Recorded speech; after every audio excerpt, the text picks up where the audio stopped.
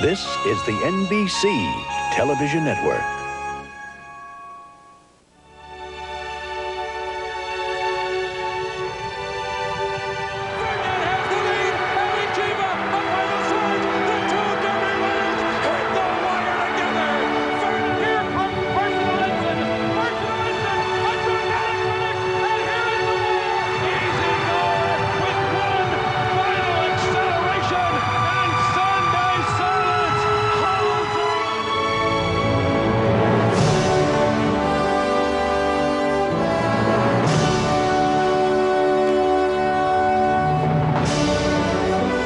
For a decade, the racing world has gathered. A celebration, a coronation, 7 races, each a challenge of equine greatness. The 10th running of the Breeders' Cup, America's day at the races. Horses and riders, each with their own story, their own mission. Chris McCarron rides Dahair, perhaps the sport's next king. But Dahair runs for more than riches. He races for the children of the cities. There is more than one mission for McCarron. Can he ride the great Passiana to a second Breeders' Cup crown? Mike Smith, the nation's leading rider. Can that success carry Sky Beauty past Passiana? They meet in the starting gate.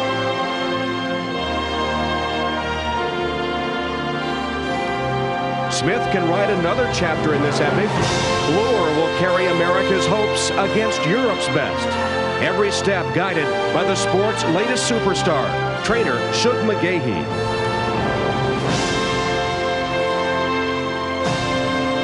No man guided a horse like the legend, Bill Shoemaker. Tragedy may have changed his view of the sport of kings, but a hero's legacy always remains.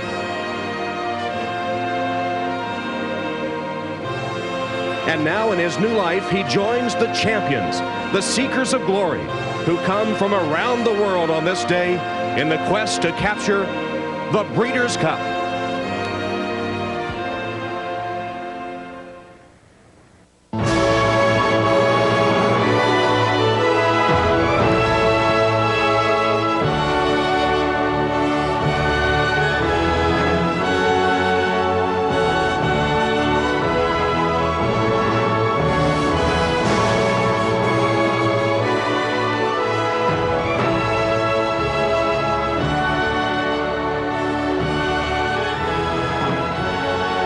The San Gabriel Mountains forming the backdrop for one of the most striking race settings in the world, Santa Anita Park in Arcadia, California.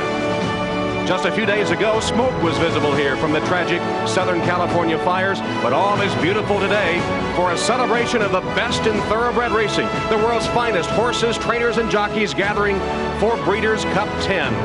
It's just after 10:30 in the morning here, a beautiful sunny day as you saw a temperature in the 70s. The track is fast and the turf course firm for today's championship events. Hello everyone and welcome to Santa Anita. I'm Tom Hammond. It's difficult to believe that 10 years have passed since the idea for the Breeders' Cup sprung from the fertile brain of John Gaines, but indeed it has been that long. It's been a concept that has changed the face of the sport and indeed has provided us with the best 10 years of racing. And today's Breeders' Cup Day will live up to its championship status. We'll be deciding virtually every divisional championship plus Horse of the Year. Here's the way the day stacks up now. 7 races worth $10 million, starting with the sprint, 6 furlongs, a wide open race including the top 2 finishers from a year ago. Then the $1 million juvenile fillies, 2-year-old fillies going 1 mile and a 16th, an East versus West confrontation. Maybe the best race of the day, fillies and mares in the $1 million distaff, defending champ Passiana against some talented 3-year-old fillies. Onto the turf for the $1 million mile, Lure favored to repeat as winner. Next year's Derby favorite will be chosen in the $1 million juvenile. Can they beat Dahair? Back to the grass as the purse jumps to $2 million for the turf. That's the U.S. against Europe. And then the richest race in North America, the $3 million Classic, older horses against 3-year-olds. Well, the horses are already in the paddock in preparation for our first race of the day, the Sprint. And through the first 9 runnings, the Sprint has really been the roughest and most dangerous race on the Breeders' Cup card. There have been some mishaps. It's been a much-studied race. For the story, let's go to our colleague, Bob Newmeyer. Thank you very much, Tom Hammond. 14 horses sprinting 6 furlongs. It's unpredictable. We've had 4 double-digit long shots the last 4 years. And as you suggest, it's also been a race marred by tragedy. On the line, Shaker Knit, Mr. Nickerson, Mr. Brooks. Joining me is Ted Bassett. He's the president of Breeders' Cup Limited. And Ted, what has been done by the Breeders' Cup to ensure the safety of not only this race, but the entire card of racing? Well, the Breeders' Cup is deeply concerned, as everybody should be, over the safety and welfare of the horse and the rider. And to try to achieve that, we have selected a nationally recognized team of veterinarians to inspect each of these horses through the week a minimum of 4 times for soundness and racing fitness. This is twice the number in the normal procedure. In addition to that, there's been a tremendous amount of work and effort paid by the track maintenance crew to improve the racing surface and the safety, so it'll be in a fine uniform condition for the championship races today. And I know you go along with me and all the fans here at Santa Anita and across the country hoping for a safe day of racing and an electrifying one at that. Oh, I do indeed, and we just hope and pray that that will be the answer. Ted Bassett, president of Breeders' Cup Limited. Let's go back to Tom. All right, Bob, and we're pleased to welcome back to our telecast New York trainer John Veach. John, you at times have been a vocal critic of not being enough done to safeguard the horses that compete in thoroughbred racing. In fact, you were recently quoted in a Sports Illustrated article on that subject. Do you believe enough is being done? Well, Tom, there can never be enough to be done, but all facets of our industry, the veterinarians, the horse owners, the breeders, the trainers, track management, some of the great universities and colleges all across this land have gotten together, and we're seeking out our problems, and we've isolated a few. There are many more to look forward to achieving. But we are on the right track, and we're doing everything humanly possible to protect our stars, our athlete, the horse. Well, like human athletes, equine athletes are capable of coming back from injury. They do it all the time. In fact, there's a horse in this first race, the Sprint, Gilded Time, that is doing just that. For the story, let's go to the voice of Southern California racing, Trevor Denman. Thanks, Tom, and it's a very pleasant story as well, because Gilded Time, unlike the serious injuries that have plagued the industry in the last few years, does not have a serious injury. It's just a sprained foot. The closest we could get to a human injury would probably be a sprained ankle. Serious enough to keep him off the racetrack for 1 year, but certainly not serious enough to be too concerned about. And he's coming back after that 1-year layoff today to take a gigantic step up and take on the best sprinters in the world. But he's trained by Daryl Vienna, one of the sharpest trainers in America, and we have all our confidence in Daryl today that he has Gilded Time ready to take on these sprinters. He's obviously going to race just behind the early speed, and he gets Chris McCarron up, so he's going to have a big shot today. Like those he's owned jerks by at the Emmys or the Academy Awards who say it was a pleasure just to be nominated. That's nonsense. I mean, we want to win, but it's fun just to get here. So Gilded Time earlier this week set down in a workout that impressed everyone, a quick 6 furlongs, but can he duplicate it after a long layoff? He packs heavy. She packs light. She wears silk. He wears wool. He's comfortable at 68 degrees. She prefers 72. Good thing they own a Buick Park Avenue with available dual-zone climate control. 72 for her, 68 for him. Too bad everything isn't as accommodating as Park Avenue. From Buick, the new symbol for quality in America. You're looking at the fountain of youth. Advanced Formula Mobil 1 synthetic motor oil. In a test, it protected an engine for 200,000 miles. The result? Vital engine parts that looked as young as the day they were born. There was virtually no engine wear. If you're looking for the fountain of youth, you'll find it in a container of motor oil. Mobil 1 synthetic. It keeps your engine running like new. Why Alberto VO5? Frizzies, split ends. VO5 hairdressing quenches my hair. If you use these, you need this. After Perm, VO5 brings my hair back to life. You know what the 5 stands for? 5 organic conditioners. It's concentrated. So you got control, shine in the palm of your hand. It conditions in seconds.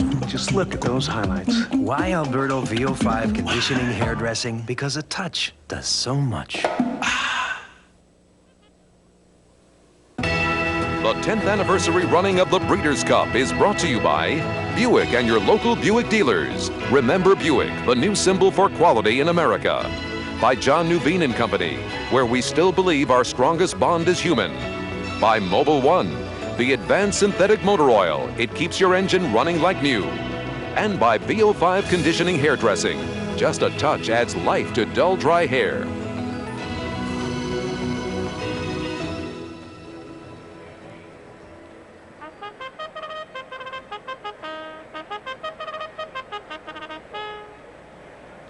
Jay Cohen with a call to the post for our first Breeders' Cup race, the Breeders' Cup Sprint. Let's check the morning line odds. And there was a little bit of a surprise here because Mia Farah was made the 7-2 morning line favorite.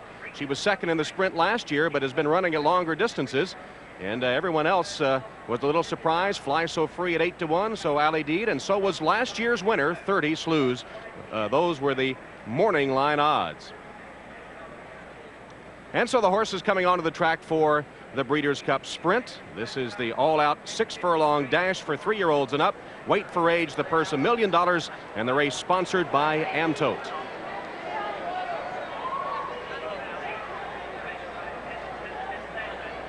Around the country, people scrambling to get their pick 7 bets down on this sprint, one of the toughest races to figure. Number 1, Lafitte Pinkai aboard Music Merci. Pinkai has ridden 5 Breeders' Cup winners.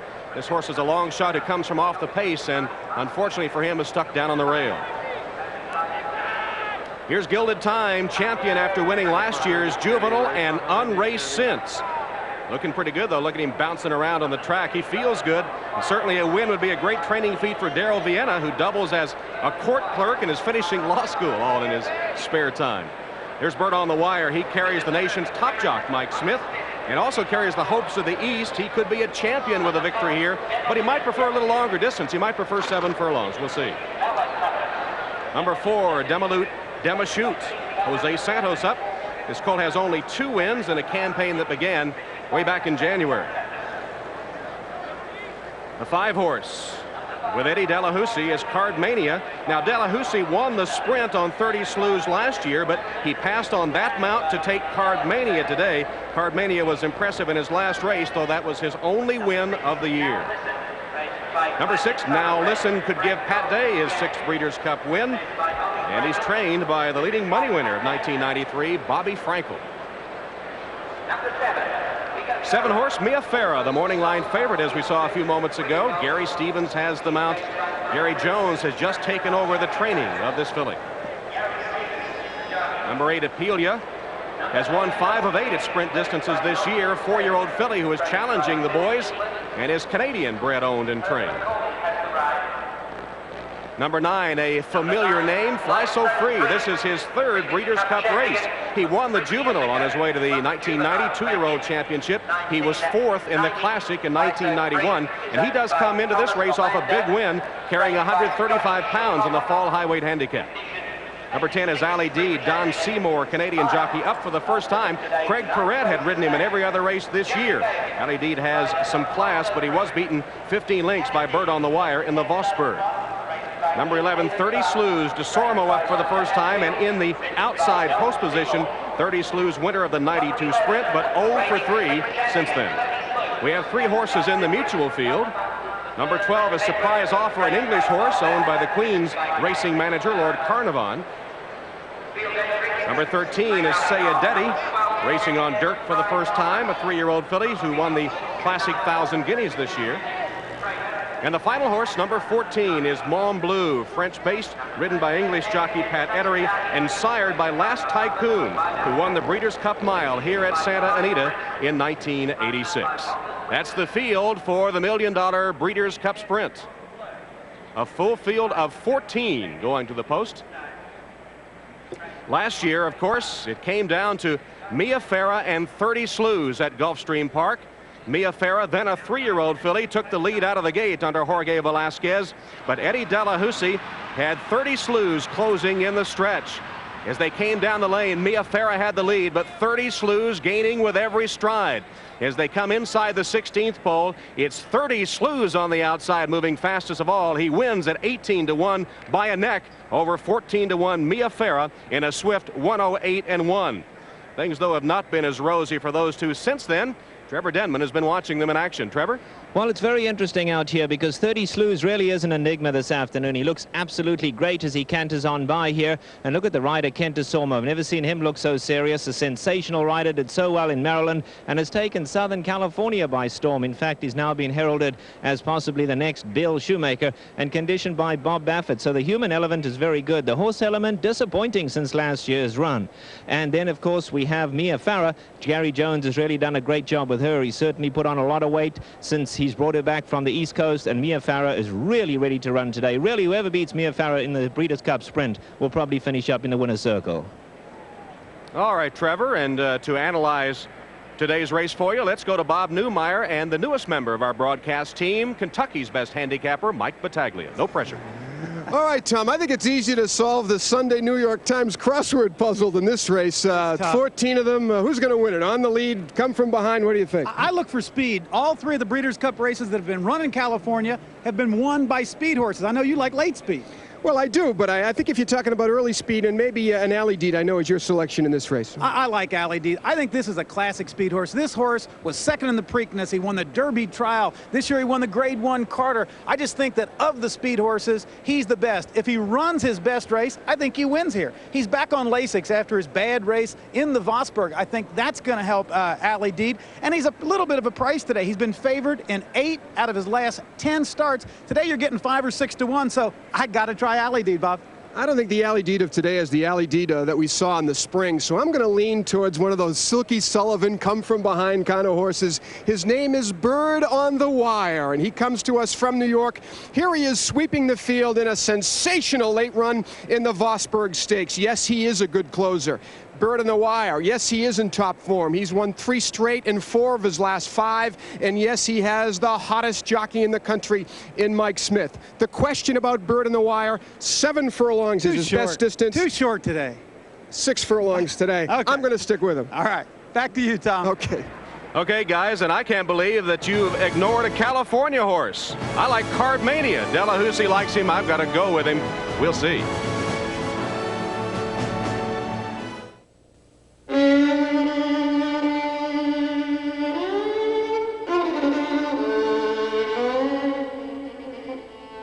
My daughter, Gabi, is the 5th generation of flying Cavallinis, and I teach her now what my grandfather once taught me. It takes more than a quick eye and strong arms to be a Cavallini. The real strength comes from inside, the heart. That's what makes a Cavallini fly. Someday she'll teach these things to her children. And no matter what road they choose in life, in their hearts, they too will fly.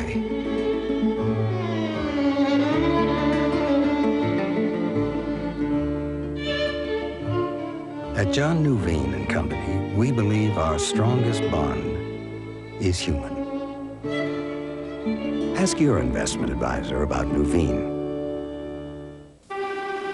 It was a day that brought 2 Derby champions together for all the world to see. In a race that would cap the career of the sport's most recognizable figure, the champions came to the wire in a finish too close to call. The 1987 Classic between Ferdinand and Alysheba gave legend Bill Shoemaker his only Breeders' Cup victory. The Breeders' Cup, the best 10 years in racing. Why not? Now that he switched to Fix-It-Int, he can go from morning till night and still eat like that. Even in the hottest liquids, when other adhesives stop holding, Fix-It-Int holds stronger and longer. For the strongest, longest hold, Fix-It-Int and forget it. This is hydroplaning in less than an inch of water, and they're being pulled by Goodyear all-season AquaTread radials. AquaTread's deep groove design channels water away as you drive for outstanding traction. Hydroplaning, AquaTreading. Think about it.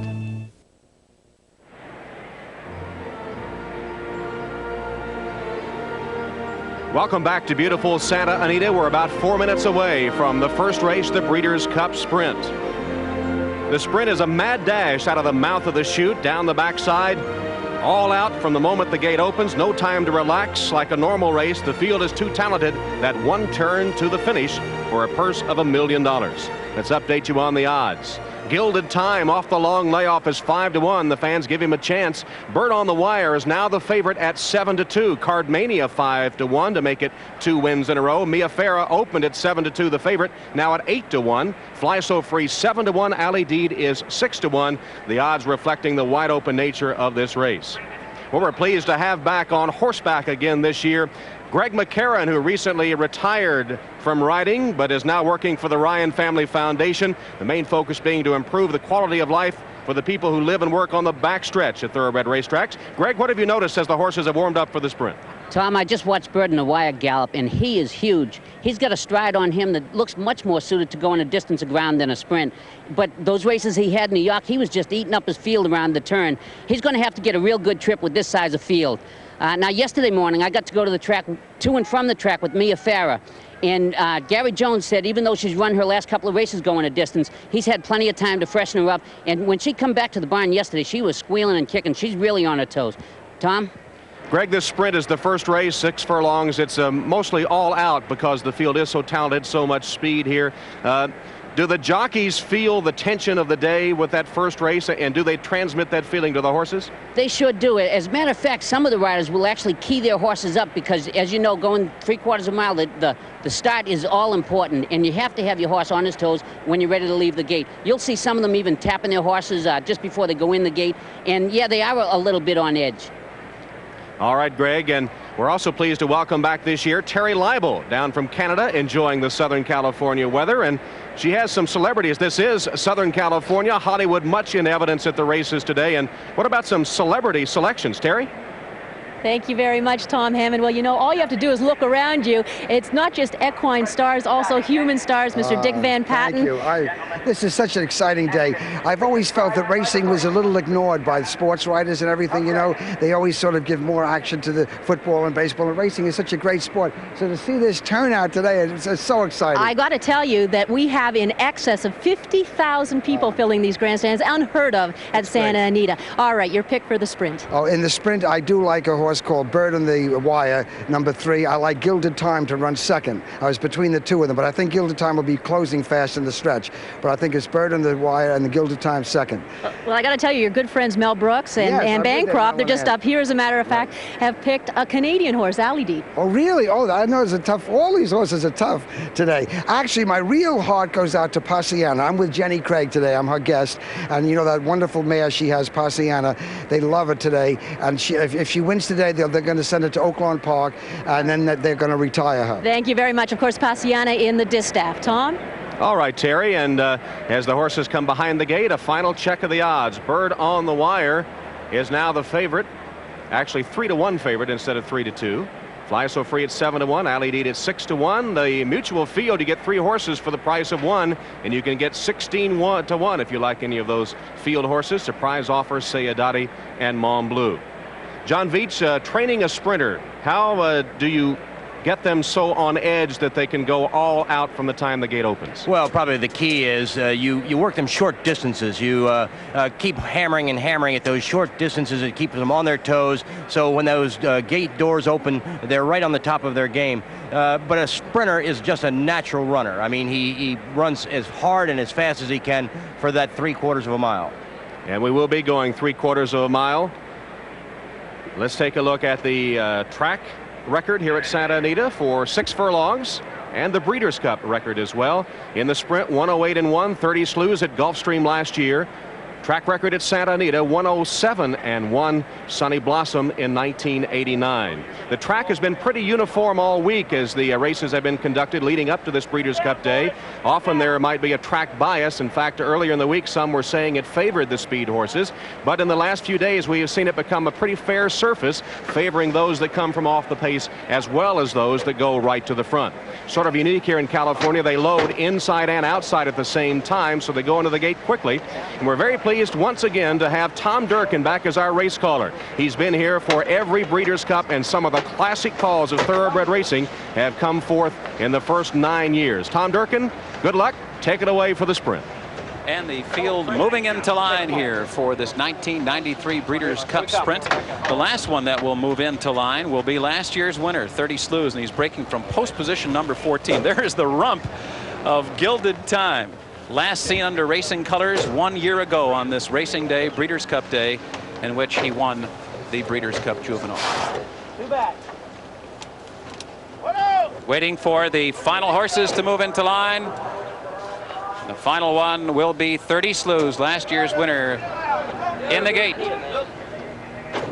the Breeders' Cup Sprint, and they are off. 30 Slews breaks alertly on the outside. Mia Farah and Demalut Demashute. Gilded Time, flashing speed from the inside. Up the back stretch, and it's the filly. Mia Farah leading the way. Demalut Demashute all out, trying to stick with her early. Then toward the inside, Gilded Time is running third. Alidid is up close, running in fourth position. On the outside, 30 Slews is fifth. Surprise Offer, sixth toward the inside. The Canadian filly, Apelia, is running in seventh. The French spinner, Mon Bleu, is eighth on the far outside. Sayadati is ninth. Cardmania was up close earlier, but he's dropped back to 10th. Fly So Free is 11th. Bird on the Wire, the favorite, is better than 12 lengths from the lead with less than 3 furlongs to run. Then Now Listen, and Music Merci is the trailer. And the filly flaunts her speed. The opening quarter, 1 and 21 seconds as the field turns for home. Gilded Time takes a run at Mia Farah. Demalut Demashute hanging tough toward the inside. On the outside, 30 Slews is right there. Cardmania is closing, and Mon Bleu, but it's still the filly holding on. Mia Farah is still there. Gilded Time, Cardmania closing powerfully. It's going to be close. It's photo finish. Cardmania flying at the end to photo with Mia Farah. Gilded Time was third. A photo finish. Cardmania flashing his early speed. It looked like he got it from my angle. The filly Mia Farah did what she did last year, getting there all the way in the early going, but getting weak at the end. A photo finish to open the day. All right, Tom Durkin, Cardmania coming from off the pace with Eddie Delahousie. I told you Delahousie liked him. He got off last year's winner, 30 Slews, to ride Cardmania, and he got the money coming from off the pace down the center of the track. And what about the tough luck filly Mia Farah? A replay of last year's sprint when she led virtually the entire way, only to be nipped at the wire. It happened again this year. This time it was Cardmania that nipped the gallant filly Mia Farah to get the win.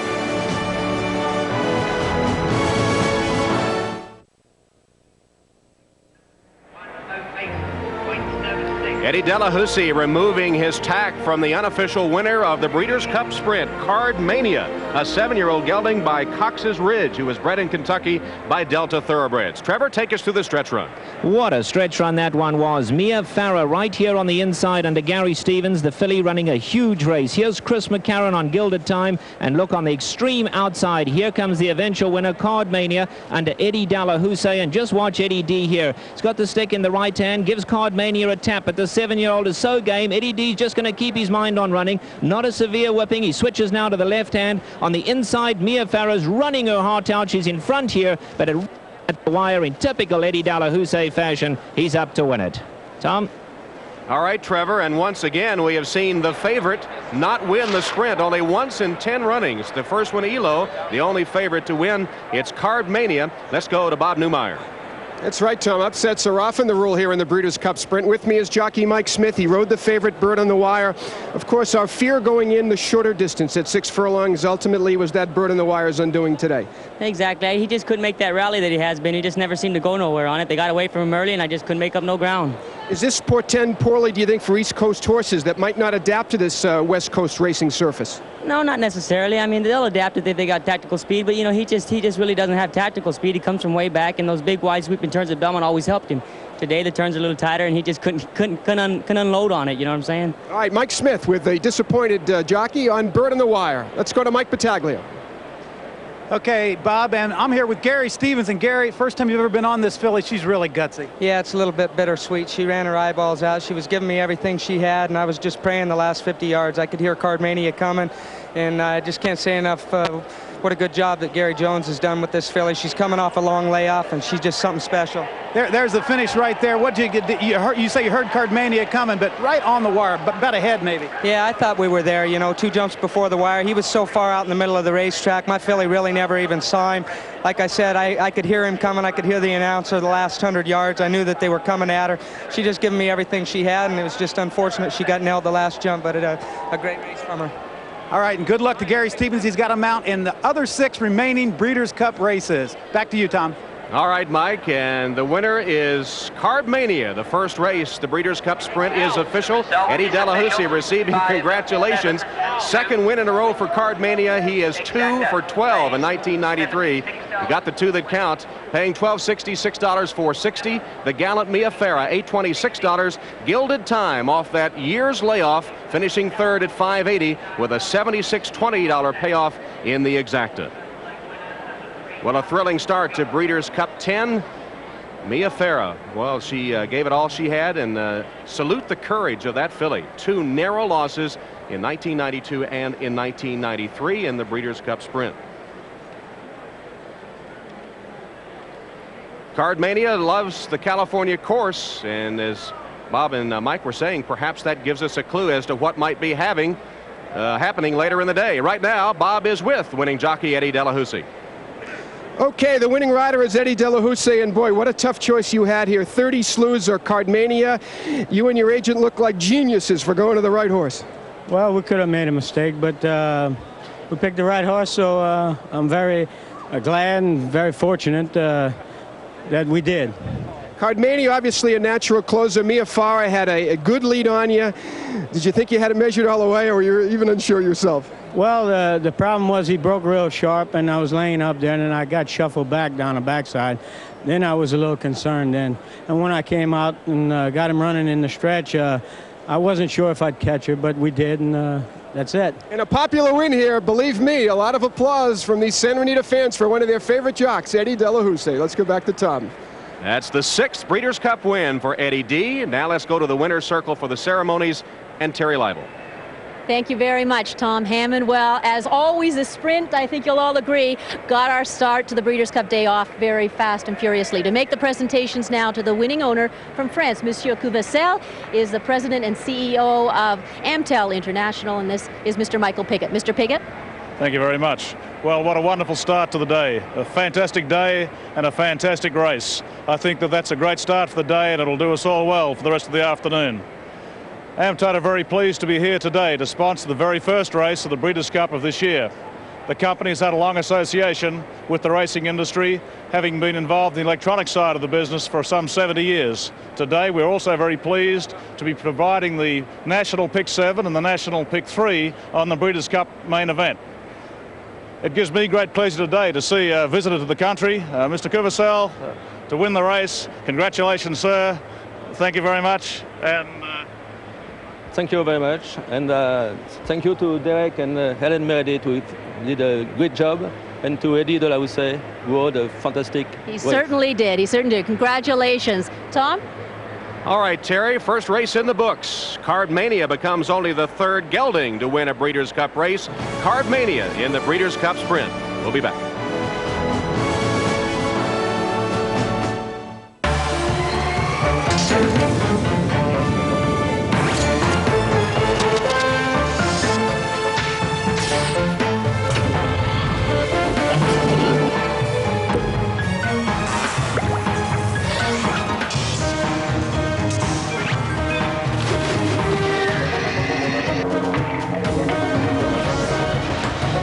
DeskJet printers from Hewlett-Packard.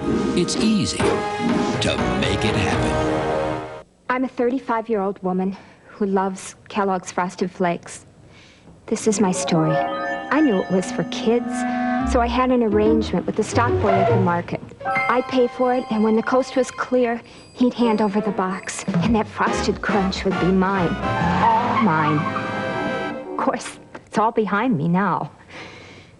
They deliver. There's no disguising it. Frosted Flakes have the taste adults have grown to love. They're great. I don't think there's any family who wants to have to go to somebody else to feed their children. Hunger exists in every community. Hunger really cuts across every segment of society.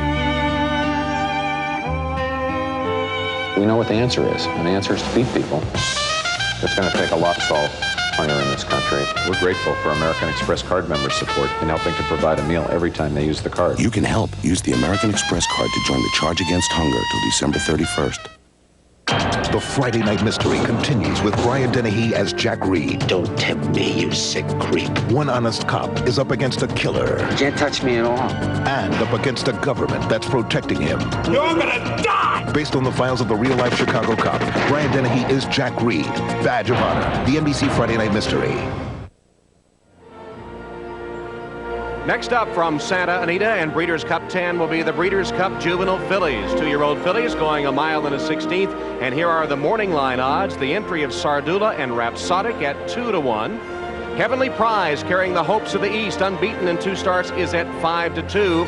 Phone Chatter, the morning line favorite, at 9-5. Well, over the years, California-based Dwayne Lucas has been the leading Breeders' Cup trainer.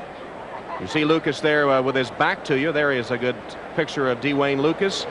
10 wins in Breeders' Cup competition. That leads all trainers, although things have not been as rosy for him in recent years. 77 starts, 10 wins, over $8.7 million in purse money. Leading such luminaries as McGahee and Whittingham. Lucas has been down, but is he on the way back? Let's go to Bob Newmeyer. Well, Tom, he's flashy, he's flamboyant, he's West Coast all the way. His name is Dwayne Lucas. Over the years has been the preeminent trainer in the sport across the country. But he's had a few tough times of late, despite the fact winning $9 million in Breeders' Cup history in 1993 has not been kind to this man. For example, in the Preakness Stakes, his horse Union City broke down. And Lucas took a torrent, a barrage of criticism following that particular race. In past years, he's had as many as 12, 14 entries at short prices. This year, just a pair of 25-1 shots. We have set our standards so high over the years. You know, it's not okay for Notre Dame to go 10-4. And maybe we're the Notre Dame, or maybe it's not okay for North Carolina or Duke to lose 8 or 10 ball games in basketball. That doesn't set good. Now, those are great years in most programs, but they're not good enough for Notre Dame. It's not good enough for North Carolina. So 10th place in the standings after winning the national championship for 10 consecutive years is not good enough. Wayne, I think for years you've been the driving force among trainers here at the Breeders' Cup. And I'm wondering, when you were riding high, that you felt any resentment either from fellow horsemen or the press or fans about the great success that you had. When you go over there like we did for years and just hammer them, and you take food off the other guy's table, there is going to be some resentment. You can't win like we did and not have some resentment. They may respect you, but they don't like it because you're taking absolutely the food off their table in many cases. Wayne, I suppose that that if anybody had an opening to attack you, it would have been after the Preakness in Union City and the untimely and tragic death of that horse. Were you prepared at all for the volume of criticism that you received after that race? I felt that what we'd accomplished in the industry stood on its own merit. I felt we had nothing to hang our head over. I felt that the breakdown of Union City, as unfortunate it was something that could happen to any trainer in America on any given day, and we didn't have to apologize for it. We knew in our hearts that that horse was okay when he went out there that day, and that's all that counted. You know, you were riding high, you were kind of America's trainer, kind of like the Dallas Cowboys. America's team hit the bottom, 1-15, and now back at the top. Are you going to be the Dallas Cowboys of horse trainers, and how are you going to pull it off? Well, that's a good analogy. It's a very good analogy because, see, we feel like that we've done well when we were into the draft. The Cowboys got into a situation where they needed some key players. So what we went out this summer is we tried to go find Troy Aikman and Emmitt Smith. We went and tried to find them. We think we did find them. Now, you never know when you buy a yearling racehorse or draft a senior out of college whether he can play, but I think our racehorses can play. It would be a shock, but it's possible that Lucas could finish out of the top 10 in earnings this year, but I think Lucas is definitely on his way back to becoming a force in thoroughbred racing. And speaking of force, how about a rider with a reputation of being the strongest around, Lafitte Pinkai? He'll ride Phone Chatter in the juvenile fillies, and imagine this. He passes a statue of himself as he makes his way to the track for every race, a constant reminder of his enduring excellence. Probably there's a 90% chance we'll have the baby before the sun comes up. Yeah, the baby's heart beating, and it measures about 123 to 127. Now, if you believe the old wives' tale, that means it's a little boy.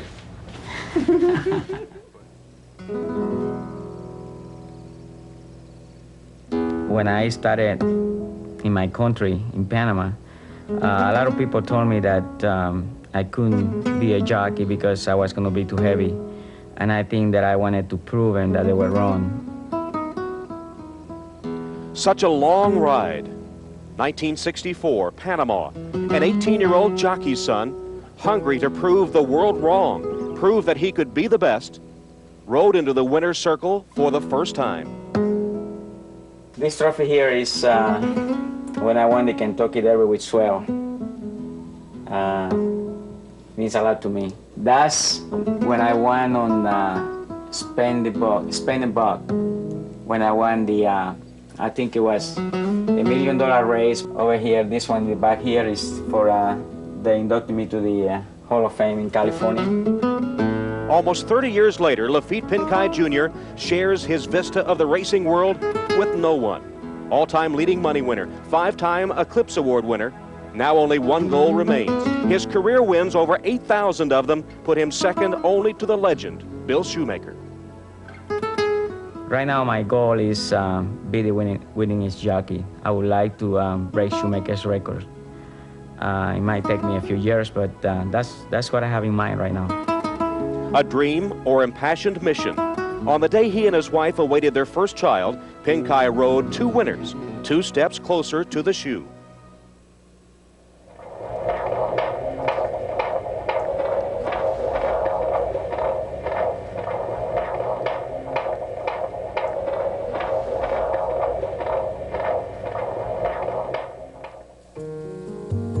Success can be worn like a crown. It can also carry the weight of a life sentence. Imagine a world where a few sips of water are to be savored, considered a meal, in order to keep the weight his sport demands. The weight he was told he could never overcome. Pincay is held prisoner, never tasting more than 600 calories a day. A long time ago, I didn't know about calories or anything like that. You know, I used to eat, and then I used to reduce and take water pills and diet pills. You know, you do it the wrong way and you pay for it. Scales measure pounds, not the toll of conquered eating disorders or constant deprivation. In this race, Pincay's mount is called Sacrifice, his silks colored with sorrow. In 1985, just days before his 6,000th win, Pincay's first wife, Linda, committed suicide, leaving him alone to raise their 2 children. Most thought he'd never ride again, neither did he. I started thinking to myself, you know, that I still have my kids, and I still have my family, and I have to try to come out of it. And that's when I decided to start getting up in the morning and start working horses and start riding as soon as I could. And I think that helped me a lot, that I decided to start working again. Through racing, the man was reborn, still a winner. The corded strength that could virtually carry a horse across the finish line, still the same. But the very essence of Lafitte Pincay has changed. The 18-year-old boy from Panama has proven himself. And a little more than a year ago, he remarried. He and Janine are starting a new family, a new circle of loved ones that in many ways has replaced the winner's circle. There is a time in life when I put my job first. And then you realize that there's something more, there's something else other than being the best and winning races. He's 8 pounds and 6 ounces. His name is John Lafitte, and he looks just like his daddy. Jean Lafitte, like the parrot, like the parrot. As long as she's healthy, that's all that matters. Yeah. Healthy baby. And there's phone chatter. Pincay's mount in the juvenile fillies, a race he's never won. And Pincay now really in the twilight of his career. He'll be 47 years old in December, but continues to relentlessly move on Shoemaker's record while looking forward to spending more time with his new family. We'll be back with a look at the juvenile fillies and Lafitte Pincay in just a moment. I was just horrified when my daughter had cavities at her last dental visit. I said, "Doctor, what can we do?" He said, "I'll give her a fluoride treatment here, but she's got to brush twice a day the right way at home." Because you can't have a dentist fluoride treatment every day, between visits, Crest Fluorostat treats your teeth with fluoride to continue the fight against cavities. It's a fluoride treatment for your teeth at home. So Sally brushed with Crest, and her next visit was great. I've got to act like a mom and think like a dentist. Crest, a fluoride treatment for your teeth at home.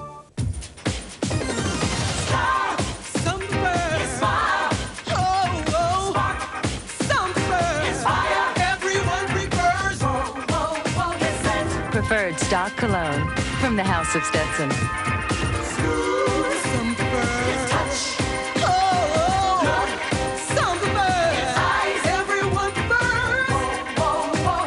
Preferred stock cologne. What preferred men prefer. Andre and Michelle, two Europeans, are going to tour America and sample the best the new world offers. They'll drive the Buick Park Avenue Ultra, a car with some features they've never seen on European models, with a supercharged engine that can quench even a European's thirst for assertive power. They'll see America in the world's most aptly named car, Ultra from Buick, the new symbol for quality in America.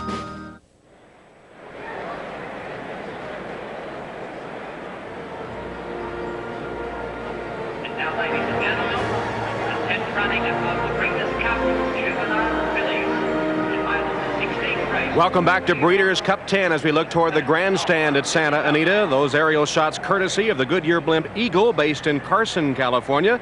Our pilot today, Tom Mattis from Huntington Beach. And here's our call to post for the juvenile fillies, 2-year-old fillies.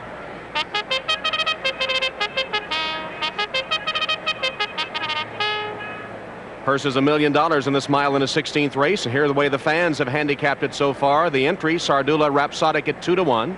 Heavenly Prize from the East, 9-5 favorite. And Phone Chatter is the third choice at 5-2. Coup de Genie from France is 6-1. A little bit of a surprise there. And the horses are making their way onto the track for this race. Number 1 is Sardula. She's half of that Moss-owned and Mayberry-trained entry. She was sensational her first 2 races. She won them by a combined 17.5 lengths, as though she beat Phone Chatter, but then lost to Phone Chatter in the Oak Leaf. The other half of the entry 1A is Rhapsodic. She was beaten 11 lengths by Phone Chatter in that Oak Leaf Stakes. By the way, she's owned by Jerry Moss, one of the founders of A&M Records. Number 2 is the Lucas entry, Stellar Cat. Lucas has won this race twice. In fact, he finished 1-2-3 one year, ridden by Pat Day for only the second time in what will be your 8th race of the season. Number 3, Meadow Rendezvous, ridden by Chicago-based Juvenile Diaz, whose brother Tony is trainer and part owner of this filly. She's 3 for 3, but against lesser competition. Here's the favorite. That's Heavenly Prize. Is she seasoned enough? She has only 2 races under her belt, but one of those was a smashing performance in the Frisette. She won that race by 7 lengths in faster time than the Colt de Hare ran his mile in the Champagne. Tricky Code is number 5. Gary Stevens on this California-based filly won her first 2 races actually, but she fell to Phone Chatter by 8 lengths in her last start. And the horse we've been talking a lot about with Lafitte Pinkai in the irons, Phone Chatter. She's a huge filly. As we told you, after she lost to Sardula in the Del Mar Debutante, she turned the tables. She's owned by Herman Sarkowski, who fled Germany in the 30s, settled in the American Northwest, and helped found the Seattle Seahawks of the NFL and the Portland Trailblazers of the NBA. And the final horse is Coup de Genie, who tries to become the first European to win the juvenile fillies. She's a Group 1 winner in France. She's beaten the males 3 times, but lost to the fillies twice.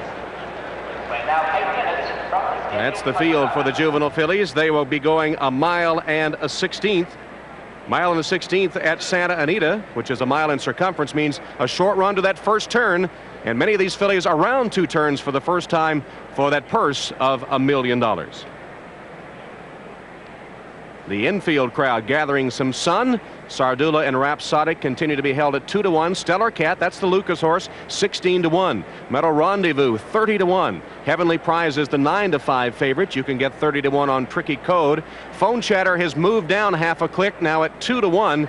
And Coup de Genie from Europe at 7-1. Let's go to Bob Newmeyer and Mike Battaglia to take a look at the juvenile fillies.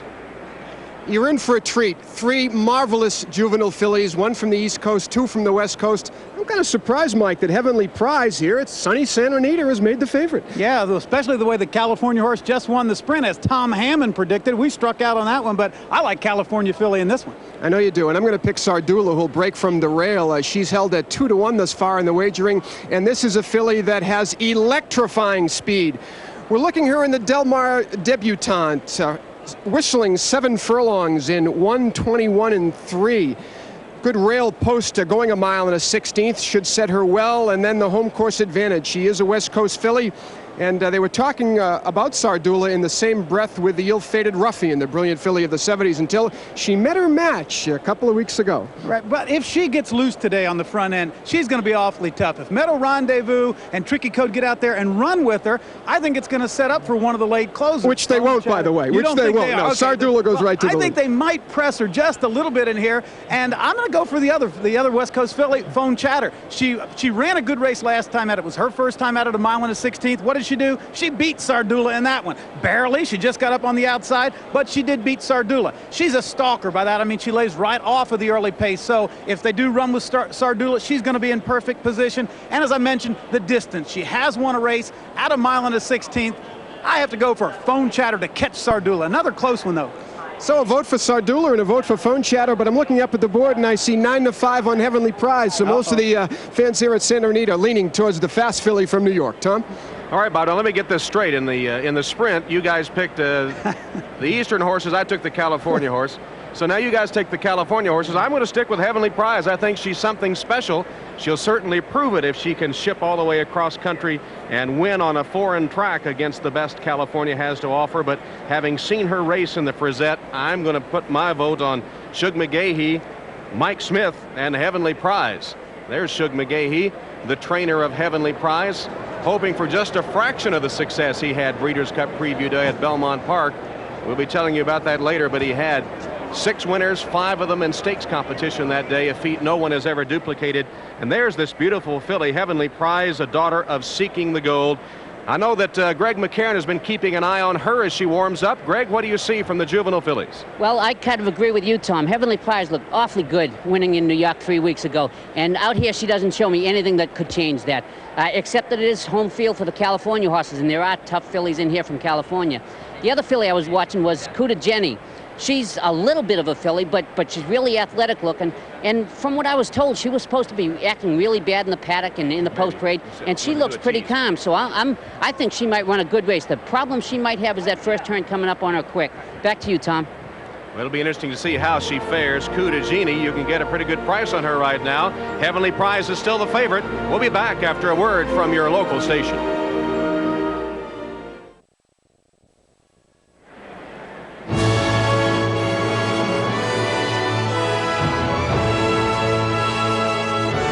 Under brilliant sunshine at Santa Anita Breeders' Cup 10 as the crowd gets closer to the rail as we approach post time for the Breeders' Cup Juvenile Fillies.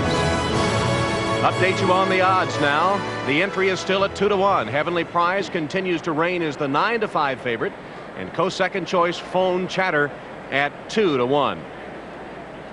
Well, 2-year-old fillies often require a little extra care. They can be a little fragile at times, and training them can be a delicate matter indeed. John Veach, our colleague, trained a champion 2-year-old filly before dawn for Calumet Farm. Is that the case? They require a little extra care? Well, they do, Tom. The thing about going a mile and 16th with 2-year-old fillies is in the early part of their career, going 5/8 of a mile and 3/4 of a mile, and even 7/8 of a mile, they're doing it all on natural ability. But when you have to use a horse and go around 2 turns, you've got to prepare them not only physically, but mentally. They've got to be able to relax. They've got to be able to go into that first turn and kind of ease their way through it, not expend too much energy. Going down the backstretch, again, they must relax. So as they turn for home, they've got something left. And there's a lot of mental preparation. People don't realize, how much we work on keeping a horse happy and using different training techniques. But that mental stability is very important. So you got to be somewhat of a psychologist too, huh? Oh, it helps. It helps. Well, there you see these 2-year-old fillies. As we said, Heavenly Prize has only started twice in her life, so it is a new experience, certainly to ship across the country and come to a track that you're unfamiliar with. But she finished, as we said earlier, in faster time for the mile in the Frizette than Daher took in the Champagne. And I think that she's really coming onto her own. One thing we know for sure, all 9 runnings of this race have produced the champion 2-year-old filly. So the winner of this race very likely is to be champion. And as we said, some inexperience too. Greg McCarron, as they come to the starting gate, does anyone show any signs of being overly nervous or overly excited in front of this big crowd? Of course, the 1A Rhapsodic is just a little bit flighty. Not really flighty, just on her toes. And the Coup de Jenny filly from France, all she's been doing is shaking her head a little bit. So far, everybody's acting real good. There's a look at Cash Asmussen and Coup de Genie. Cash Asmussen from Texas was a champion jockey in the United States, leading apprentice at one time, raced in New York, and then made the decision several years ago to move to France, helping make his decision a $1 million contract, by the way. But he has been successful in France. He and Steve Cawthon, the best American expatriate jockeys of all time, and Cash several times has been leading rider in France. And it's interesting that Cawthon and Asmussen have sort of revolutionized the way that riders compete in Europe. They're much more conscious of pace now that the 2 Americans have come over there and shown them how to judge pace, how to put a horse on the lead and still have something left. And Asmussen still based in France. There's Eddie D. Delahousie won the first race of the day on Card Mania. He's riding Sardula. Many think he has a big chance in this race as well. Sardula meaning fierce wind in Arabic. And there's Shug McGahee. He's the trainer of Heavenly Prize. Heavenly Prize owned by Ogden Phipps and raised in Kentucky by the Claiborne Farm, who raised, by the way, all 5 of those stakes winners that McGahee had. Breeders' Cup Preview Day at Belmont. Breeders' Cup Juvenile Fillies. Let's go to Tom Durkin for the call of this $1 million race. Later on today, we will crown the queen of American racing with the distaff. Here, the princess, the 2-year-old filly. They're in the gate. And they're off. Sardula breaks alertly from the inside, but Meadow Rendezvous also has early speed to go with her.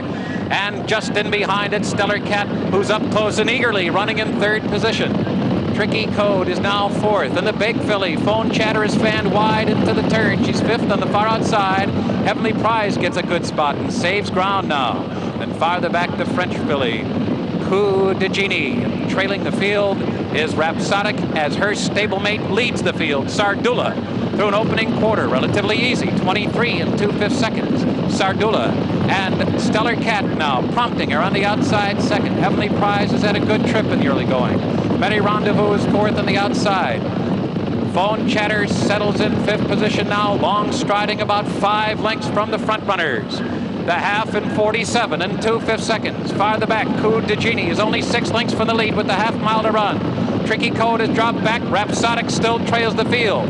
3 furlongs from the line now, and the leader is still Sardula. Sardula is strong on the lead. Stellar Cat still trying to get to her. Heavenly Prize and Phone Chatter's in gear on the outside, and here she comes as they move toward the top of the stretch. Sardula trying to fight off Stellar Cat. Phone Chatter looms large on the outside. Heavenly Prize is right there in behind the lead. Rhapsodic is kicking on as the field straightens away for the run into the final furlong. Sardula is fully extended to hold off the oncoming Phone Chatter. Phone Chatter and Sardula dueling to the 16th pole. Heavenly Prize is 3rd. What a finish as they come to the line. Sardula and Phone Chatter stride for stride. And Phone Chatter prevails in a stiff drive to win it. Out-nosing Sardula at the line. Wow, what a finish here. And the big girl romps here to a narrow victory over Sardula. Phone Chatter apparently in a photo. Did we tell you Lafitte Pinkai was strong? Maybe it was that last little bit of muscle right at the end that got Phone Chatter up to nip Sardula at the wire. The 2 California rivals coming to the line together, and here's the way they hit the wire. Phone Chatter on the outside ahead in front of Sardula. Pinkai over Delahousie. So Lafitte Pinkai for the first time wins the Breeders' Cup Juvenile Fillies. He moves 1 closer to the shoe. It's his 7th all-time Breeders' Cup win, and that is tops among Breeders' Cup riders.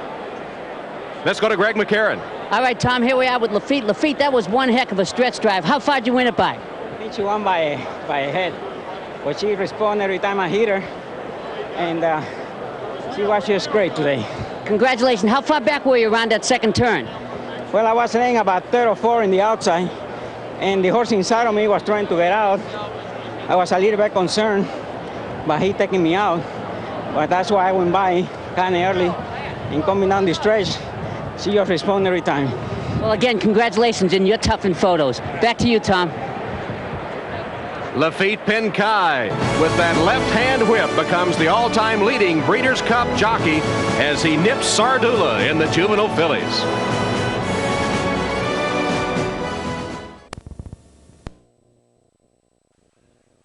Why Alberto VO5? So you don't have to worry about daily damage from curling or drying. Just use VO5 hot oil every week. If she missed a week, I'd know, because only VO5 has a patented bonding system you use before you shampoo. Different, huh? It penetrates in deep conditions. Leaves hair strong, silky, healthy looking. Why Alberto VO5 hot oil?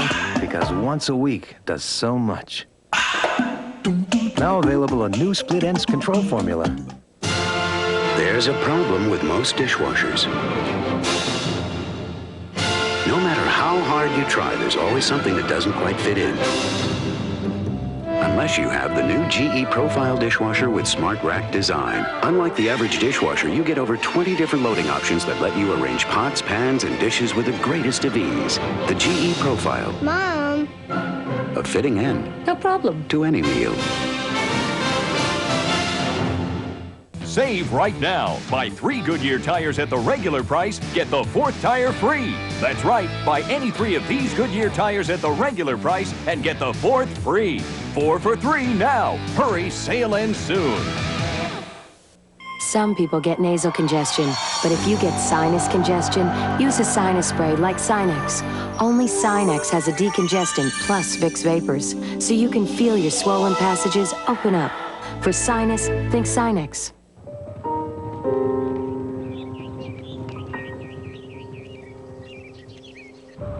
Helping the most courageous natural athletes on Earth live long and healthy lives, doing what they're born to do.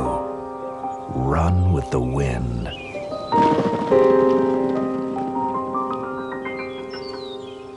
The Grayson Jockey Club Research Foundation, funded by private contributions. The 10th anniversary running of the Breeders' Cup is brought to you by Hewlett-Packard DeskJet and LaserJet printers, by Sinex, the only decongestant spray with Vicks Vapors. For sinus, think Sinex. By Goodyear, #1 in tires.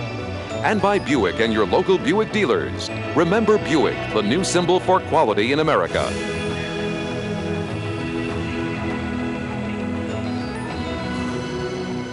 The first 2 races of Breeders' Cup 10 have had exciting finishes unofficially in the Breeders' Cup Juvenile Fillies. Phone Chatter, Sardula, and Heavenly Prize, 143 flat.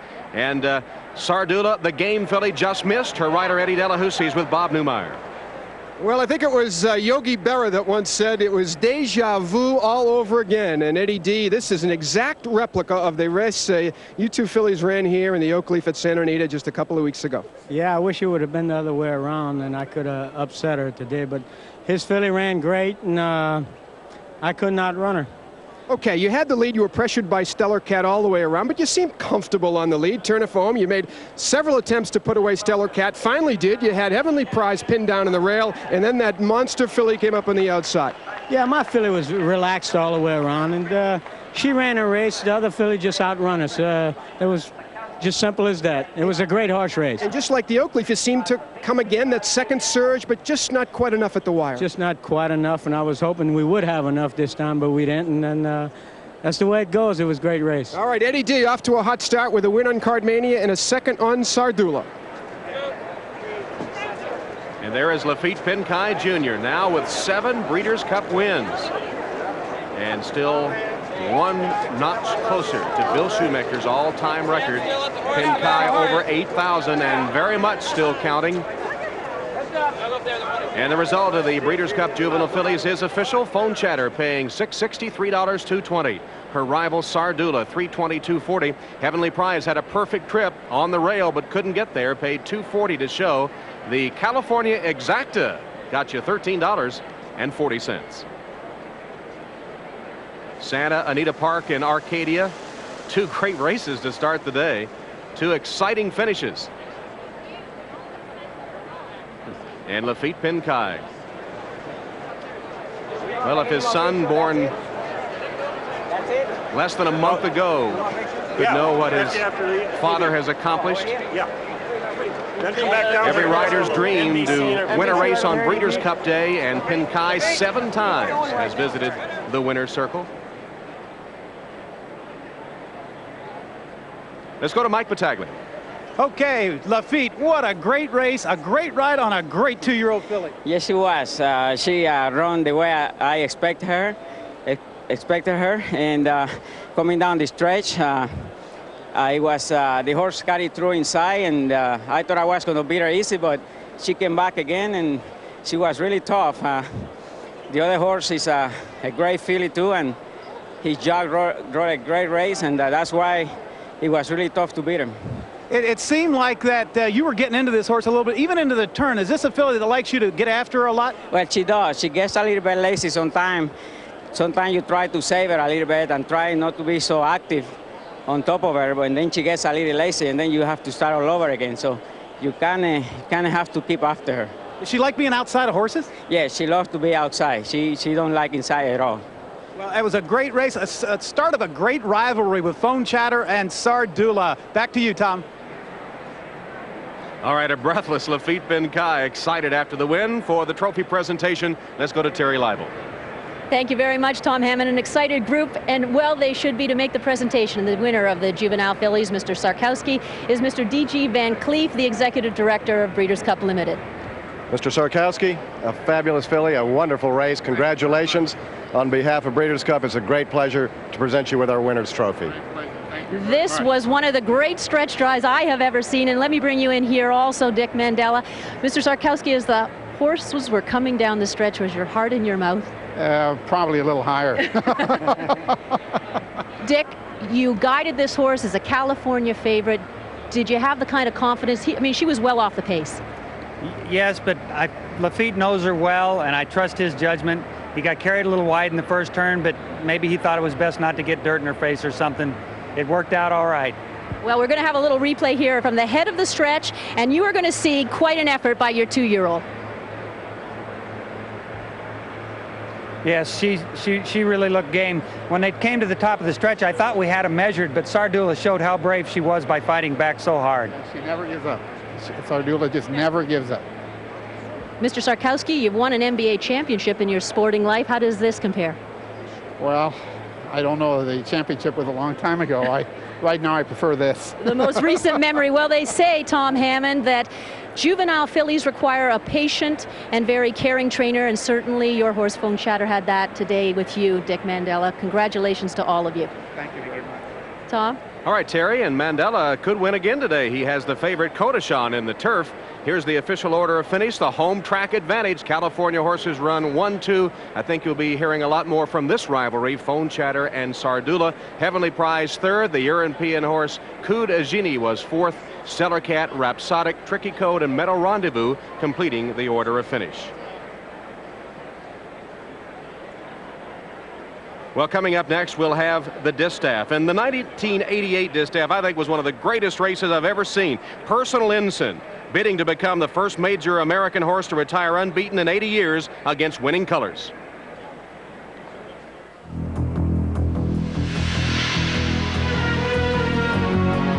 Personal Ensign, a 16th of a mile from the wire.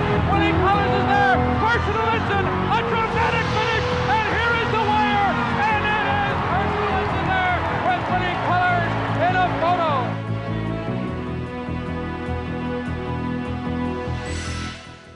Someone very special is on that train. That's why you're driving a Buick LeSabre. You love its powerful V6 engine, anti-lock brakes, and steel safety cage body unit. But you bought LeSabre for the dual airbags, one for you and one for that very special person who sits next to you. LeSabre from Buick, the new symbol for quality in America. From Nick Faldo's ace to the popping of champagne, the U.S. victory in the Ryder Cup had it all. Relive all the thrills and drama from a competition that brought us everlasting memories. Call 1-800-997-3100 to purchase your copy of the official video cassette of the 1993 Ryder Cup. Plus, see bonus behind-the-scenes video in Ryder Cup 93 Showdown of the Belfry. Only $19.95. Order now. Want a taste you can't resist? There's no bag chip you can pop like this. Chips and bags got busted pieces. Brings you down with all their greases. Jalapenos can't stop. Pop, jalapenos can't stop. You got the stack, you got the bunch. For a whole lot of taste of the Pringles crunch. You got the duck-bill lizard too. Only Pringles rings taste like this to you. The Pringles can't stop. Pop, the Pringles can't stop. So can those bags of fresh whole chips. Nothing like Pringles crush your lips. Yeah, once you pop, you can't stop. Why Alberto VO5? Frizzies, split ends. VO5 hairdressing quenches my hair. If you use these, you need this. After Perm VO5 brings my hair back to life. You know what the 5 stands for? 5 organic conditioners. It's concentrated. So you got control, shine in the palm of your hand. It conditions in seconds. Just look at those highlights. Why Alberto VO5 conditioning hairdressing? Because a touch does so much. Ryder Cup heroes Fred Couples and Davis Love III defend their title against 31 teams from around the globe. World Cup Golf, next Sunday on NBC.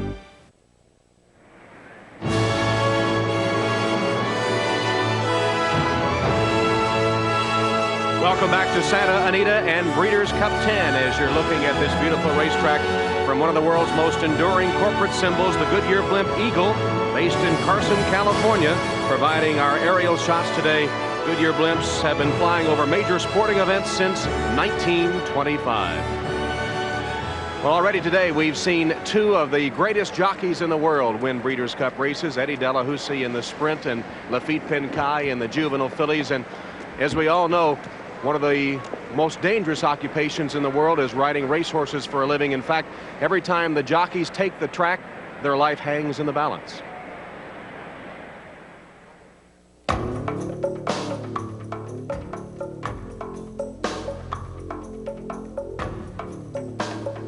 We're the only sport that ambulance chases you around the field.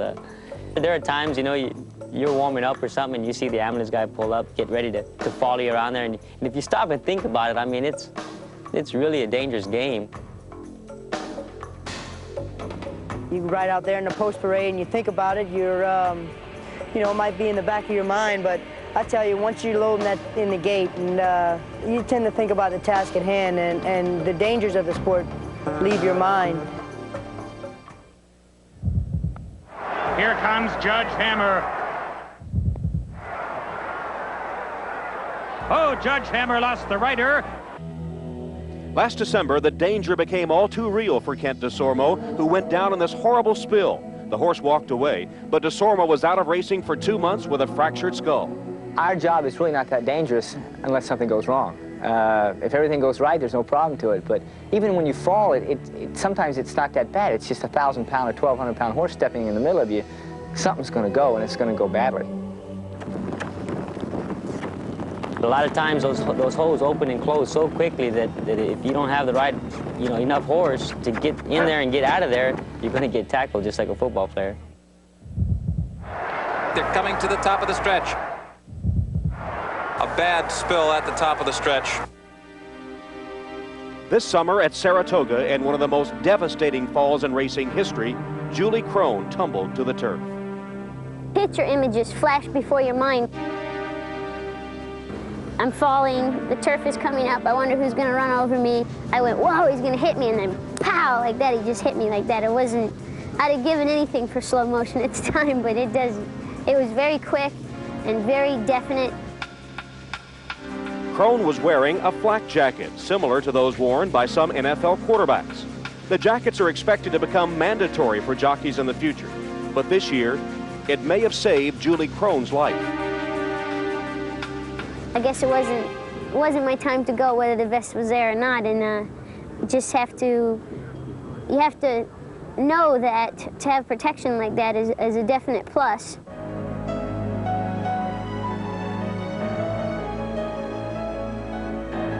lot of people will ask me, how was your day today? And I'll say, well, I made it back, so it was pretty good. I didn't win any, but I made it back. And that's really the truth.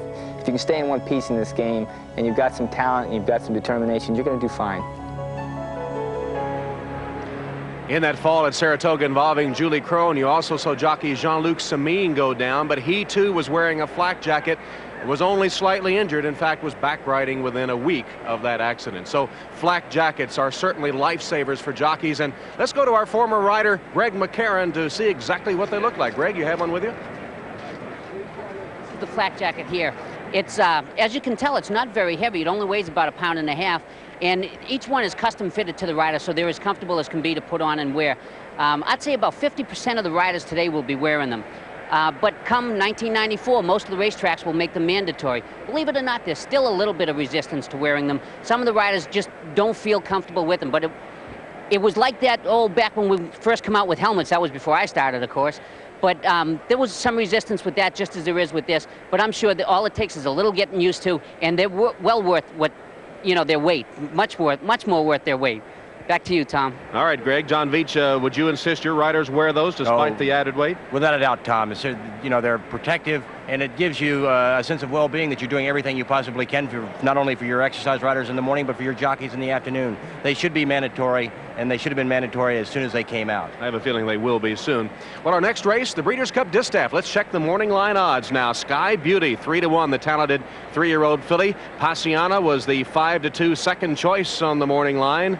And the 2-1 favorite, Hollywood Wildcat. California horses have won the first 2 races. Hollywood Wildcat is based here and is the 2-1 morning line favorite for the Distaff. But you can't ignore Sky Beauty, who comes from the east. She was on the track earlier this week preparing for the Distaff. She's been brilliant, failing to cross the line in front only once, but today facing the ultimate test.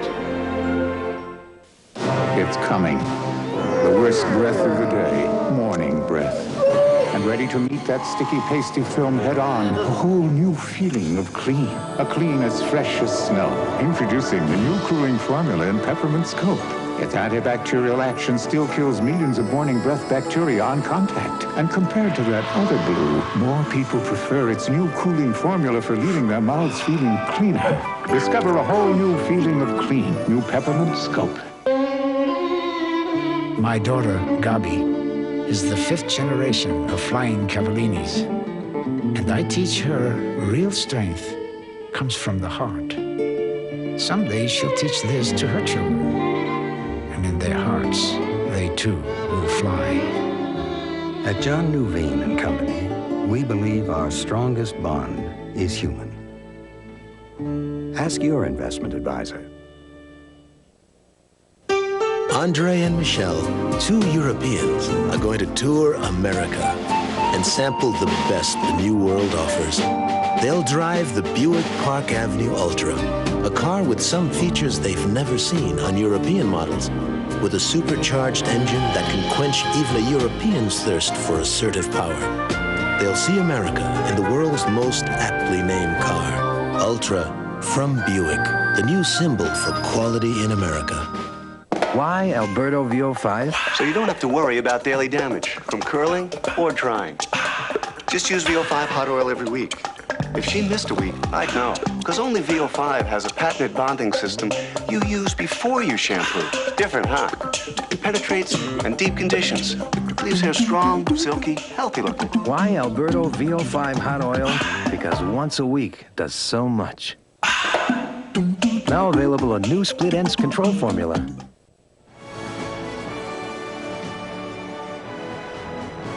Breeders' Cup 10, Santa Anita Park in Southern California. Next up, the Breeders' Cup Distaff with $1 million purse over 1 1/8 miles. These are the current odds now. Sky Beauty at 9-2. Dispute is 5-1. Passiana is 5-2. That's second choice in the betting. The favorite, Hollywood Wildcat, now at even money. And maybe the fans reacting to the results of the first 2 races that have seen California horses come home first. Bob Newmeyer, is this a trend for the day as a whole? Well, I think it's a little bit early to speculate on that fact. I will say one thing, that this track seems to be in magnificent shape. Uniform, fair for the speed horses, and come from behinders have every chance as well. Santa Anita took a lot of criticism after the Breeders' Cup here a few years ago. People thought they had souped up the track to favor their front-running speed types. That is clearly not the case today. We've seen Cardmania come off the pace to win the sprint, and we've seen Phone Chatter come off the pace to win the distaff. It's in beautiful shape, and I expect a good, fair day of racing for the balance of the card. All right, and John Veach, the problems of shipping a horse from the east and coming out here to race in the west, could that be something to do with the result of the first two races? Oh, without a doubt, Tom. Whenever you have to leave home, you give up something. And when you come 5 hours to a different racing surface, from the hot to the cold or the cold to the hot in this case, you are at a disadvantage. And now think about the Europeans that have come 14 hours by plane to get here. So they're certainly at a disadvantage. All right. This race, we've heard the call to the post for the distaff, and it shapes up as a battle between some talented 3-year-old fillies against the queen, the champion mare, Passiana. This race is 4 fillies and mares 3 and up, going 1 1/8 mile. It's sponsored by Alberto VO5 and carries a purse of $1 million.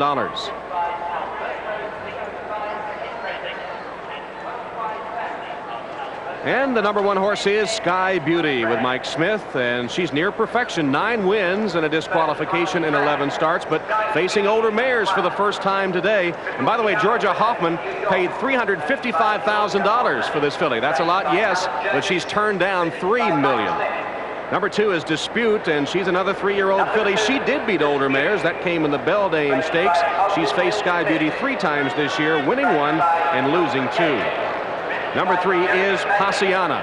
You'll remember she won the distaff last year. She's now 6 years old. She's earned nearly $2.5 million. There's one key here. 6 distaff winners have gotten their final prep in Keeneland Spinster Stakes. And Passiana won the Spinster on a sloppy track she didn't like in her last start.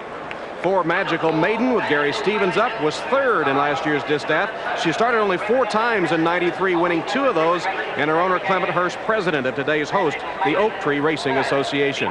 Party Sided number 5, named by her first owner, a divorce lawyer. And trainer Rodney Rash sweated out last week's Fire in Altadena, but his house did survive. 6 is the favorite, Hollywood Wildcat, a hot horse. She's won 4 in a row. The only 4 times Delahousie has ridden her. And of course, the first distaff won by Neil Drysdale with Princess Rooney. 7 Ritos, another Argentine bred. She's lost to Passiana, Magical Maiden, and Hollywood Wildcat this year, though she did turn the tables on Passiana in the Vanity. And the final horse, the 8 horse, is Super Gem. She's the long shot in the field with Alex Solis. Her last win way back on New Year's Day. So there's your field for the distaff. We'll have 8 fillies and mares going postward. We'll recheck the odds. The last time we looked, Hollywood Wildcat was the even money favorite, up a tick at 6-5 now, with Passiana at 5-2. Sky Beauty is 9-2, and Dispute is 5-1. Let's go to Trevor Denman. Well, having a look at all of them out here, Sky Beauty, very dappled on the back. Doesn't look as best as some of them, but certainly well enough. Passiana's nice and relaxed. Look at her ears. She's almost talking to her out there with the excitement. Here again is Sky Beauty, as we said, beautiful coat, dappled, looking as well as she could. But there are probably 2 horses that stand out in here. I thought Dispute looked absolutely terrific out there. Passiana nice and relaxed, and Hollywood Wildcat, to me, on looks, between Hollywood Wildcat and Dispute. Tom? All right. Well, our handicappers, pretty good results in the juvenile filly. Battaglia picked the winner, Phone Chatter, and Newmeyer picked the narrow runner-up, Sardula. Congrats, guys. Can you do it again? We can do it. We can do it, right? I think we can do it. Sure, let's take a shot at it. It's one of these 4. Without question. And I think, Mike, what we have here is that classic East Coast versus West Coast rivalry. We saw it a couple of years ago with Easy Goer and Sunday Silence.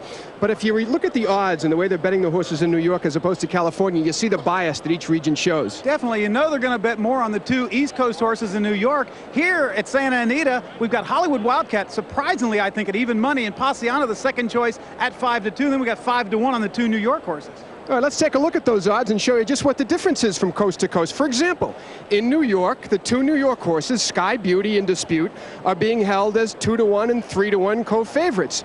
The West Coast horses here in Southern California, on the right of your screen, 6-5 on Hollywood Wildcat, 5-2 on Passiana, and I guess Passiana, Mike, is a good start to begin with. I think so. I mean, you've got the defending champion in here. She was very impressive in this race last year. She's coming off an excellent race in the Spinster. She won the Spinster on a track she didn't like, and she still won it. 6 out of 9 winners have come into this distaff winning off a race in a Spinster. She loves this track. She's been here 3 to 6 times with 3 wins, 3 seconds. She's a veteran, 26 starts. She's won 16 of those. She's got Chris McCarron on her back. I think that the jockeys may play an important part in here. Whoever gets the early lead could be tough. I think it could be her. Then we take a look at Hollywood Wildcat, the other West Coast horse, and she right now is just, she's won her last 4 races. She is the hot horse. Here you see her just drawing away from a field. She's versatile. She doesn't need the lead, but she's got plenty of tactical speed. The combination of Drysdale and Delahousie, almost unbeatable. They love to win races here. Of course, they won the 1984 distaff with Princess Rooney and last year's Classic with AP Indy. So who are you picking? I'm going for Passiana. I think she can make it 2 in a row. She's going against the 3-year-old. She's 6 years old now, going against the 3-year-olds. Look for a huge race from Passiana in here. I'm going to go back to the East Coast and go with Dispute. This is a magnificent 3-year-old filly. Very, very big race with the hot trainer Shug McGahee, again so dominant on Breeders' Cup preview day, and we're seeing Dispute sweeping around the field. Great sire in Danzig, one of the world's best, and the perfect distance, 1.1 1/8 to take advantage of that good, solid closing kick on Dispute. She's being held at 9-2 here at Santa Anita. I think that's larceny myself. I love her at 9-2. All right, in addition to Dispute, we have another wonderful East Coast horse by the name of Sky Beauty. She's won 9 of 11 races. Here in the Mother Goose on the outside, she will put away Dispute. She's conditioned by one of the best. Alan Jerkins, Hall of Fame trainer, has never won a Breeders' Cup race. Would love to do it today with Sky Beauty. Her advantage, great tactical speed, excellent post position from the rail. Well, we speak about the 4 horsemen in football. This is the 4 horses, 2 from the East Coast, 2 from the West Coast. What a race. This is tough. I'm still looking for West Coast to make it 3 in a row. Back to you, Tom. All right, guys, isn't it amazing that nobody likes Sky Beauty? She never seems to lose. Here are the current odds. Sky Beauty in Dispute 9-2, Passiana 5-2, Hollywood Wildcat the 6-5 favorite.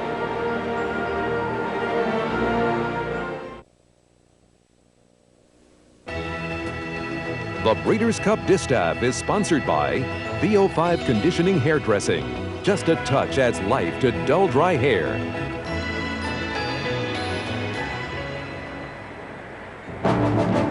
Welcome back to Santa Anita and Breeders' Cup 10. The first 2 races in the books, the Sprint and the Juvenile Fillies. Exciting finishes in both races. In the $1 Million Sprint, Card Mania and Eddie Delahousie charging down the track to beat the hard luck filly Mia Farah, paying $12.60, with David Milch and Darrell Vienna's Gilded Time, a creditable 3rd after the long layoff. Next race, the Juvenile Fillies. A California horse again, Phone Chatter, under the power of Lafitte Pinkai, edging Sardula and paying $6.60, with Heavenly Prize 3rd, as Lafitte Pinkai becomes the all-time leading Breeders' Cup jockey with his 7th Breeders' Cup win. Now in the distaff, jockey Chris McCarron tries to make it 2 Breeders' Cup crowns in a row for Passiana. And for Passiana's owner, Jenny Craig. And later, the Children's Horse, named after a basketball player from the inner city, owned by a man turning his wealth back to the streets from which he came. The horses to hare, he runs in the Juvenile.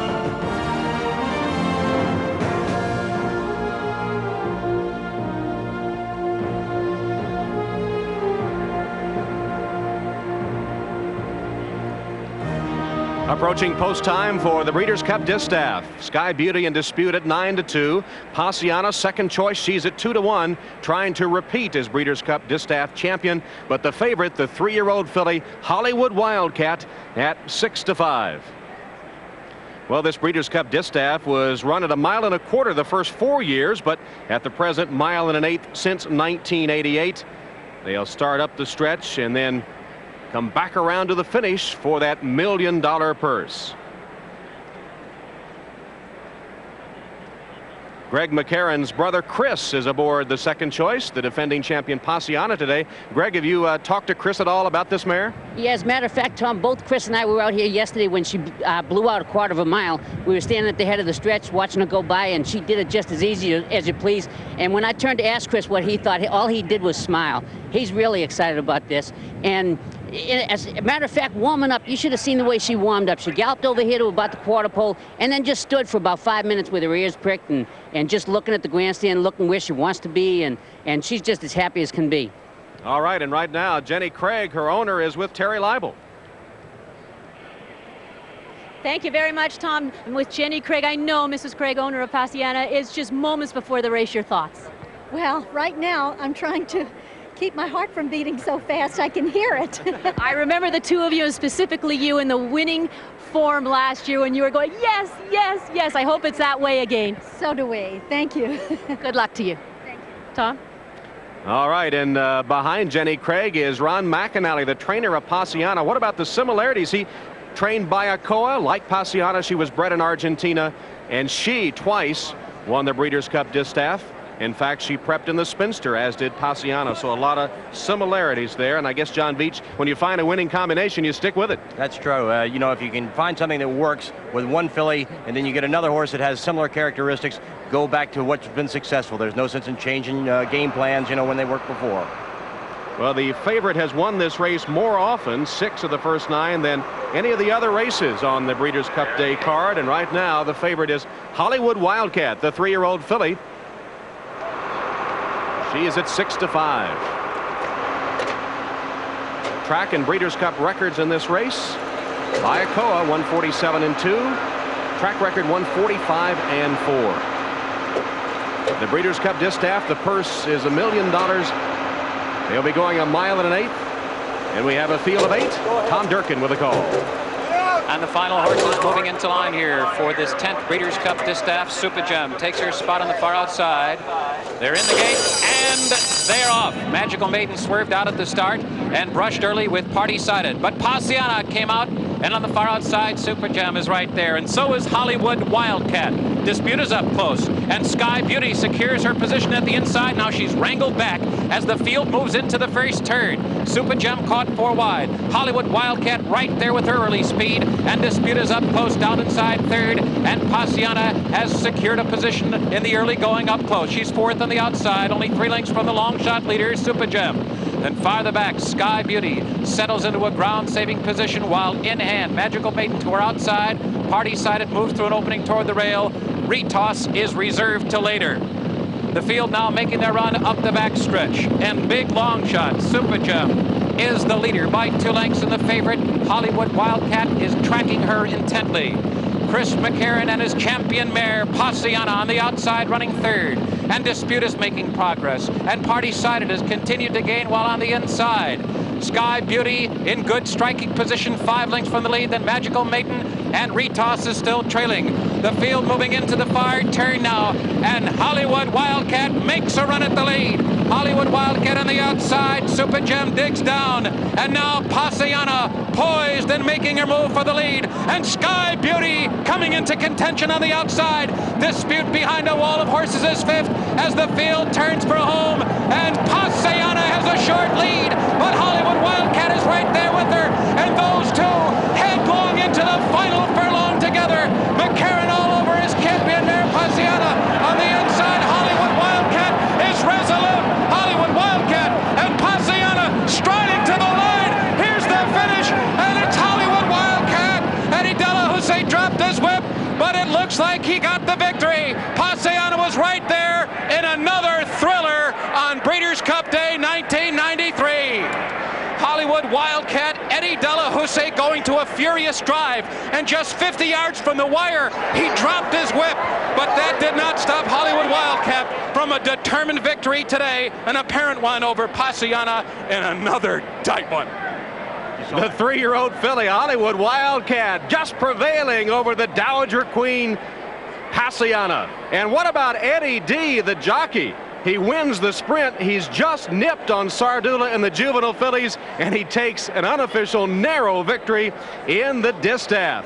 shaping up as a big day for Eddie Delahousie, winning 2 of the first 3. Let's watch it again as Hollywood Wildcat took the lead going into the final turn and then had to hold off Paciana. Eddie D doesn't even have his stick cock. His whip still down. He taps a couple of times on the shoulder, but nothing serious. Now cocks his stick and dropped it just before the wire, and Hollywood Wildcat still holds on to win over Paciana. Yes. Let's go to Greg. Eddie, here we go again. Way to go, Eddie. I see you missing something. What happened? Craig, I tell you, for a professional rider, I'm kind of embarrassed to say it. I lost my whip. I hope we got there. I believe you did. Even though you did drop your whip, I think you did get there. And it was mighty tight. How was the stretch run? Well, it was a horse race all down the stretch. From the quarter pole, me and Chris hooked up, and it was a horse race after that. And it was a great race. I hope I hung on. If I got beat a nose when losing that whip, I'll never forgive myself. No, I think you got it, Eddie. And again, congratulations. Back to you, Tom. All right. Rest easy, Eddie D. I think you got there. That last slap of the hand might have done it. We'll be back.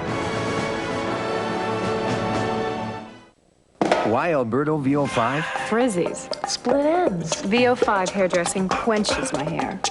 If you use these, you need this. After Perm, VO5 brings my hair back to life. You know what the 5 stands for? 5 organic conditioners. It's concentrated. So you got control, shine in the palm of your hand. It conditions in seconds. Just look at those highlights. Why Alberto VO5 conditioning hairdressing? Because a touch does so much. If you care about this big, beautiful world, show me. Don't give me another toxic antifreeze. Give me something different. Don't just tell me how it protects to 70 below. And guards against rust. Any antifreeze can do that. Tell me it's safer for my dog, my family, the kids. Tell me nothing protects better. And it's biodegradable. That's what I want to know. That's what I want to hear. New Sierra. It's not just antifreeze, it's safety freeze.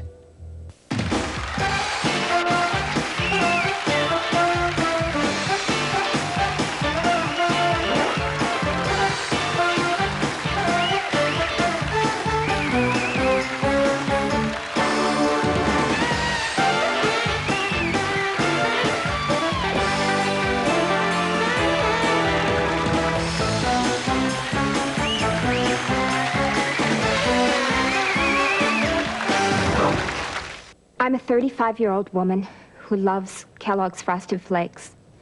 This is my story. I knew it was for kids, so I had an arrangement with the stock boy at the market. I'd pay for it, and when the coast was clear, he'd hand over the box, and that Frosted Crunch would be mine. All mine. Of course, it's all behind me now. They deliver. There's no disguising it. Frosted Flakes have the taste adults have grown to love. They're great.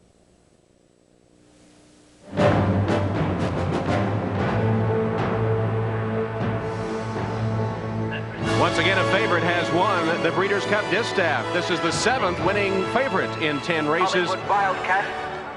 But Mike Battaglia is with the losing jockey, Chris McCarron, who was aboard Paciana. Mike?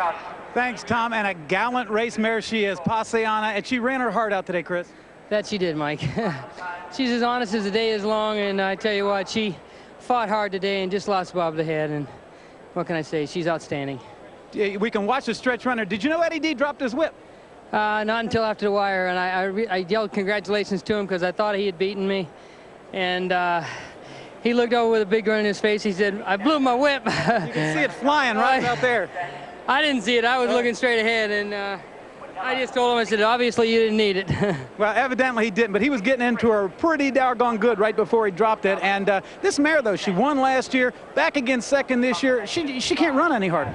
That's for sure. They don't come any more honest than Paciana. She's an outstanding mare. Thank you, Chris, and good luck in the next couple. Back to you, Tom. All right, Mike, you saw 2 champions there. Hollywood Wildcat, the winner, cementing the 3-year-old filly championship, for my money anyway, and Paciana, the champion older mare. Hollywood Wildcat, $463, $260. Paciana, $3, $260. Retoss, $380, an $11.80 exacta.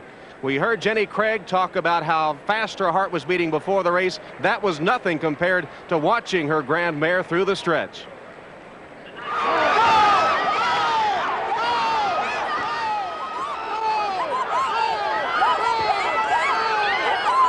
And then the realization that she didn't quite get there. But meanwhile, trainer Neil Drysdale, who won the first Breeders' Cup distaff with Princess Rooney, it's this body lean, yes! His wife Inger and Neil Drysdale. Horse racing does that to you, folks. Eddie D, what a day he's having. A narrow loss and 2 wins in the first 3 races. Here's the official order of finish. Hollywood Wildcat, Passiana, surprising 3rd for Retoss. Dispute was 4th. Sky Beauty, that's the worst effort of her career. She finishes 5th. Super Gem 6th. Magical Maiden 7th. And Party Sighted finished 8th. Just see Neil lean. To watch Neil Drysdale, that horse got to the wire, he leaned like it was going to help, and then his wife jumped up behind him and then fell down. That's excitement. Well, you see why. Look at that. Despite dropping his whip, Eddie Delahousie gets the winner home. Hollywood Wildcat just over Passiana. I can't remember starting out with 3 more exciting races than we've seen today. We're 3 for 3 and heart-stopping finishes. Tom, though, if you believe in this home court advantage, I think we're seeing it today. Well, 3 races, 3 California-based winners. Right now, let's check in New York. We'll go to our update studio to update you on all the other happenings from the world of sports.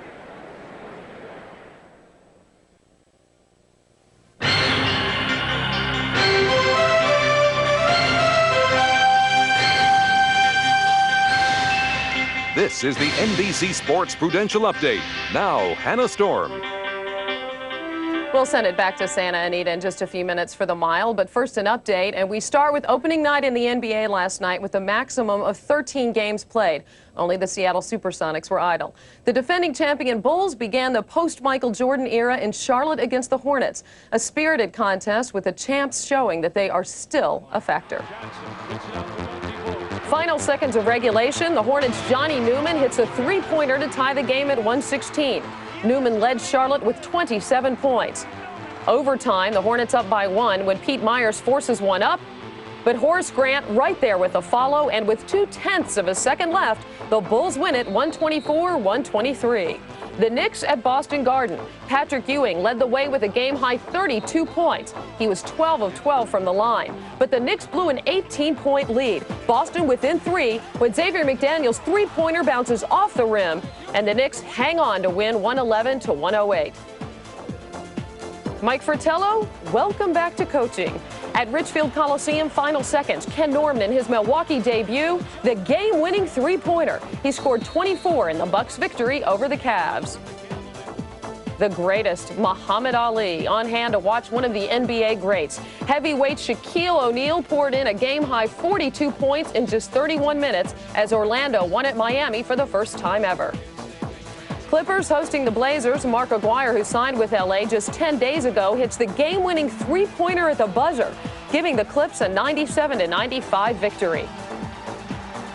At the Forum, the Lakers used a combination of young talent and aging veterans to shock the Suns. Seldom used Tony Smith scored 20 points, and rookie Nick Van Exel added 23, as L.A. beats Phoenix despite 38 points for Charles Barkley.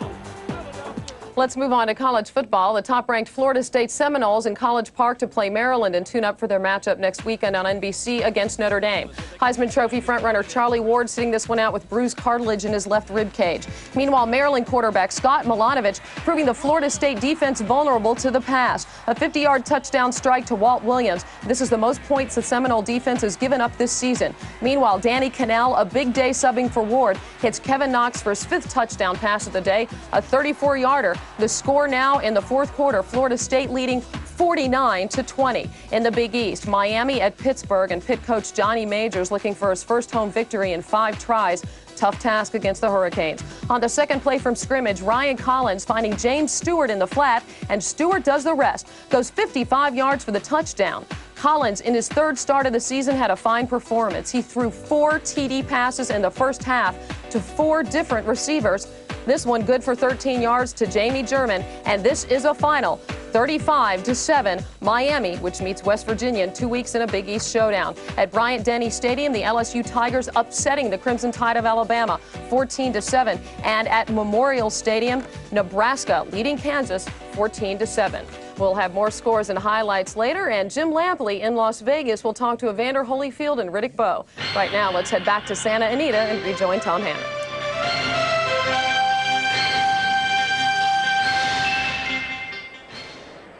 All right, thank you, Hannah. As we've gotten off to a thrilling start at Santa Anita, 3 great finishes in our first 3 races. And right now, down in the winner's circle for the official presentation for the distaff, let's go to Terry Leibel.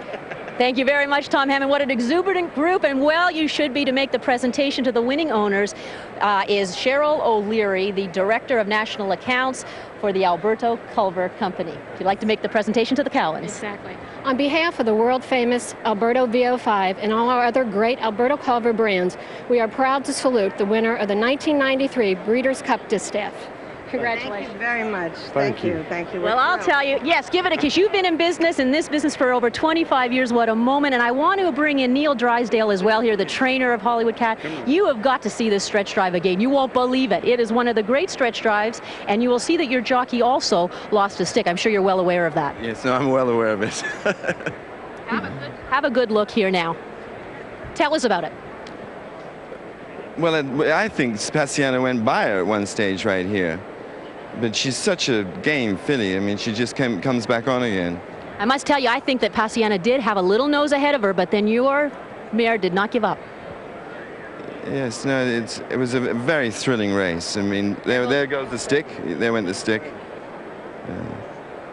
Now watch your reaction of you and the owners, the Cowans, in the owner's box position right here.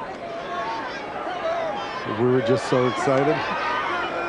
We always knew we had the best filly in the country, and it took today to prove it. Neil, you are leaning this horse into the winner's circle, weren't you? It was getting very close for comfort, but Passiana ran a great race. It was a very exciting race, but I definitely was very worried at the end. Queen of the day, folks. Congratulations, Hollywood Cat. Tom? All right, Terry. The winner's box, the owner's box looked like a hockey game up there. Hollywood Wildcat, champion 3-year-old filly. We'll be back. It was one of those seldom seen moments in sports.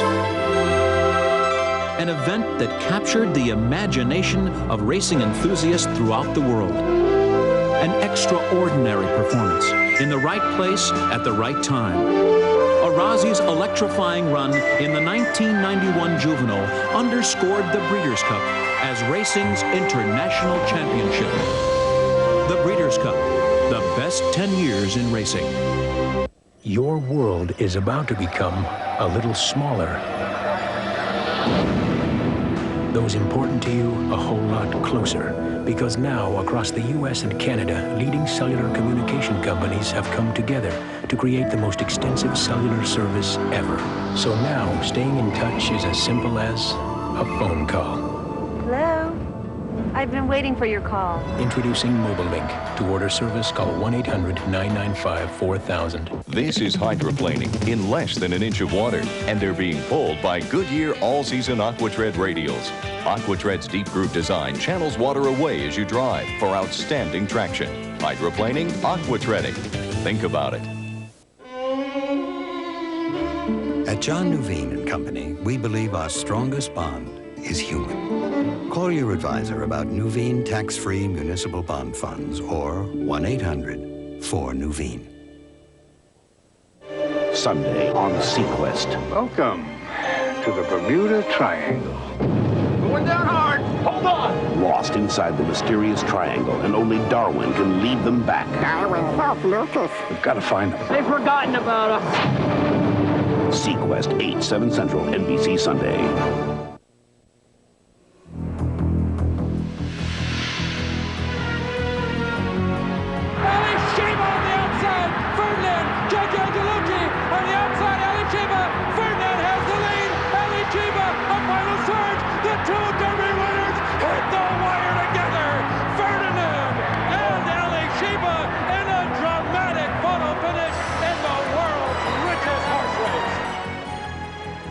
One of our favorite Breeders' Cup moments, the 1987 Classic, and a sentimental victory for the Sunshine Boys, Bill Shoemaker and Charlie Whittingham. And with his own bust at the track, Charlie Whittingham is as much a part of Santa Anita as the track itself. He's now 80 years old, but he's still as rugged as his nickname, the Bald Eagle.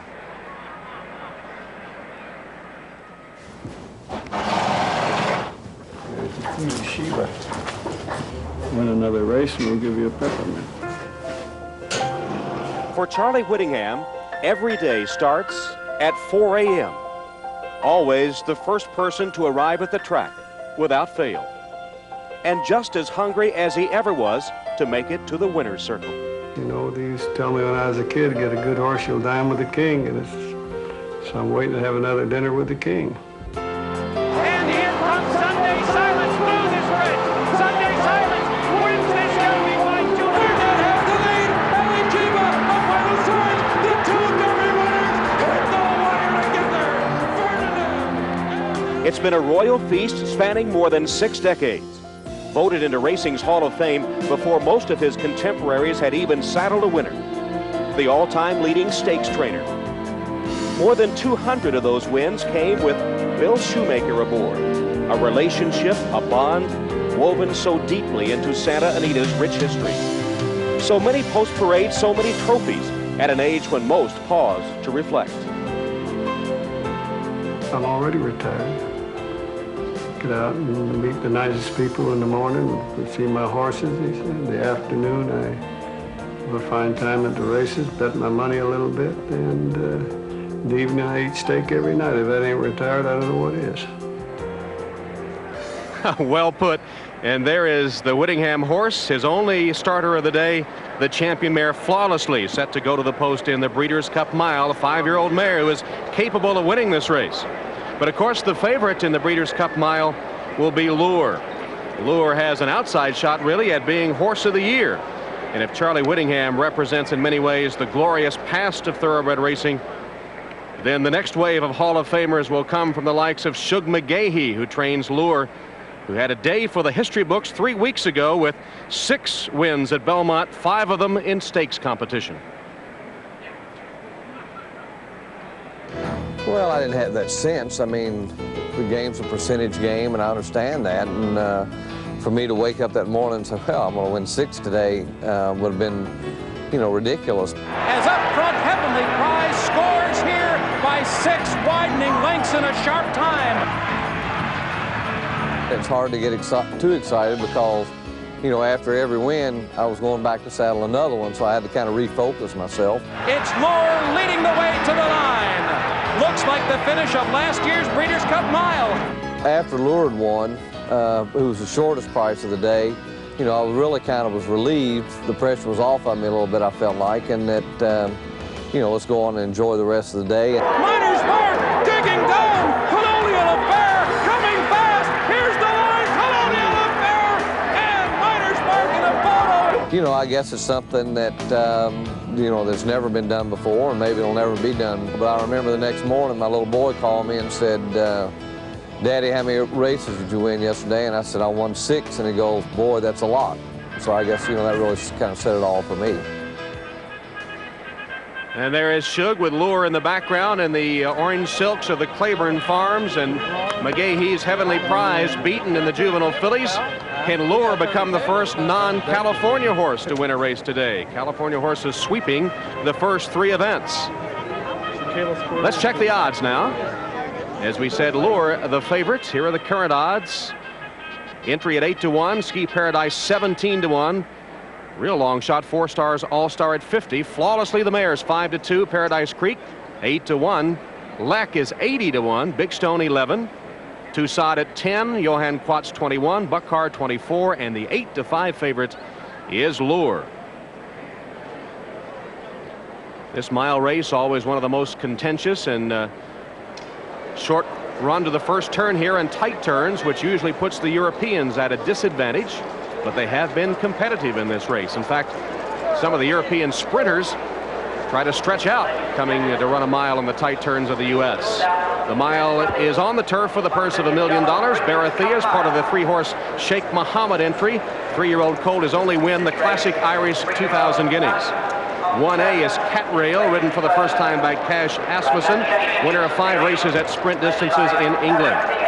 And the final member of the entry is Wolfhound, another European sprinter trying to carry his speed a mile, has only a single win this year.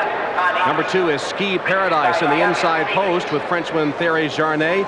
3-year-old fillies won 3 of 7 starts, all 4 defeats, second by a head. One of the long shots, 4 Stars All-Star, New York-bred millionaire who would appear to be in a little deep in this field. Number 4 is the champion mare, Flawlessly. She's raced just 3 times this year, winning all 3, although her last one, the Beverly D at Arlington, was by disqualification. Number 5 is Paradise Creek, second to Lure in this race last year and 3 weeks ago in the Kelso handicap as well. Fresh horse for trainer Bill Mott. He's had only 1 race since April.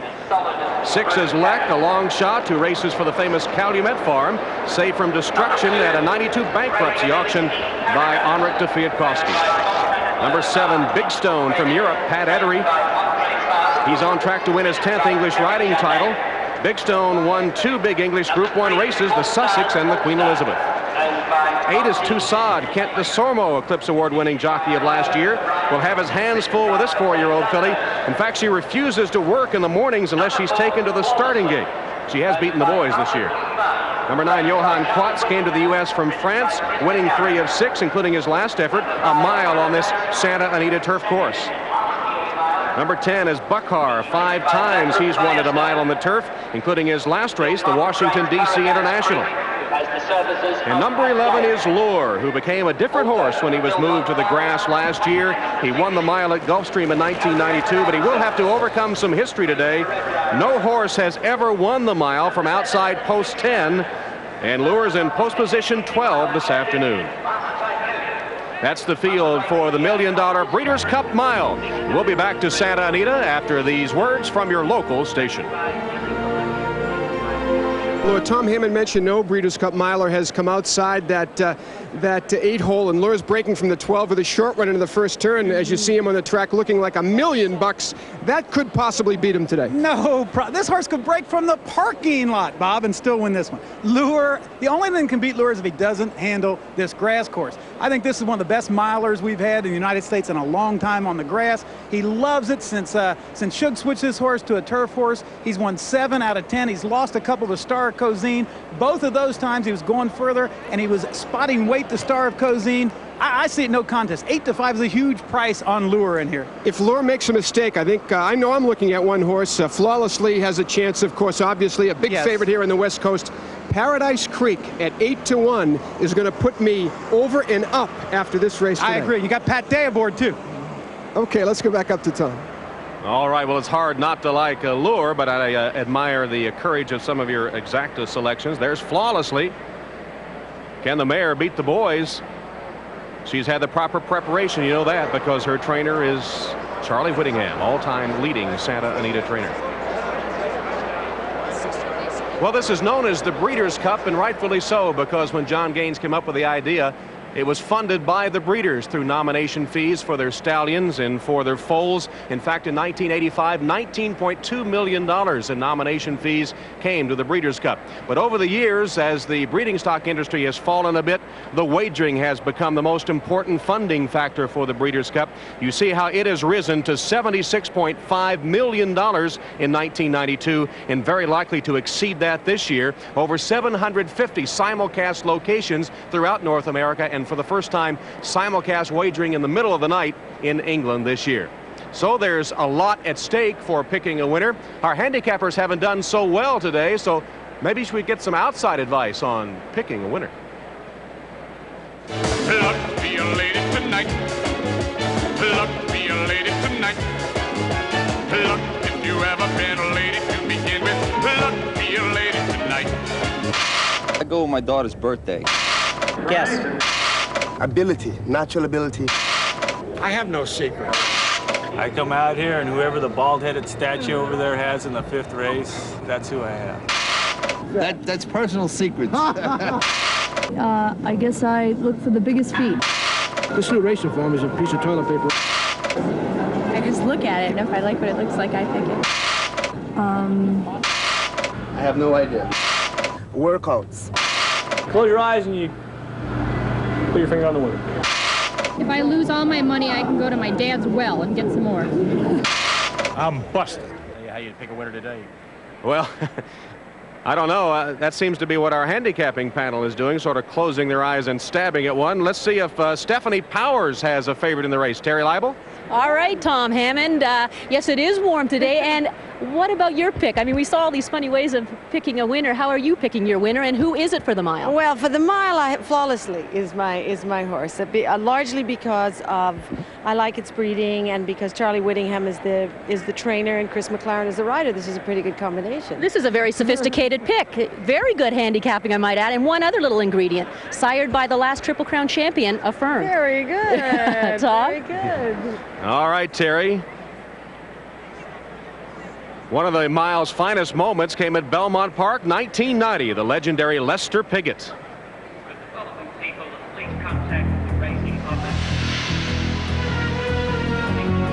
Royal Academy is thundering down the center of the turf course, and Stylen is fifth. They're coming down. Martin has returned from retirement by taking Royal Academy roaring from 8th with a quarter to go to beat It's All Greek to Be by a neck in the 1990 mile.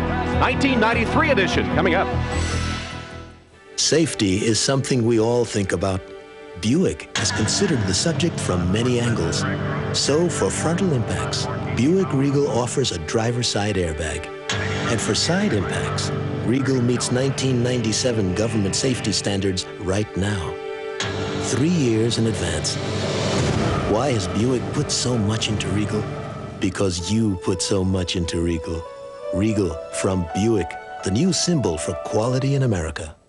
Why Alberto VO5? So you don't have to worry about daily damage from curling or drying. Just use VO5 hot oil every week. If she missed a week, I'd know, because only VO5 has a patented bonding system you use before you shampoo. Different, huh? It penetrates in deep conditions. Leaves hair strong, silky, healthy looking. Why Alberto VO5 hot oil? Because once a week does so much. Now available a new split ends control formula. Every day should start with Quaker Oats. Every day should feel this good. Nothing cold can make you feel like Quaker oatmeal could. Nothing cold can steam you up and help keep you rolling all morning like the one and only hot Quaker oatmeal. Every day should feel this good. Holidays can feel this good too with joyous Quaker Oats recipes in specially marked packages. Sunday, an NFL doubleheader. First, the dog pound will be rocking when John Elway leads the Denver Broncos into Cleveland for a battle with electrifying Eric Metcalf and the first-place Browns. Then, the LA Raiders, led by their tenacious D, blow into the Windy City to take on the Chicago Bears. The NFL on NBC, Sunday.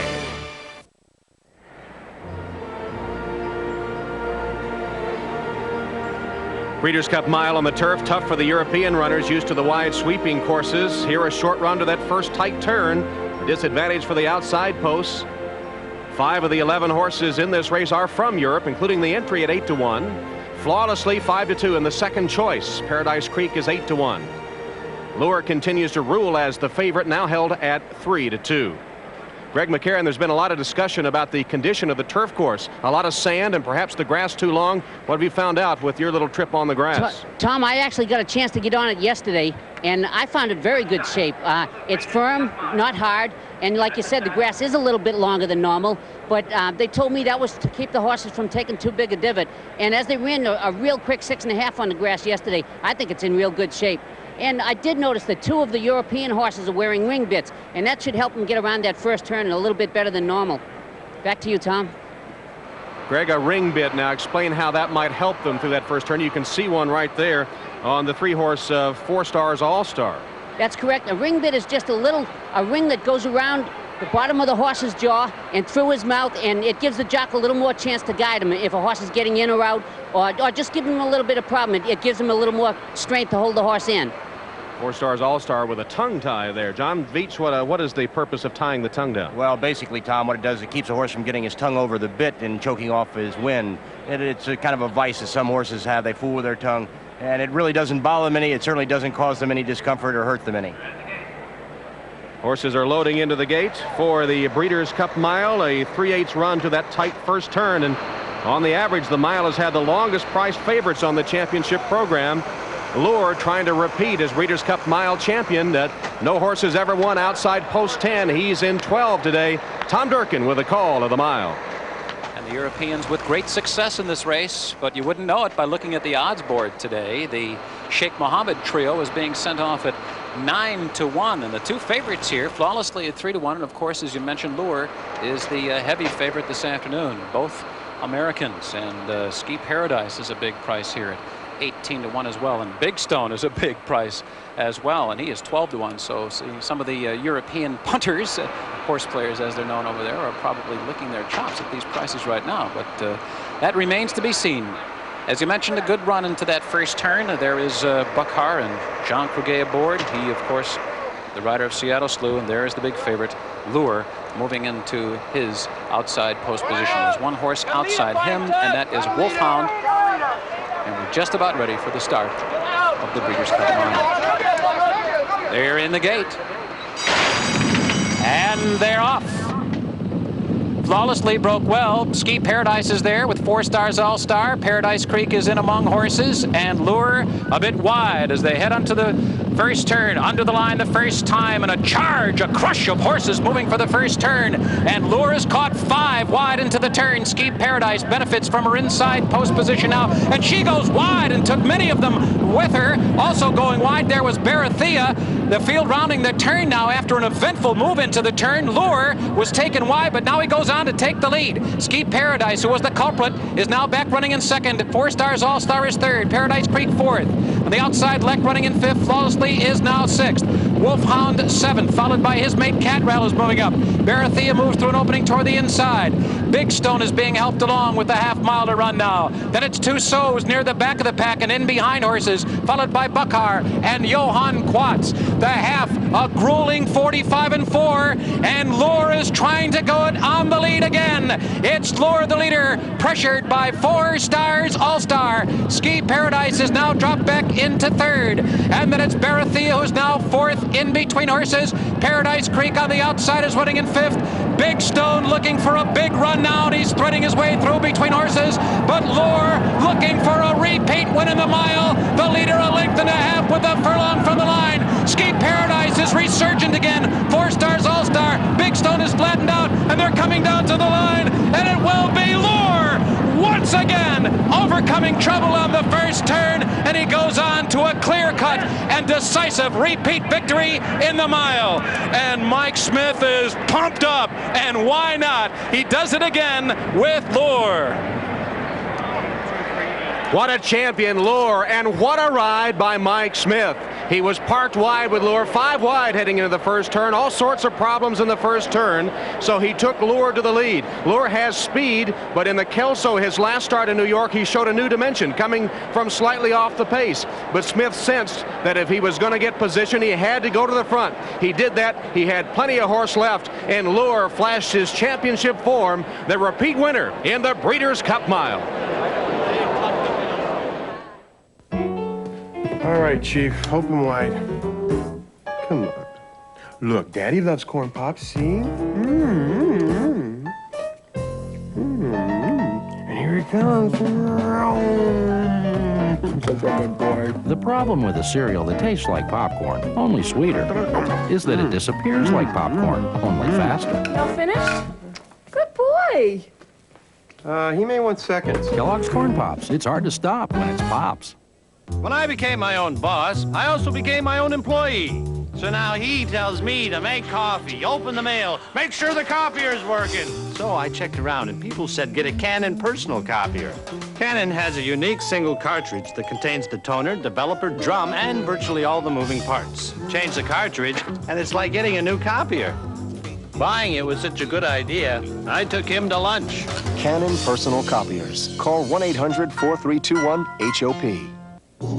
There's a lot about the new Galant that you may not know, like being first in its class with dual airbags, standard. In fact, after Automobile Magazine scrutinized the all-new Galant, it said it may be the most car per dollar in its class. A class, we might add, that includes Accord and Camry. The all-new 1994 Mitsubishi Galant. Lease a new Galant S now for just $1,000 down and $199 a month.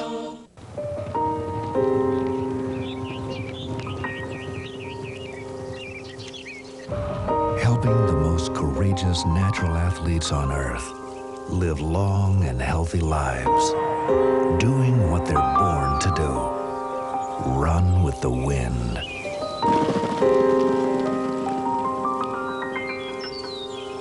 The Grayson Jockey Club Research Foundation, funded by private contributions. Now? Okay, here we are. Welcome back to the races at Santa Anita. Mike, this has to be one of the best milers around. You had some eventful trip around that first turn. Yes, sir. To the first question, this horse is incredible. And around the first turn, the inside horse was trying to bolt. Everybody's screaming, I'm trying to give him a shot, but yet I can't get hung 10 wide either. So I was hoping somebody'd ease back, and somebody didn't relieve the pressure then. After you straightened up the backside, it looked like it was Katie by the door from there. Oh, he's just such a talented colt. Let me tell you, through the lane, he just kept picking it up every stride. That's what it takes to win a Breeders' Cup, and he did it. Congratulations again, Mike. What a smile. Back to you, Tom. All right, Greg McCarron, here is Lure now. You see Mike Smith with his whip in his right hand.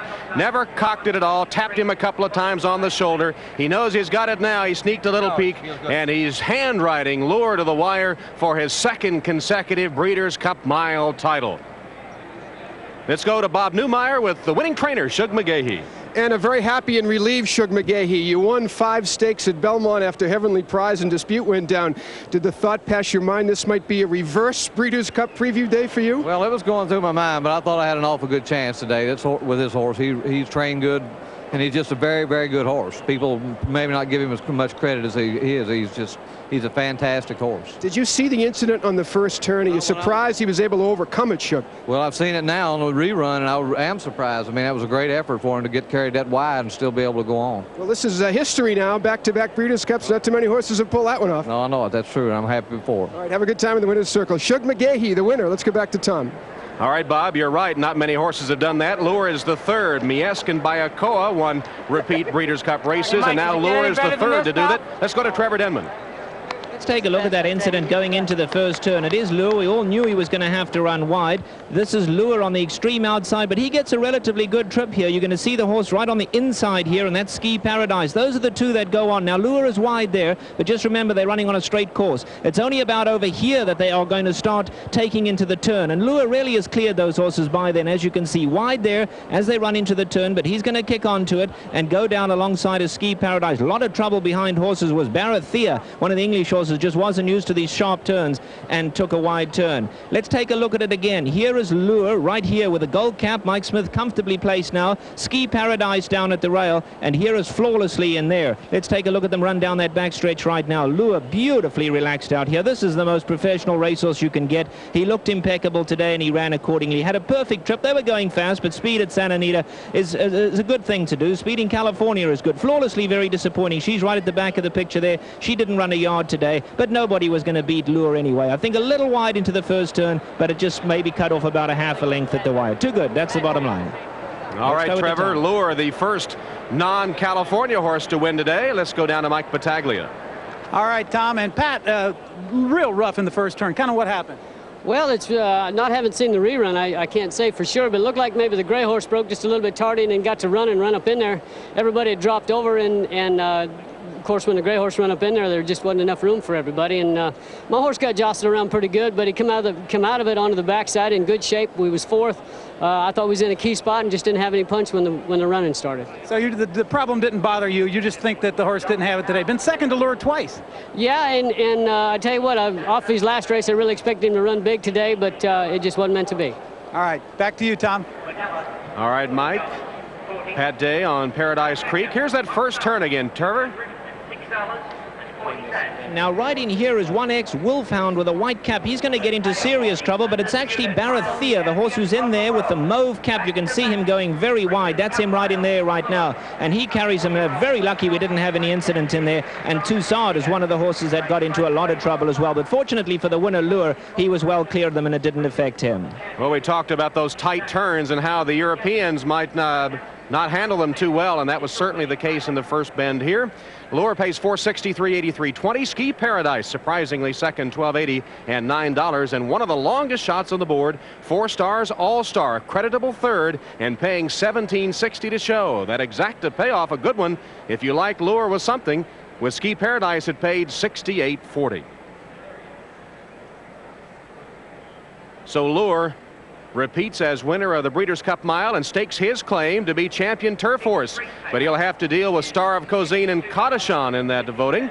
And Kadashan yet to run today. Star of Cozine passing on Breeders' Cup Day. But for leading rider Mike Smith, a tremendous victory aboard Lure.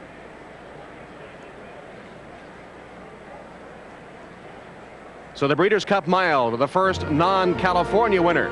We'll be back to Santa Anita.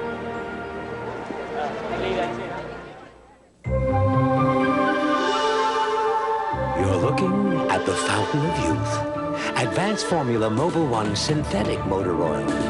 In a test, it protected an engine for 200,000 miles. The result? Vital engine parts that looked as young as the day they were born. There was virtually no engine wear. If you're looking for the fountain of youth, you'll find it in a container of motor oil. Mobil 1 synthetic. It keeps your engine running like new. It was 3 times the richest race the world had ever seen, and the race lived up to its notices, changing the face of the sport forever. Longshot Wild Again's unyielding victory over champions Slew of Gold and Gate Dancer in the unforgettable finish of the first classic signified the emergence of the Breeders' Cup as the championship of thoroughbred racing. The Breeders' Cup, the best 10 years in racing. See that little black square on your Buick Park Avenue's key? It's worth a lot of money because it can save you a substantial amount on auto insurance. It's an electronic device that activates your ignition. You can drive your car, but a would-be thief cannot. You won't find this feature on Mercedes or Lexus.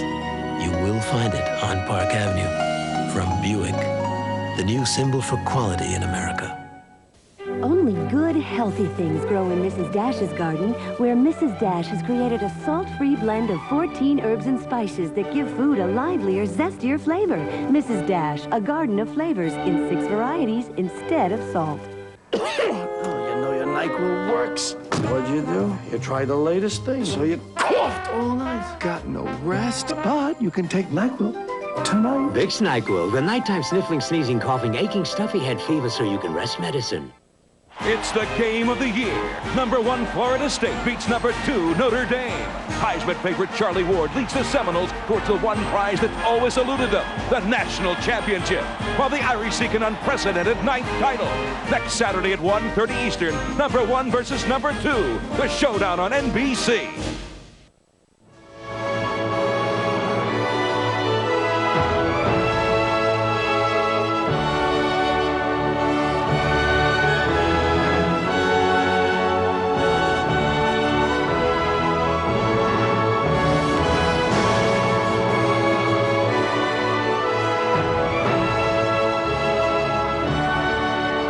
Breeders' Cup 10 from Santa Anita in Southern California. Here's Lure repeating as the mile champion. Just an average horse on the dirt. He's become a world beater on the grass. And Mike Smith, the nation's leading jockey, with a heady ride here, hand-riding the champion to the wire. And for Mike Smith, a sweet moment at Santa Anita, signing the autographs on his way back to the jocks room in the silks of the famed Claiborne Farm, Paris, Kentucky. Let's go down to Terry Leibel in the winner's circle. Terry? Thank you very much, Tom. Well, you talk about the famous silks. Here are the famous people, the Hancocks and, of course, trainer Shug McGahey. And to make the presentation to these owners, Mr. Clement Hirsch, the president of Oak Tree Race Association, which, by the way, puts this whole meet on. Mr. Hirsch? On behalf of the Oak Tree Racing Association in Santa Anita, It's a pleasure to present this Breeders' Cup trophy to you. Congratulations. It's very heavy, and I know you want to help your mom with it. It is extremely heavy here. There you go. Del, when that horse went out early, had to on the turn, that's been really the issue that's been addressed. Were you a little nervous, or do you have all sorts of confidence? We all have a lot of confidence in the horse, and the fact that he could fall over and get in a great position around the turn made us feel really good. And he went to the front and kind of did the same thing he did last year. It's just a great thrill. Well, you know, people don't realize how much your family and the fabric in horses, this is an emotional time. I mean, this is a love affair with this horse. Well, we're looking forward to him. We bred him and we'll bring him back to the farm as a stallion, but we're going to run him next year, and so that's a real thrill too, to look forward to next year. Congratulations to you, Shug. Were you nervous at all? I know you had a strategy. Did you just come on in here a little closer? Well, Terry, yes. Well, I mean, you know, I knew he had enough speed to get some position around that turn. It looked like we were going to get hung up a little more than we did, and I think it was Ski Paradise kind of came out and carried us out a little wider than we wanted to, but somebody checked in there to where Mike could get him over, and then, you know, he went on about his business from there. It was an extremely tight field, and comment on the turf, because that would help us in our analysis of the upcoming turf. I think the turf's good. I mean, they ran fast. They ran realistic fractions. They ran 1:33. I was pleased when I got here and blew him out over the turf on Thursday. I could hear his feet rattling. So I think we've got a good, firm turf, and I don't see him throwing up anything. Let me ask you this. You had a great day in Belmont. We've talked a lot about it. The emotion of this day, can you express it? Well, I mean, you know, we're really excited. Getting to the Breeders' Cup's the hardest thing. After you're here, you know, you kind of get caught up in the excitement. But I got a little nervous this morning, and, you know, now I'm kind of settled down a little bit. Got one more to go, and looking forward to that. You do. The classic horse, Miner's Mark, are going to be watching that. Congratulations to all of you. Tom? All right, Terry, Lure, the Claiborne Farm homebred, the 4-year-old colt by Danzig, giving Shug McGaughey his 5th Breeders' Cup winner. Well, coming up, the juvenile 2-year-old colts will establish the favorite for next year's Kentucky Derby. And of course, this is the race in which Daher will be the heavy favorite we expect. Brocco, California based, second choice, but on the morning line, Daher, the 6-5 favorite. He may be something special. This will be his biggest test coming up today. He'll go 1 1/16 for the purse of $1 million. We'll be back to Santa Anita right after these messages.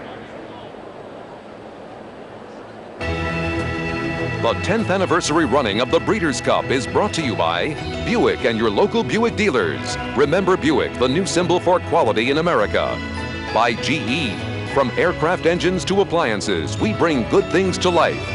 By John Nuveen and Company, where we still believe our strongest bond is human. And by Kellogg's, the best to you each morning.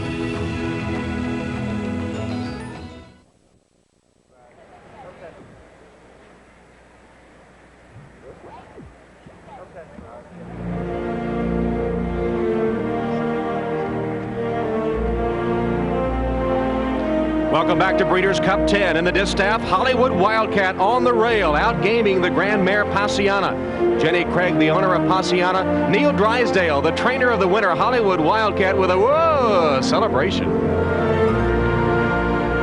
And in the mile, it was all Lure, the 6-5 favorite, winning his 2nd consecutive Breeders' Cup mile, bringing a smile of satisfaction to the nation's leading jockey, Mike Smith.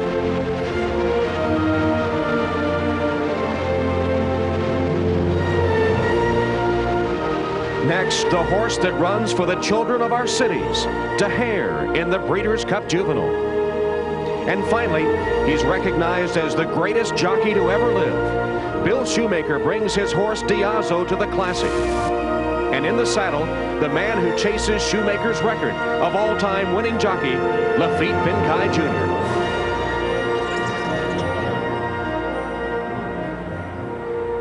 Welcome back to Santa Anita. Tom Hammond and our entire NBC crew enjoying a beautiful Southern California afternoon. Horses in the paddock for our next race, the Breeders' Cup Juvenile. 2-year-old colts and geldings. Here are the current odds. Creston, named after a California town, an extreme long shot, at least 99-1. Brocco is 5-1. Can DeCurse escape Daher? No non-California winners on the main track so far, but Daher is 2-5. Flying Sensation at 7-1, and you can get double digits on the rest of them.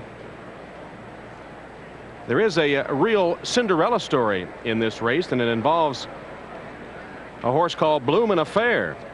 Bloomin' Affair was a Nebraska-based horse that came and won a race, an allowance race at Santa Anita, and now is being put in the Breeders' Cup, and he's partially owned by Leroy Bowman from Hamburg, Iowa, a farmer that lost nearly everything in the tragic floods this past summer. And Bloomin' Affair with a chance to bring home a big paycheck in the $1 million Breeders' Cup Juvenile. But the star of the day is Daher. Already he's drawn comparisons to some of the greats of racing's past. He's a 2-year-old. He has only 1 loss in his career, but it's the way he's done it, the way he's overcome adversity in many of his wins. He swept the 3 major races for 2-year-olds at Saratoga this summer. The Saratoga Special and the Hopeful and the Sanford. And if he can bring home a win today, he will undoubtedly be the 2-year-old champion and the favorite for next year's Kentucky Derby. That is Daher.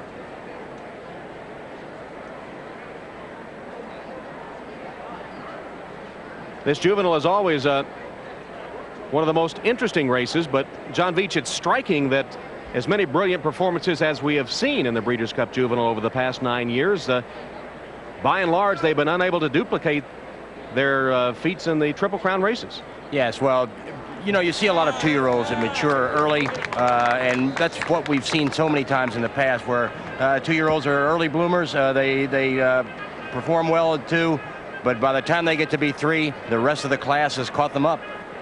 Well, we'll see if Daher can belie that past history with Chris McCarron wearing the Cloverleaf Silks of the Due Process stable. This grand-looking 2-year-old colt, who is sired by Deputy Minister, makes his way to the racetrack for the Breeders' Cup Juvenile. The Juvenile is for 2-year-old colts and geldings. The purse $1 million, and the distance 1 1/16 for some of the colts and geldings. First trip around 2 turns. Daher ran a mile in the Champagne Stakes at Belmont, but that is a 1-turn mile at Belmont, so it's his first time around 2 turns.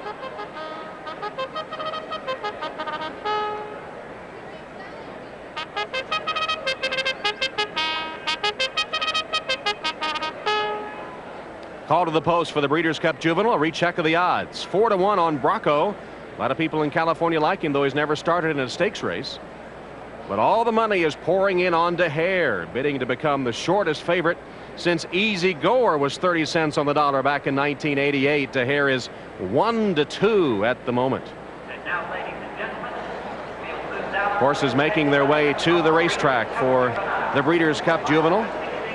And as we said, it has been, on the main track anyway, a California day. And here is a California horse, Creston. In fact, he's named for the town near the breeder, the Cardiff Stud Farm. And his 30-year-old trainer, Janine Sahadi, grew up at Cardiff Stud and has only been training since April. She was formerly a track publicist. 2 is Ferrara, sired by the 86 juvenile winner Capote. He was the pace setter in the Norfolk Stakes, but tired to 3rd. His Oscar-winning actor owner is Don Amici. Number 3, Shepherd's Field, who won the Norfolk Stakes by a half length. In true Hollywood connections here, Roger Gephardt, the owner, a motion picture camera operator, his wife a local newscaster. Number 4 is Tabasco Cat. You like the name? He's by Stormbird, or Storm Cat, out of Barbecue Sauce. Won 3 in a row. Dwayne Lucas, who has won 3 Breeders' Cup Juvenile, is his trainer. 5 horses, Bracco, powerful winner of his only 2 starts, but seeking his first stakes action.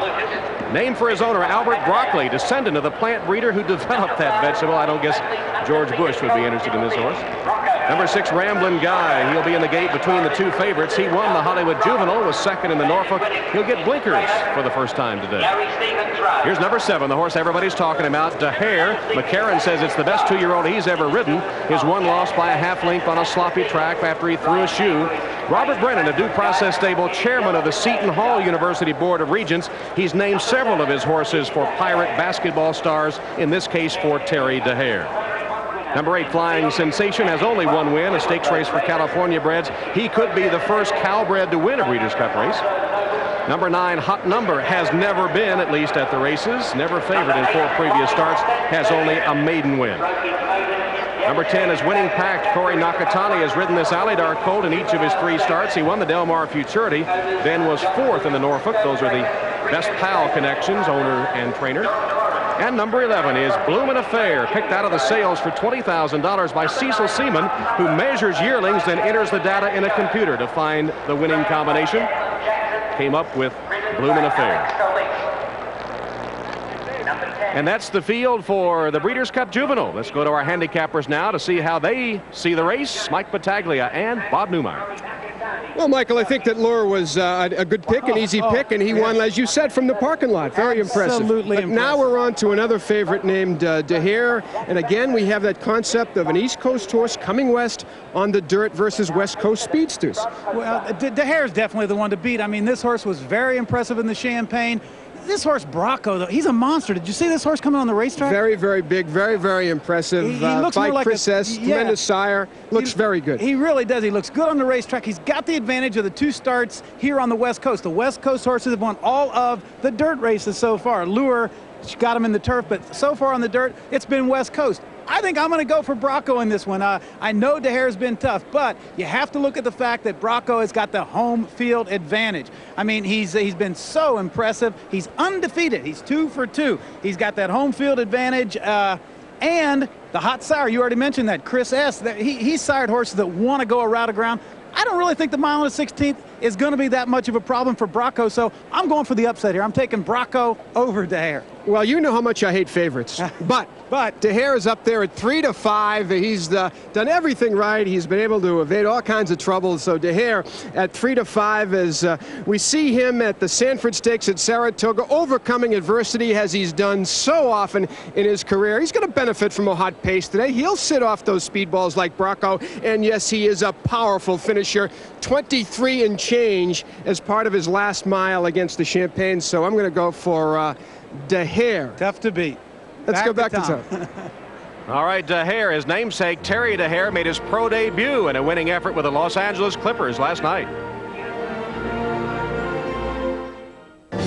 they brawl in the center of the ring. Evander Holyfield showing his warrior's heart. Round 10. And just like that, Champion struggles to stay on his feet. Look at Holyfield. What a warrior. Just kept coming. The fight of the year. The champion now has full family. You've seen the best of both men. I'll get my revenge. I will repeat. Bo Holyfield, live from Caesar's Palace on pay-per-view. Call now to order. All right, Chief. Open wide. Come on. Look, Daddy loves corn pops, see? And here it comes. Such a good boy. The problem with a cereal that tastes like popcorn, only sweeter, is that it disappears like popcorn, only faster. Y'all finished? Good boy. He may want seconds. Kellogg's Corn Pops. It's hard to stop when it's Pops. I don't think there's any family who wants to have to go to somebody else to feed their children. Hunger exists in every community. Hunger really cuts across every segment of society. We know what the answer is, and the answer is to feed people. It's going to take a lot to solve hunger in this country. We're grateful for American Express card members' support in helping to provide a meal every time they use the card. You can help. Use the American Express card to join the Charge Against Hunger till December 31st. Safety is something we all think about. Buick has considered the subject from many angles. So for frontal impacts, Buick Regal offers a driver's side airbag. And for side impacts, Regal meets 1997 government safety standards right now. 3 years in advance. Why has Buick put so much into Regal? Because you put so much into Regal. Regal from Buick, the new symbol for quality in America. The Breeders' Cup Juvenile is sponsored by Buick and your local Buick dealers. Remember Buick, the new symbol for quality in America.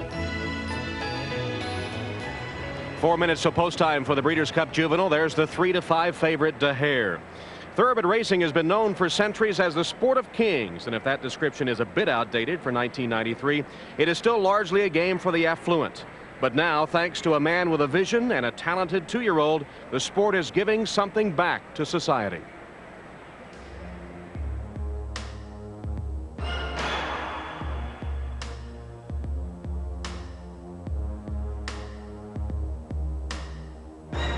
When I grew up and I went down to the playground down the street, my biggest fear was whether I'd come home from the playground with a bloody nose. Today, the kids are afraid they're going to come home with a bullet in their head. I have friends who have been shot and killed. That is a reality. Stop, stop! Too young! Too young! Too young! Too young! We wanted to do something positive with the proceeds and the earnings of Daher, the racehorse.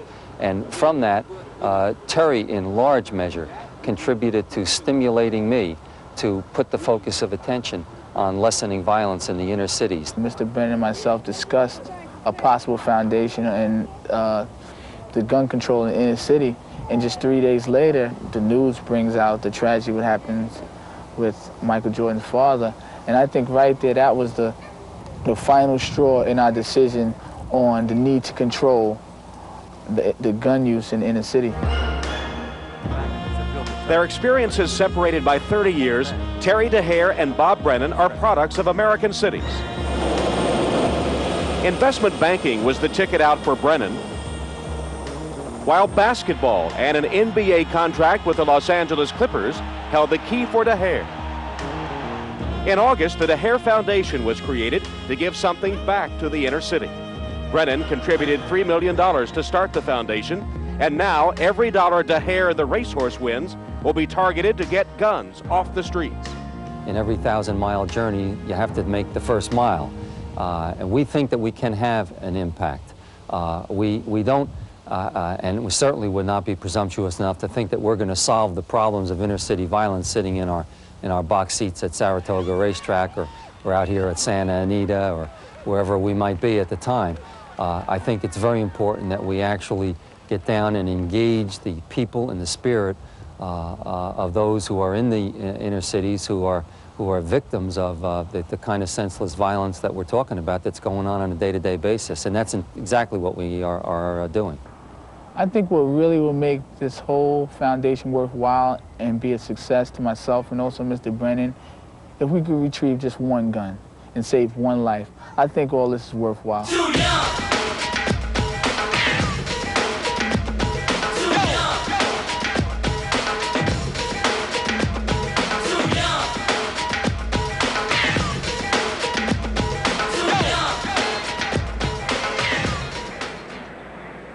And so with every stride, Daher is helping fulfill the dreams of our inner city children, heading to the post in the juvenile as the 3-5 favorite. Robert Brennan and trainer Ronaldo Nobles on the right, who's done a brilliant job with Daher, trains him at a training center in New Jersey, then vans to the races. Having his biggest test, though, today, meeting the California horses at their own track. Greg McCarron has been eyeballing Daher during the warm-up, and his brother is astride the favorite. Greg? Yeah, Tom, when he first came on the racetrack, he just galloped off just as nice, as calm as can be. Then when he got around this turn, he knew he was heading up toward the gate. He really got on his toes, and now I see Chris has him settled back down again. They're definitely strictly the ones to beat. Back to you, Tom. John Veach, what about the concept, more of a European concept really, of training in one location then vanning to the races? A bit unorthodox. It is very unorthodox, but it's an ideal way to train a horse if you have that at the facility available to you. A horse relax more, you can do more with him, you can spend more time with him. A horse really benefits from that type of handling. Well, if there's going to be an upset of Daher today, it might be the California horse Bracco. Bracco is number 5 and is ridden by Gary Stevens. Santa Anita's track is a mile in circumference, so the juvenile just more than one circuit of the oval. They'll make a quick run to that first turn, back around for the $1 million purse in the juvenile. Bracco is the 3-1 second choice now, and 3-5 on the favorite Daher as the horses to begin to load for the juvenile.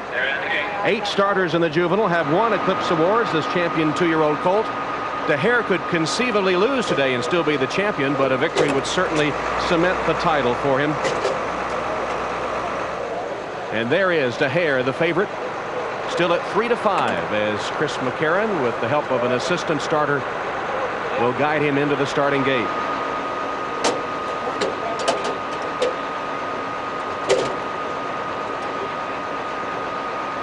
Field of 11, speeding a mile and a 16th. The purse is $1 million. Let's go to Tom Durkin for the call of the juvenile. All eyes focused on post position number 7, where stands De Hare on the brink of what could be a championship. The final horse moving into line here. Long shot, Bloomin' Affair on the outside. And they are in the gate. De Hare just a little fractious in the starting gate. He's got his head turned. Standing in order, and they are off. Ferrara and Ramblin' Guy break alertly. Tabasco Cat is flashing early speed. Winning Pact, intent on the lead from the far outside. Racing for the first turn. It's a lively early pace here as Winning Pact and Ramblin' Guy hook up. Winning Pact takes the lead. Ramblin' Guy concedes and is gathered back in second. Tabasco Cat is running in third, and De Hare is fourth on the outside, and he's followed by Bracco running in fifth. For the inside, Ferrara is sixth and saving ground in the early going. Hot Number seventh and running 3 wide. Flying Sensation behind horses is lingering near the back in 8th position. Bloomin' Affair is alongside him. Then Creston and Shepherd's Field is reserved at the back of the pack. A dazzling opening quarter of 22 3/5 seconds. And it is Winning Pact running an enterprising race here, leading by 3 as they continue their run up the back stretch, the half, and 46 2. Ramblin' Guy is running in second, and Tabasco Cat is third.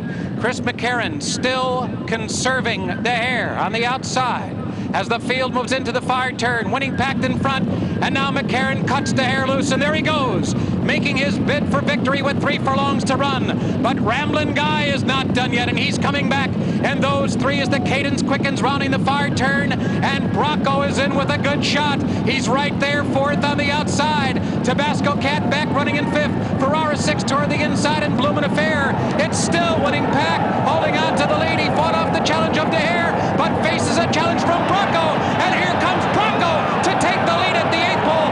Winning Pact a leg where he's second. Bloomin' Affair is third, and De Hare has been defeated. There's a new kid on the block, and his name is Bracco, and he is sensational in victory, striding under the wire, 5 lengths clear as Bloomin' Affair, and farther back it was Tabasco Cat third.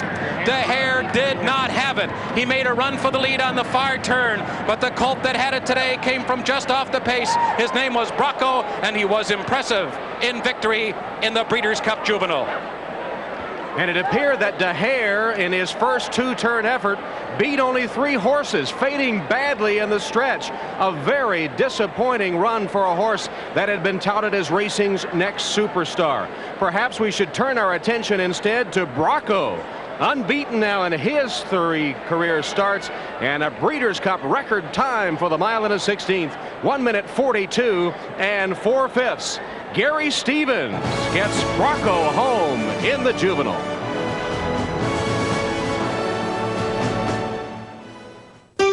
Andre and Michelle, 2 Europeans, are going to tour America and sample the best the New World offers. They'll drive the Buick Park Avenue Ultra, a car with some features they've never seen on European models, with a supercharged engine that can quench even a European's thirst for assertive power.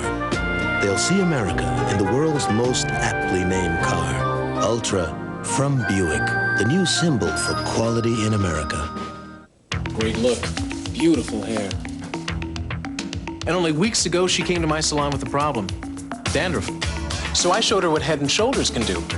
We washed half her hair with regular shampoo, the other half with Head & Shoulders. The result? Regular shampoo side, dandruff. Head & Shoulders side, flake-free. Looking good, Sally. Thanks to you. Head & Shoulders, because beautiful hair can't have flakes.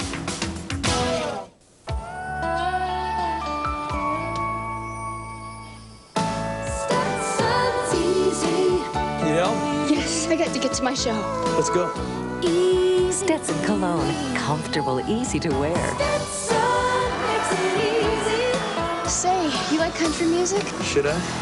Well, right now, where's that great smelling guy who got me here tonight? I've got a front row seat here just for you. Stetson Cologne. Easy to wear, hard to resist. At John Nuveen and Company, we believe our strongest bond is human. Call your advisor about Nuveen tax-free municipal bond funds or 1-800-4-NUVEEN. This is a Goodyear Aquatred, and this is a gallon of water. Aquatred's deep groove design channels water away. At highway speeds, it moves a gallon of water every second for outstanding wet traction. Aquatred, only from Goodyear. Bears head coach Dave Wannstedt. I admire what Mike Ditka accomplished with the Chicago Bears. Hey, what's it like to be coach of the Bears? I know. And now Dave Wannstedt does too. And I'll interview my successor Sunday on NFL Live. Followed by great football action on NBC Sports. Unofficial results in the juvenile. Bracco with a powerful stretch move gives Gary Stevens only his second Breeders' Cup win. Bloom and Affair, Tabasco Cat, a Breeders' Cup record time for the mile and a 16th. Mike Battaglia is with a disappointed Chris McCarron, the rider of Daher. Okay, thanks, Tom. And Chris, what happened today? He just didn't fire? I don't know, Mike. I'm just real disappointed in his effort. He had a nice trip. He got into the turn real well, laid third down the backside. And, you know, I let out a notch on the reins leaving the half-mile pole, and he kind of shot on by Rambling Guy there, and I thought we were in fine shape. And then he got to the middle of the turn. He kind of like got back off the bridle a little bit, and I gave him a tap on the shoulder, and I didn't get any more response from there. So it's a puzzle to me. I don't know why he ran so poorly, but he's still the best colt in the country by far. One race doesn't win or lose an Eclipse Award, and he still should get it. At this point here, did you think he had the race won? I was very confident at this point, but then when Rambling Guy got back by me again, I pushed the button one more time on Daher, and there was no response after that. But which shows me that he just didn't run his race. If he got outrun, at least he would have run on when I asked him to, and he didn't. He just didn't run his race. And it was a great race by Bracco. I can't take anything away from him, but one race doesn't win an Eclipse Award, and I think Daher still has it. Do you think he just didn't handle the West Coast, the shipping, the racetrack? It's all a guess, and I'm not even going to begin to guess why he didn't run his race, but unfortunately, California didn't get to see, or the nation didn't get to see the true Daher today. I know everybody's disappointed. You know, this horse is racing for the kids and everything, and it is a disappointment. Oh, no question about it. There's all kinds of incentive when you ride this horse, but just a big disappointment. We'll have to go back to the drawing board and find out why he ran so poorly. Thank you, Chris. Okay. All right, back to you, Tom. All right, Mike, another victory on the main track for the California-based horses, and Bracco gives his sire, Chris S., his second winner of the day. He's also the sire of Hollywood Wildcat. Bracco bred in Florida by the Meadowbrook Farms. You see the mutuals. And what about the Cinderella horse, Bloom and Affair, racing for the Iowa Farmer, finishing second at 21.80 and 12.60. Lucas's Tabasco Cat was third, and the Exacta, $342 and change. Let's go to Trevor Denman. Let's take a look at the winning move here by Bracco, and just we're seeing him in the winner's circle right now. I hope we can see his whole body. He's one of the best looking two-year-olds I've ever seen. This is Bracco out here. You can see Gary Stevens' whip right here. He's just going to show Bracco the stick. Out on the lead down here is the 10-horse Winning Practice right there. There's the favorite Daher in the perfect spot, every possible chance, no excuse. And this is Rambling Guy, the 6 right here. And watch this move by Bracco. He's an enormous two-year-old. I've never seen a two-year-old as big as him. I never did see Secretariat live, but this guy's got to be in the same ballpark. Look at that stride. He's twitching his ears. He's loving. He's looking in the grandstand. It's a big crowd. He hears the noise. He's not used to it. Gary Stevens shakes the reins at him here, gets his mind on running by just showing him the stick. One whack, says, come on, Guy. Breeders' Cup Day out here. Let's show them what you can do. And Bracco responds like a true champion. I don't know. The matchup again, Daher Bracco. I'll be in Bracco's corner each and every time from here on in. We're looking at a future champion, no doubt. It'll be a tough decision for the Eclipse Award voters. Daher on his past races, Bracco 3 for 3, Breeders' Cup Juvenile win, or maybe Holy Bull. It'll be a tough decision. Let's go to Bob Newmeyer. Gary Stevens has won a Breeders' Cup race within the wings a couple of years ago, and I thought you had wings on this horse today coming down the lane. He's an unbelievable colt. First of all, I'd like to say hi to Mr. Broccoli. He's at home today, couldn't make it, but you got a nice colt there, and just did everything that he's been asked of since he started. Randy's did a tremendous job with him. He's got a brilliant turn of foot when you need it, and he lays up close, so he's got the right style for any type of race. He's 3 for 3. Chris McCarron said, despite this race, Daher is the 2-year-old of the year. What do you say about that? Well, that's something they're going to have to work out. I think they're going to have to look at it awful hard. This colt's done everything that's been asked of him, but we'll let everybody else decide that, and not to take anything away from Daher. He's had a great year. He's a nice colt, and I think you're looking at 2 future champions, so we'll let them decide. Another big W for the West Coast. Let's go back to Tom. Maybe round 2 of their meeting will come the first Saturday in May 1994. Let's go to Terry Leibel. Thank you very much, Tom Hammond. An excited group here. Mrs. Albert Broccoli, Randy Winnick, the trainer, and to make the presentation, Mr. Lyle Pennington, who is the zone manager for the Buick Motor Division. Mr. Pennington? Thanks. On behalf of Buick and our nearly 3,000 Buick dealers nationwide, we're delighted to present you this Breeders' Cup Trophy. Oh, thank you. It's a little heavy. It's quite heavy, and an explanation as why your husband's not here. Well, Cub's got the flu. We did it, Cub! Randy Winnick, you came on in a fury with that youngster, and you beat the favorite, Daher. Yes, well, this horse has trained very, very well for quite a long time, and I know he hasn't run very much, but he's been a quick study and learned very quickly, and I know Daher's a great horse, and was an honor to win this race today. And I want to thank Mr. Broccoli and my dad who are at home watching this race. I love you both. Congratulations. Congratulations to all of you. Tom? Thank you. All right, Terry, Cubby Broccoli, Albert Broccoli, just got a get well tonic with Brocco's win in the Breeders' Cup Juvenile.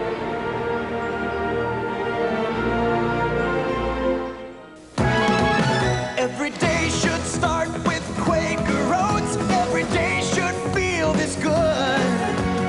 Nothing cold can make you feel like Quaker oatmeal could. Nothing cold can steam you up and help keep you rolling all morning like the one and only hot Quaker oatmeal. Every day should feel this good. Holidays can feel this good too with joyous Quaker Oats recipes in specially marked packages. People care about the world these days. They just don't want me to put another toxic antifreeze in their car. I mean, who needs toxic? So what if it protects to 70 below? Any antifreeze can do that. Tell me that it's different, safer. Tell me nothing protects better, and it's biodegradable. I mean, what if their dog gets into it? Or their kids? This is serious. It's a changing world. Poison's out. New Sierra. It's not just antifreeze, it's safety freeze. Enterprise Rent-A-Car. Look to us for special delivery. Call us. We'll arrange to pick you up at your home, office, or repair shop. That's special delivery. That's Enterprise. Women tell me if they could afford it, they would only buy professional hair products. I tell them buy Tresemme. Day at the races has been California's day at the races so far. The dirt races have belonged to those based in California. Every winner had a previous race over the Santa Anita track. Aerial shots today, courtesy of the Goodyear blimp Eagle. Bob Rosedale, the cameraman in Eagle, giving us these great shots of the beautiful Santa Anita facility. Well, still some great action to come, but let's go down to the Prudential Update studio in New York. Check in with Hannah Storm. Hannah? Thanks, Tom. Let's get you caught up on the key college football games of the day. We begin, of course, with Florida State, which plays Notre Dame next Saturday, but had some surprising early difficulty today with Maryland, particularly against the pass. Charlie Ward was out with bruised ribs. He is expected to play against ND. Meanwhile, his sub, Danny Cannell, had a great afternoon. He threw for 5 touchdown passes, 341 yards, finds Matt Fryer there for a 26-yard score, and the final 49-20, so officially it is number 1 versus number 2 next weekend in South Bend. Meanwhile, in the Big East, Pitt coach Johnny Majors looking for his first home victory of the season, but he was facing Miami. Second play from scrimmage, Ryan Collins finding James Stewart in the flat, and Stewart did the rest. Goes 55 yards for the touchdown. 7-0 Miami at that point. Collins proceeded to throw 4 touchdown passes in the first half to 4 different receivers. The final, 35-7. Remember, they meet undefeated West Virginia in 2 weeks.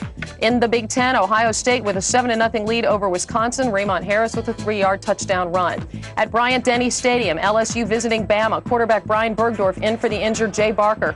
Does manage to avoid the rush. However, he's picked off by Anthony Marshall, and that was the story of the day. Now freshman Freddie Kitchens in, the same story. Intercepted by Ivory Hilliard. Hilliard then laterals to Torrey James. That sets up a second LSU touchdown from a turnover, and it's 14-0, and it happened again. Finally, Bama's all-purpose threat, David Palmer at quarterback, and he was picked off as well by Rodney Young. That set up a 36-yard field goal. The Tigers up 17-7. They went on to upset Bama 17-13. The 31-game unbeaten streak is over for the Crimson Tide. Now, that Alabama loss eliminates the Tide from the national championship picture. At this point, the national championship will likely boil down to Nebraska versus the Notre Dame Florida State winner in the the Orange Bowl, or if Nebraska should falter, Miami versus the Notre Dame Florida State winner in the Fiesta Bowl. And Nebraska has come very close to faltering this afternoon. Actually, that score is now 21-20. Kansas has tried a 2-point conversion and it failed. It looks as if Nebraska will pull out the victory, but with some difficulty against Kansas. At Neyland Stadium, the Tennessee Volunteers leading Louisville 14-0. Heath Schuler has a 6-yard touchdown run. It's Auburn undefeated. No bowl for them, but they are up big over New Mexico State, 48-14. Stan White, 3 TD passes. Florida Gators, huge afternoon for Terry Dean, who regained his starting quarterback job. He had 6 touchdown passes, breaking a Florida and SEC record for TD passes in a game. And in the Big East, West Virginia remains undefeated, 58-22 over Rutgers. Jake Kelcher, however, out of this game in the second quarter with a pulled right hamstring. UCLA in the Pac-10, helping their Rose Bowl chances by beating Arizona. They're now shutting out Washington State 14-0. And homecoming in Happy Valley. Indiana and Penn State tied at 31 when Kerry Collins connects with Bobby Ingram. 45-yard touchdown. Ingram's second TD reception of the game. That was the go-ahead touchdown for the Nittany Lions. They get the Big Ten victory, 38-31 over Indiana. We'll be right back after the turf with Riddick Bowe and Evander Holyfield. But right now, let's send it back to Southern California and Tom Hammond.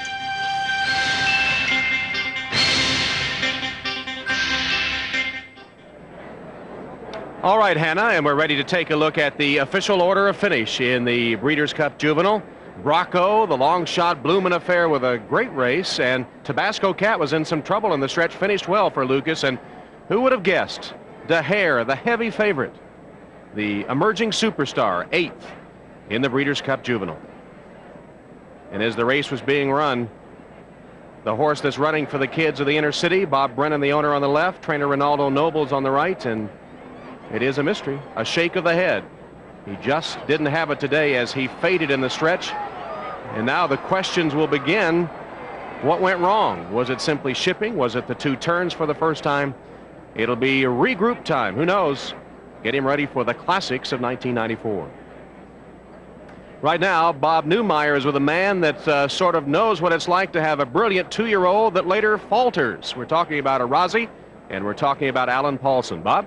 That's right. Alan with his wife Madeline here, and you can identify, I know, with Bob Brennan, who just went down with Daher. Of course, you had Arazi also lose in the Breeders' Cup race. All right, that's a horrible feeling to have a real favorite like that and lose. And today, I think we both feel less pressure because we're not favorites, and I still think we got horses that can win this race. Madeline, Fraze is the horse that you own. We'll be seeing him, and he won it last year. We haven't seen much of Fraze this year. What kind of shape is he in, and what kind of shot do you give him in the upcoming race? Well, I just hope that he has a safe trip and that he comes home first. And Diazo, upcoming, Bill Shoemaker. Well, look at the team there. 2 8,000 winners. One the jockey, one the trainer. I think I got the experience behind him. The horse is working great, really, and we have a lot of hope for him. I know Bill's high on him, and so is Kay. All right, so there you have it. Fraze coming up, and Diazo coming up in the Classic. Tom? And there is a look at Fraze, who will be wearing Madeline Paulson's colors in the $2 million Breeders' Cup Turf. Favorite in the turf, though, is Kodashan. Kodashan, trained by Dick Mandela, who already has a winner today. We'll be back for the Breeders' Cup Turf after this word from your local station.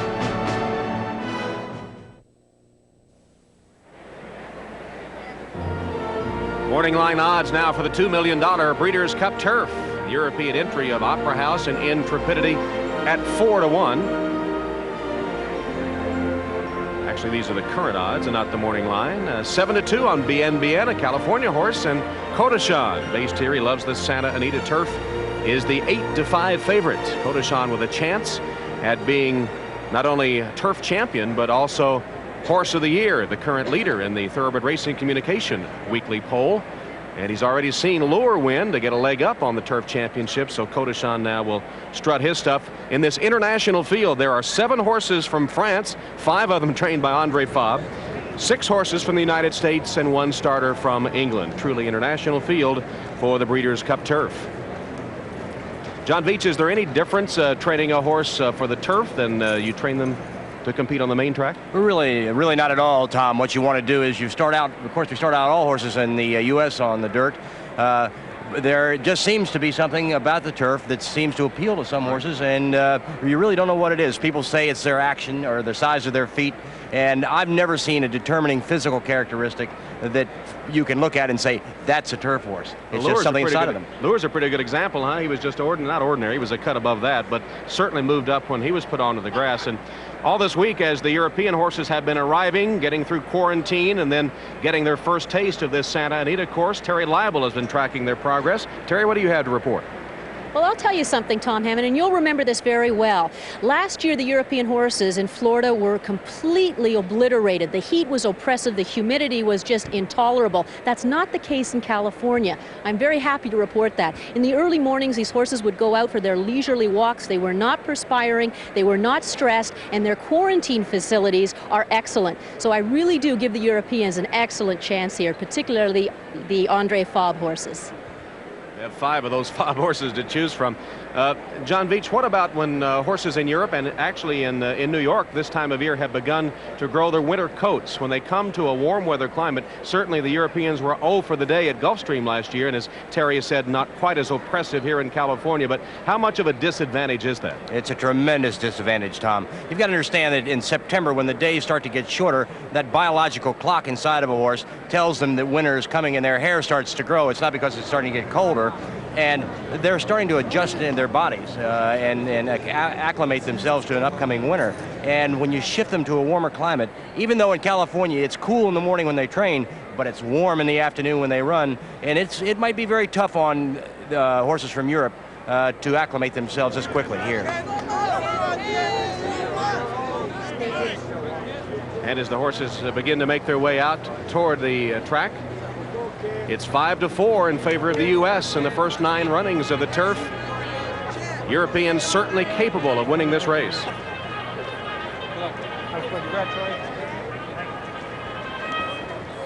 Number 11 is the favorite, Kodashan, with Kent Desormeaux up. And Desormeaux, the Eclipse Award-winning jockey of last year, has never won a Breeders' Cup race. He's aboard the favorite. This could be a milestone day for him. He's had some other opportunities, but has never claimed the winner's share of the purse. Maybe this will be his day. Kodashan is by Darshan, has the Aga Khan bred blood, and is a French-bred horse who achieved his greatest success in the United States.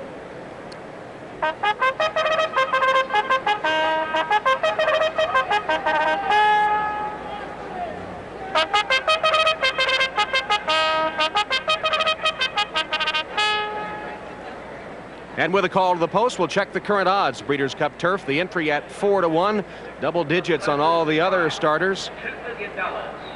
Kodashan continues to rule as the favorite at 8-5, with Bien Bien at 7-2. As you can see, a wide open race. And if you like someone other than the favorites, you can get a good price in the Breeders' Cup turf. Good shot at Gary Stevens, who already has recorded a Breeders' Cup win and will be aboard one of the European horses in this race, Intrepidity. Andre Fabre electing to use an American rider in this race. Number 1 is Opera House. He's a top English horse and maybe the best of all the Europeans. He's the leading candidate to be European Horse of the Year. Michael Roberts will ride Opera House. Other half of the entry, 1A, you saw Stevens a minute ago on Intrepidity.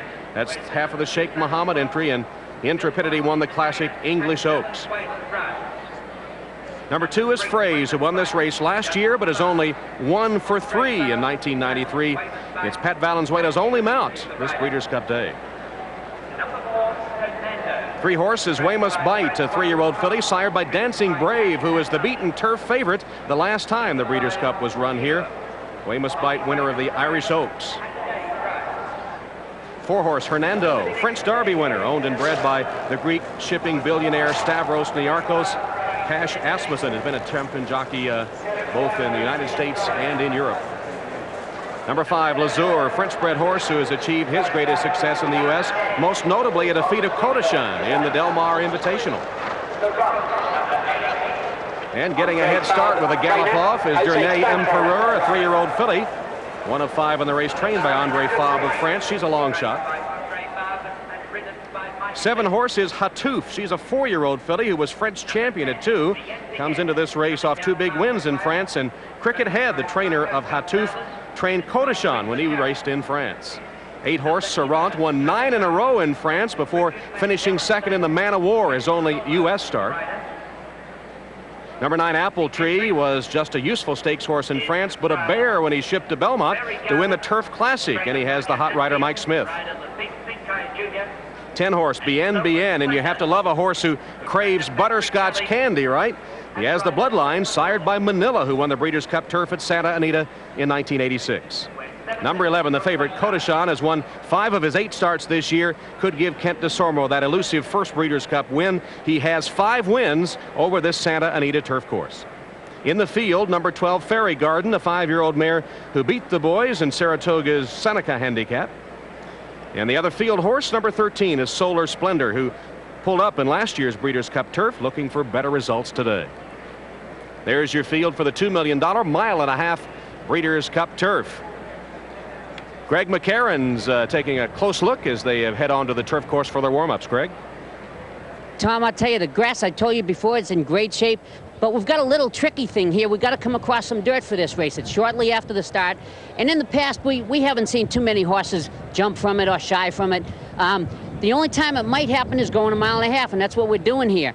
And that's because most of the jocks, when they leave the gate, they'll fold up, and the horse will be nice and relaxed when they come to it, and they just kind of sit for it and look at it. Whereas compared to the 6.5, they're really driving over the top of it. But in the past, we haven't seen too many incidents with that.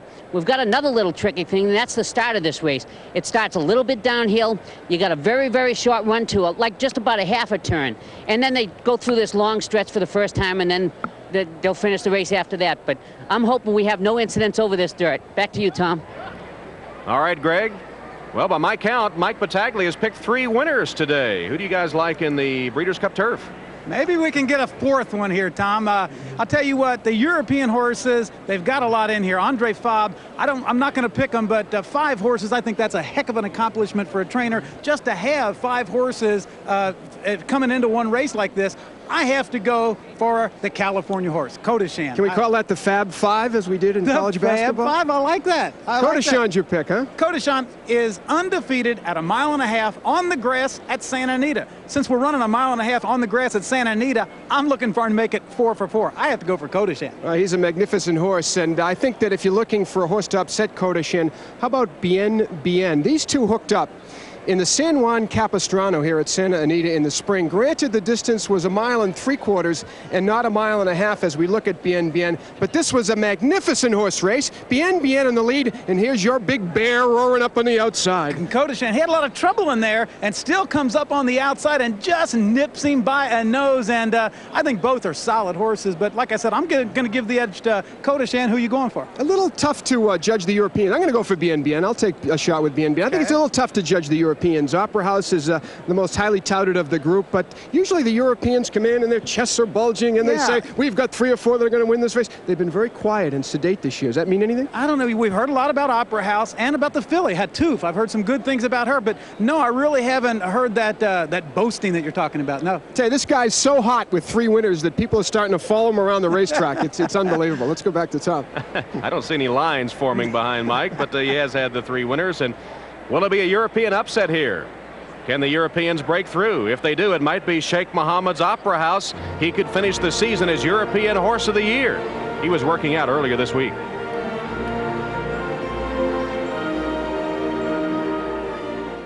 It was the stage for the greatest rivals since Affirmed and Alydar.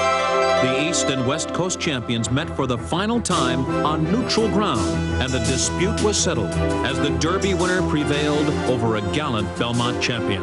Sunday silence and easygoers head-to-head challenge in the 1989 Classic gave racing fans everywhere the chance to see who was best. The Breeders' Cup, the best 10 years in racing.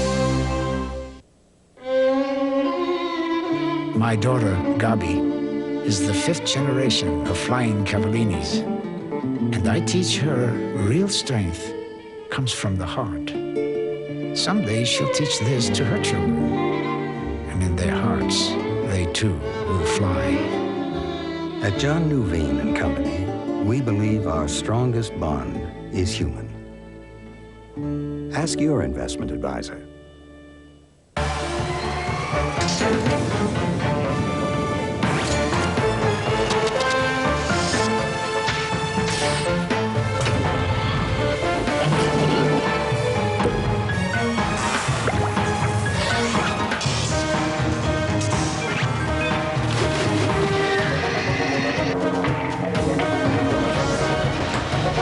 DeskJet printers from Hewlett-Packard. It's easy to make it happen. When you choose a family car, you put all your eggs in one basket. So, when it came to safety engineering, from standard dual airbags to side impact protection, Mitsubishi did the same thing.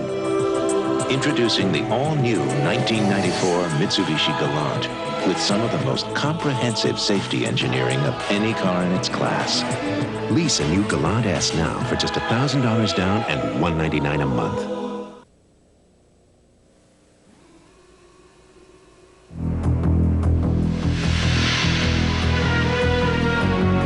And they're coming to the wire, and it's theatrical. Manila coming after him. Manila on the outside, and yes, Manila gets there in the final strides, and a jubilant Jose Santos.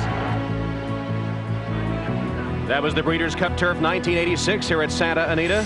Everyone was talking about the European Horse of the Year, Dancing Brave, but at the finish it was Manila, and he has a son in this race, BNBN. You saw the starting gate set up for the most unique race run at Santa Anita. The horses will begin up that little chute on the hillside turf course. They'll come down a portion of the hill at the start and then make that cross over the main track that Greg McCarron was talking about briefly. Don't start all the way up the hillside, but they come down partially on it, then make that one complete circuit of the track, completing the 1.5 miles overall to the finish for a purse of $2 million. And from the Goodyear Blimp Eagle, see the starting gate set there on the little chute midway down the hill on that turf course. Opera House and Intrepidity at 7-2. I think Opera House has a big chance to win this race. Fraze, the defending champion, won it at Gulfstream. He's 13-1 if you think he can do it again. Hernando, French Derby winner, 14-1. Lazur, who beat Cotochan at Del Mar, 17-1. Hatouf, 14-1. Apple Tree had a big win in New York. He's 12-1. BNBN at 4-1, and Cotochan, rightly so, the favorite at 3-2. Let's go to Bob Newmeyer. One of our favorite international characters is John McCrarick. I'm disappointed he doesn't have the Sherlock Holmes hat that we're used to seeing here. He's from England, and he's going to identify some of the key horses from Europe. Well, Bob, I'm trying to convince you all that I'm an American, but nobody believes that. All I'm saying is leave out the English 3-year-olds. Our 2 3-year-olds failed in the sprint. 4 of our 3-year-olds failed in the mile. It's the worst 3-year-old we've had in over a generation. So rule out Hernando, Intrepidity, Weems Bite, and Dernier Empereur. They have got no chance. Opera House was an 8-1 chance in England this morning. It's 7-2 here on the board, coupled with Intrepidity. Got a really good chance. You're trying to tell me that Opera House is 8-1 in your native England, and he's 7-2 here at Santa Anita? Admittedly coupled, but then of course they're very generous, the English bookmakers. By the way, we're being simulcasted to England and Ireland, 9 venues. Sorry to ruin this magnificent NBC coverage over in Europe. I'm saying his Opera House, 8 of his last 9 runs have been in Grade 1, placed in all of them. That's John McCrarick from London. Back to you, Tom. What was that again? One thing we know, it should be a tight finish. The turf has had the closest finishes of any of the races on the championship program. The first 9 decided by a total margin of about 3 lengths. There you see the length of the grass. There was much discussion about that. California trainers said they shouldn't grow any longer. Everyone else coming from away from California wanted it longer. They let it grow longer, and it's prevented the sand from flying up on the horses' faces. I think everyone in agreement now that longer grass has been beneficial. Again, this is a very international field. 6 horses from the U.S. challenging 8 from Europe, with Andre Fabre, the French champion trainer, saddling 5 horses to start in the turf. There you see Opera House going into his stalls with Michael Roberts aboard, Michael Stout, the English champion trainer, and Cash Asmussen into the gate on Hernando. Let's go upstairs now. Tom Durkin with a call of the Breeders' Cup Turf. Loiser taking his spot in the starting gate, the expected front runner here. The French Dernier Empereur, and America's best Cotochan is in the gate. There's one more behind, and that is the 3-year-old filly Intrepidity. Intrepidity balking just a bit in behind the starting gate. And now she's beginning to move in without much urging at all. In the gate for the $2 million turf, and they are off. And Hot Tooth breaks alertly, and so did Opera House. And Weymouth Bite is coming up on through. Toward the inside, Fairy Garden is there. On the outside, Solar Splendor. And Louisor is emerging with the lead. Louisor is the leader as they round the turn. Louisor opening up by 2. Solar Splendor second. The English champion Opera House is third toward the inside. Hernando is running fourth toward the rail. BNBN up close early, running in 5th position. And then it's Hot Tooth and Weymouth Bite, followed by Dernier Emperor and Fairy Garden. Kodashan is lingering near the back as they continue their descent toward the main oval. Over the dirt, back to the turf. Louisor is the leader. Opera House, the English champion, right there, tucking in behind second. Solar Splendor's up close, running in third. Hernando, the French Derby winner, is tucked away neatly while saving ground in the early going. BNBN is in hand, running in 5th. Dernier Emperor on the outside, running in 6th position. Hot Tooth is in mid-pack, 7th. Weymouth Bite down inside 8th. Kodashan is 9th under the line the first time. Last year's Breeders' Cup Turf winner, Phrase, is 10th toward the rail now. Then it's Fairy Garden, followed by Apple Tree. Sarant is at the back with intrepidity as Louisor continues to lead the way. He got a soft opening half mile of 48 3/5 seconds. And Pat Day is nursing the speed of Louisor on an uncontested lead. But Opera House is in close striking range second, and Solar Splendor continues to race up in close attending position third. Weymouth Bite now threading her way through between horses fourth. BNBN is a strong 5th on the outside. Hernando 6th toward the rail. Hot Tooth covered up in behind horses. And on the inside, it's Phrase, and he's picking up a few spots now, and he's only 5 lengths from the lead. Kodashan is still conserved as they move into the far turn. They're a half mile out now in the Breeders' Cup Turf. And Louisor threatening to go wire to wire, but Kodashan is uncoiling on the outside. BNBN is moving with him, and here comes the English champ, Opera House, as the field turns for home. Kodashan catapulting past horses on the outside, and BNBN, those two shoulder to shoulder now as they come to the final furlong. Louisor toward the inside, Opera House is done, and it is BNBN running a brave race today. Kodashan lengthening his stride, and Kodashan is the victor. BNBN was second, and Louisor was third. And the cheers for the Americans here. They soundly defeat the Europeans, but the best in the world this afternoon was Kodashan. And Kent Desormeaux with his first Breeders' Cup victory as Kodashan makes it a victory for the U.S. In fact, a 1-2-3 U.S. sweep. Kodashan, BNBN, and the French import Louisor. Kodashan finally wearing down BNBN during the stretch run when it looked like BNBN might pull the upset. And what about Louisor, the early pace setter, hanging tough on the rail? Here was the decisive moment in the race. BNBN with Chris McCarron in the yellow. On the outside, Kent Desormeaux in the blue with Kodashan now head and head. And in the final strides on the outside, it's Kodashan that takes the lead and wins it at the wire by a short neck, giving Desormeaux his first Breeders' Cup victory. Kodashan recently sold to Japanese interests. Dick Mandela is planning on taking him to the Japan Cup in about 3 weeks for his new owners. Let's go to Greg McCarron with Kent Desormeaux. All right, Kent, here we are. Congratulations, buddy. This is your first Breeders' Cup, isn't it?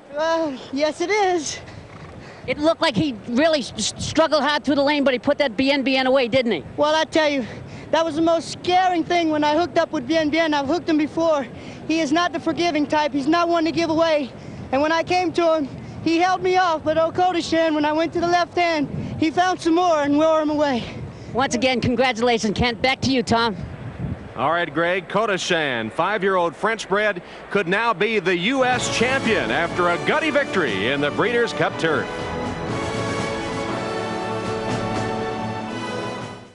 When we asked some denture wearers why they don't use an adhesive, they didn't have a lot to say. Don't need it. My dentures fit fine. No problems here. But after we gave them Fixodent, they just couldn't say enough. It's amazing, the difference. It's a great new feeling of security. Comfort. Confidence. I just plain forget I have them. That's because Fixodent adjusts to the unique contours of your dentures and gums, forming a thin, powerful seal for a better hold than you ever thought possible. I could just kick myself for not doing this sooner.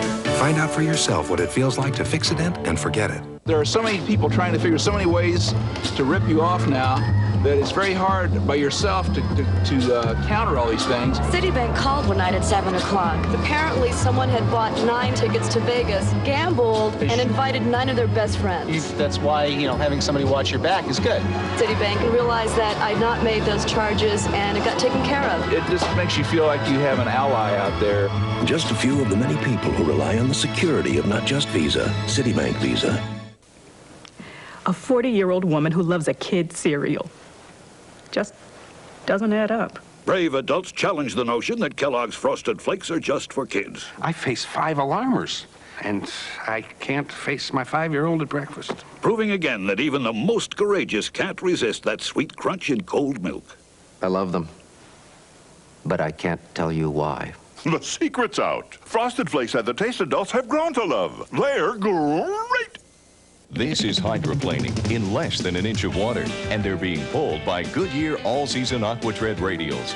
AquaTread's deep groove design channels water away as you drive for outstanding traction. Hydroplaning, AquaTreading. Think about it. Stetson's easy. Yep. Yes, I got to get to my show. Let's go. Stetson Cologne. Easy to wear, hard to resist. Where's that great smelling guy who got me here tonight? I've got a front row seat here just for you. Sunday, an NFL doubleheader. First, the dog pound will be rocking when John Elway leads the Denver Broncos into Cleveland for a battle with electrifying Eric Metcalf and the first-place Browns. Then, the LA Raiders, led by their tenacious D, blow into the Windy City to take on the Chicago Bears. The NFL on NBC, Sunday.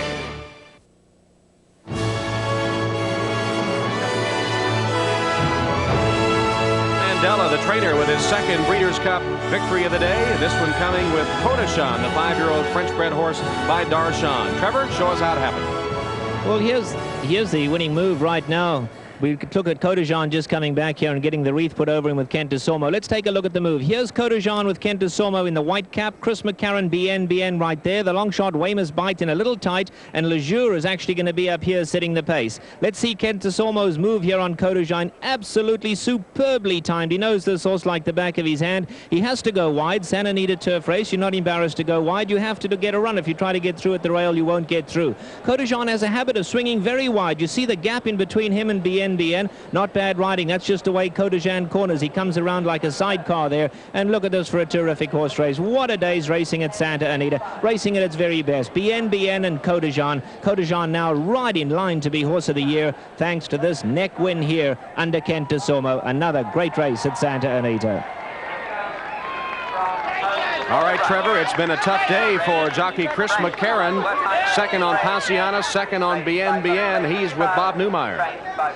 Okay, well, we mentioned that the Oakleaf earlier was a replay. I should say the Juvenile Fillies was a replay of the Oakleaf with Sardula and Phone Chatter, and this was a replay of the race we showed before, and that was the San Juan Capistrano. Again, BN, again, Kodashan, again, about a head finish, Chris. Not enough. Oh, this horse is honest as the day is long. Like I said about Passiana, he's unbelievable. He's got such a wonderful attitude. He's aggressive, and he wants to run, and he's very generous.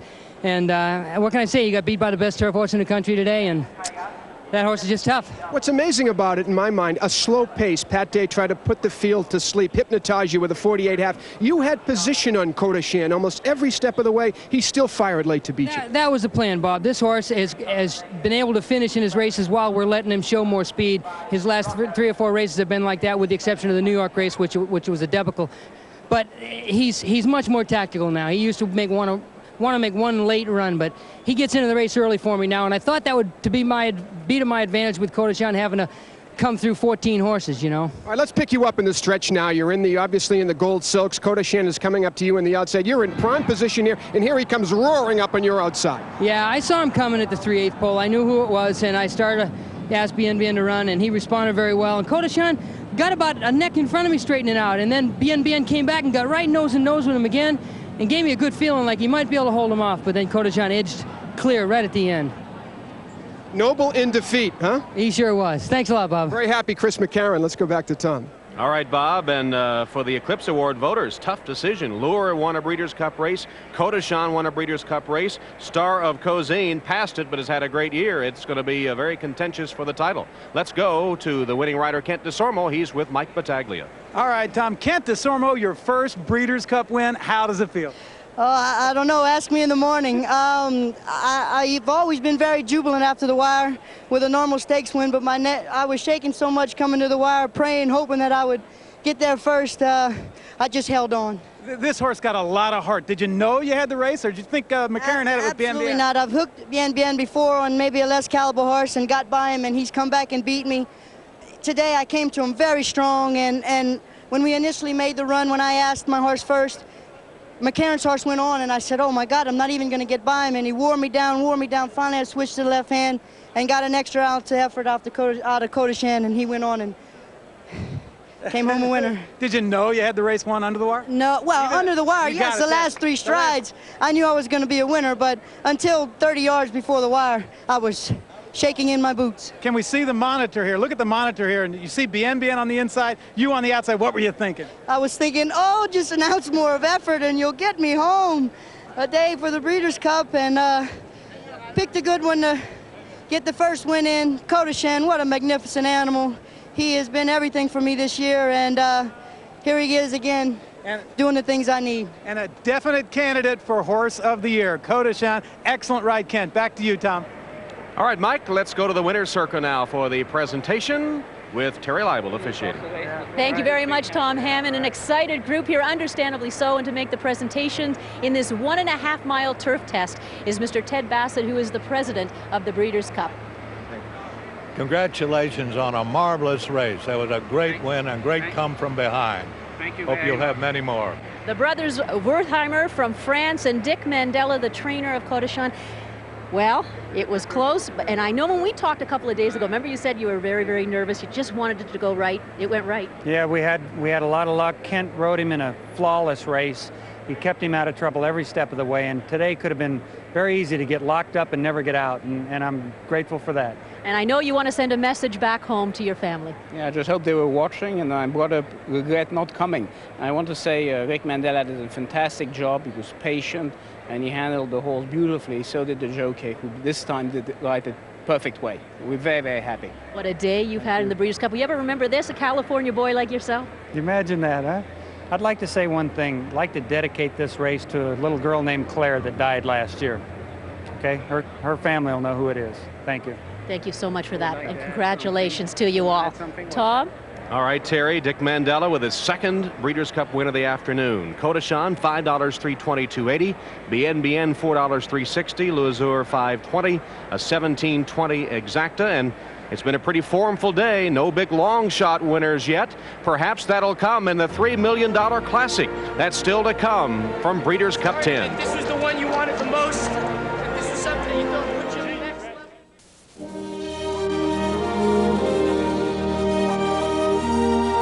It was over 100 years ago that a small group of men had an idea to combine the new technology of GE electric lighting with football, the first night football game. Both the players and the engineers ran into a few setbacks. And while that evening was by no means a great success, the GE engineers knew there would be other nights, brighter nights. And even today, with all our advanced technology, at GE, we know it's just the beginning. The future will be more brilliant than any of us can imagine. Night football. Yeah, that'll be the day.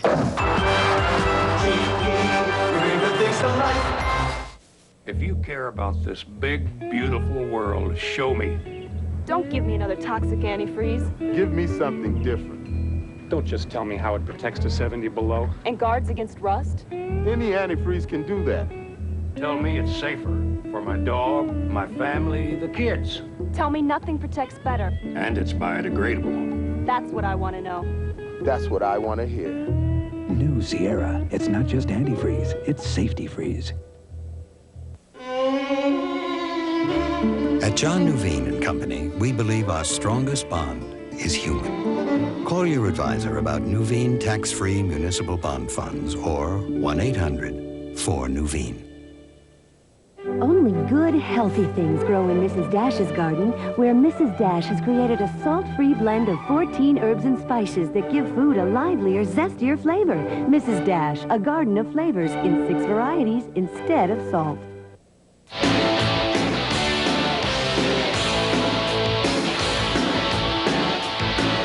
The world's largest basketball tournament culminates in the Hoop It Up National Championships, the ultimate pickup game on the Court of Dreams. Get ready to hoop it up next Saturday on NBC following Notre Dame football. Welcome back to Santa Anita and the official order of finish in the $2 million Breeders' Cup turf as the Europeans for the 2nd straight year are staring at a shutout day. Kodashan the winner over Bien Bien and Louisur. Fraze, last year's winner, creditable 4th. Then the Europeans Hatuf Opera House Ferry Garden. Finishing 8th, Weymouth Bite, then Apple Tree Hernando Serrant, Dernier Empereur, Intrepidity, and Solar Splendor. Well, still to come, the $3 million Breeders' Cup Classic. But first, let's go back to New York and check in with the Prudential Update Show.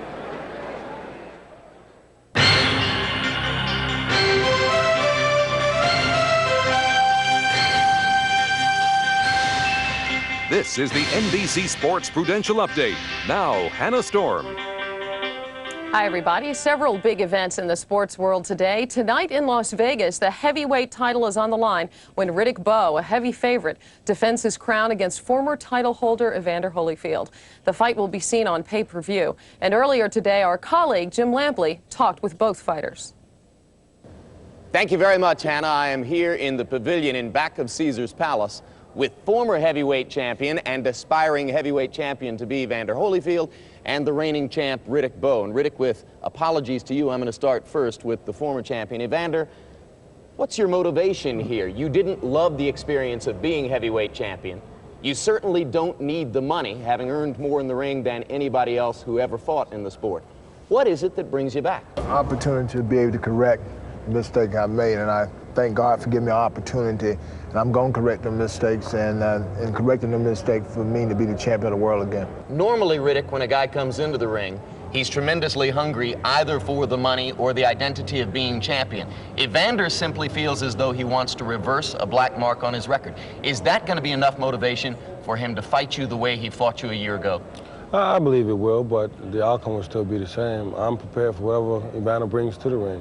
And I think that identity that you speak of, that's what I strive for, and that's what I want. So we have, the same thing in mind, so I just can't let it go like that. He has to fight tonight. You're not fighting for money anymore at this point either. How important is it to you to be heavyweight champion of the world? It's very important. I would, face machine gun fight at this particular point to retain my titles. And so if he's not willing to die for what he wants tonight, he's not going to win. And how close is Evander as an opponent at this point to facing machine gun fire in the ring? Oh, he's going to face it tonight. You best believe that. But I have to, take my hat off to Evander. I mean, he's courageous and he's determined. And I feel like he's the second best heavyweight in the world. He can beat anybody but me. Your critics say at 246 pounds, you are in no way in the same condition this year that you were a year ago. Well, critics can be wrong. They have been wrong. And tonight I will prove them to be wrong again. They say Riddick Bowe didn't have no heart. Riddick Bowe couldn't be heavyweight champion of the world. So what the critics say doesn't matter. They don't fight. What do you think, Evander? Is he fat and out of shape, or is he going to be just as good as he was last year? It really don't make a difference, because the whole thing is I'm not concerned about what this man could do. I got to be concerned about what I could do. I can't let flaws and what other people say to make me be weaker. I got to go in and fight the best Riddick Bowe that shows up. Whatever Riddick that shows up, I got to be better, and I will be better. In promotional build-up for this fight, not necessarily here this morning, but in news conferences and other gatherings which have preceded this, he has said some very salacious things about you, referred to you as a jughead, called you a gargoyle, insulted you in various ways, and you took it without coming back angrily at him. Why? Because it's not so much that he's saying these things directly to me. You got to know the man himself. He's the type of guy, he like talking. That's a part of his character. So I'm not going to be upset him saying something that I know is not true. A year ago, the two of you fought in the 10th round one of the most memorable 3-minute chapters in the recent history of boxing. Will viewers tonight see something equal to that? Well, that depends on Evander Holyfield, because I'm not going to chase him. If he's going to fight, then I guess people will see that. But I'm not going to chase him if he's not willing to fight. And as he said, if he wants to be champion, he has to come and dominate me. He has to come and take it away from me. And if he doesn't do that, then he won't be champ.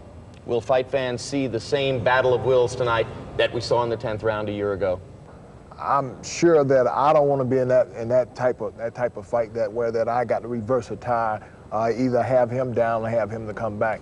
And I get him down, I want to keep him that way, and I don't want to see myself on that reverse end, got to come back, from a lot of punches. Well, gentlemen, fight fans, thank you both for giving of yourself like this on the day of the fight. Best of luck tonight. Thank you. Best of luck tonight, and may the best man win. That's Evander good. Holyfield and Riddick Bowe. Hannah?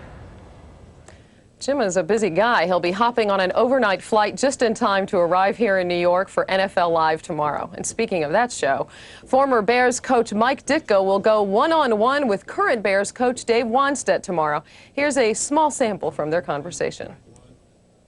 What about, what do you found about the city of Chicago? You like it, the fans? They appreciate a winner. That's obvious. And I got a chance to be here and experienced the Bulls winning the championship, and went to a couple games there, and that really gave me an indication of what the city was about. And as far as the Bears, it's a crowd a hard-working crowd, I think a blue-collar crowd that really appreciates winners.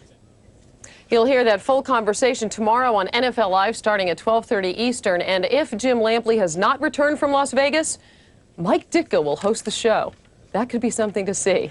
All right, let's get you to the key college football games of the day. It will officially be #1 versus #2 in South Bend a week from today as Florida State beats Maryland. Charlie Ward didn't start as backup Danny Cannell had 5 touchdown passes, but the Seminoles allowed 453 yards on offense going into that showdown with Notre Dame. Showdown in the Big Ten, and they're all tied up at the half. Ohio State and Wisconsin each with a touchdown. Miami Hurricanes beat Pitt 35-7, so the Canes remain in the national championship picture, but keep in mind in 2 weeks they face undefeated West Virginia. Out of the national championship picture, the Alabama Crimson Tide upset by LSU, which intercepted 3 different Alabama quarterbacks, including all-purpose threat David Palmer.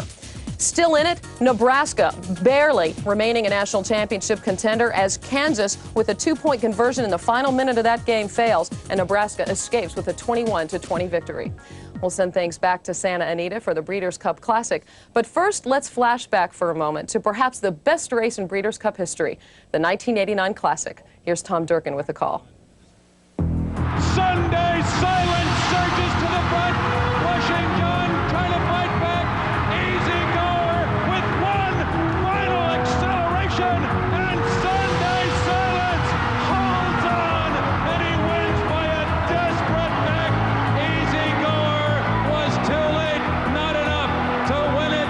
And it was Sunday silence in a racing epic.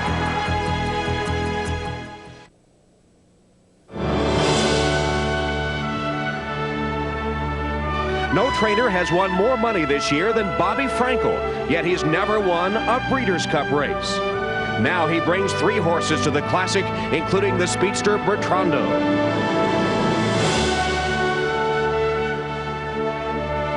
The fans' favorite, Bertrando's longtime rival, Best Pal. In moments, they'll meet again.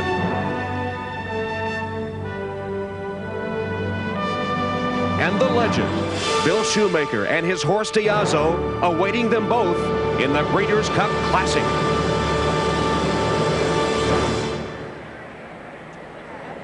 Bill Shoemaker, all-time leading jockey, now confined to a wheelchair in the paddock as his horse Diazo is being saddled in preparation for this $3 million Breeders' Cup Classic. Let's take a look at the morning line odds now for the Classic. The 3-horse Frankel entry, Marquetry, Missionary Ridge, and Bertrando at 2-1. Azud from Europe, 20-1. Pleasant Tango, 20-1. Best Pal, 3-1 choice. Kiss and Chris at 12-1. Pietzky has been scratched, the Canadian Triple Crown winner. Walenda at 20-1. Devil is Due, the older horse, at 8-1. Belmont winner Colonial Affair 8-1. Shoe's horse Diazo at 15. Arkong at 20, and Miner's Mark at 8-1. Well, it's certainly been California's day, and John Veach, as you were looking at the past performances, you found a common thread from the winners on the main course today. Yes, without a doubt, Tom. Every horse that's won on the dirt today is raced over this race course, and remarkably, the last time all 4 of them won over this course. So if you're going to do any good today, you're going to have to have trained here and run here, because you certainly can't come from out of town and expect to take home the bacon. So the Bertrando and Best Pal horses look pretty good, because they, of course, have run many times at Santa Anita and are expected to do well today in the Classic. Well, if our hearts were deciding today's race, though, there's no doubt who the favorite would be. Diazo, trained by Shoemaker, who retired as the world's winningest jockey and looks today for his biggest win as a trainer. Paralyzed from the neck down after a 1991 automobile accident, Shoemaker is confined to a wheelchair, but still feels at home at the racetrack.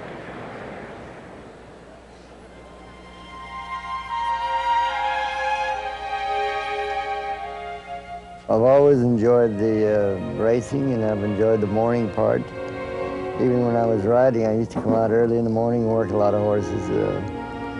You know, I had something to do. I'd get up in the morning early and come out and train the horses and be around the people, enjoy the camaraderie that I have with the other trainers and owners, and it's nice.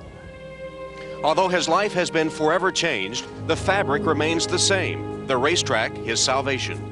If you enjoy it and you like it, and it's been your life, and you've been around it for 45 years or so like I have, you always want to be around it. Or I do anyway. Shoemaker remains the all-time winningest jockey with 8,833 trips to the winner's circle. Today, in his new life as a trainer, he has hopes and dreams of his first Breeders' Cup win with Diazo. Well, he's got a good chance. He's training well, and if he has a good trip and he's good enough, he'll win. And if he wins, I'll jump out of this chair and walk down to the winner's circle. And how could you not hope for that to happen? The Shoe awaits the Classic, and he's with Mike Battaglia. All right, Tom, and Shoe, you said that if Diazo wins, you're going to get up and walk out to the winner's circle. I'm going to try like hell, I'll tell you that. You're the world's winningest jockey. How would a win in the Breeders' Cup as a trainer make you feel today, Shoe? Well, it'd probably be the best feeling I ever had in my life, really. How's the horse doing? Tell us something about him. The horse has been training great lately, and if he has a good trip and he's good enough, he's going to be right there, believe me. All right, great. Good luck, Shoe. Back to you, Tom. Diazo, the 3-year-old colt, he bled in his last race, the Jockey Club Gold Cup. He'll have the medication Lasix for his run in the Classic today.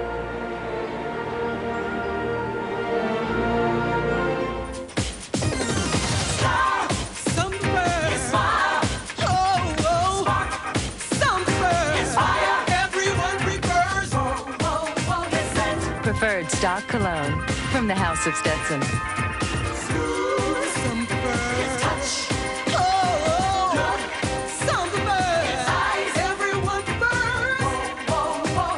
Preferred stock cologne. What preferred men prefer.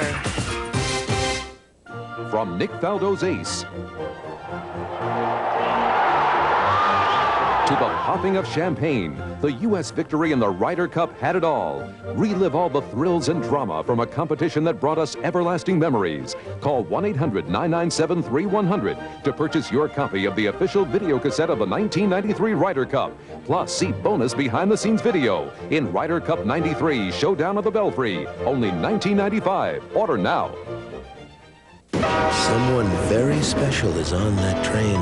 That's why you're driving a Buick LeSabre.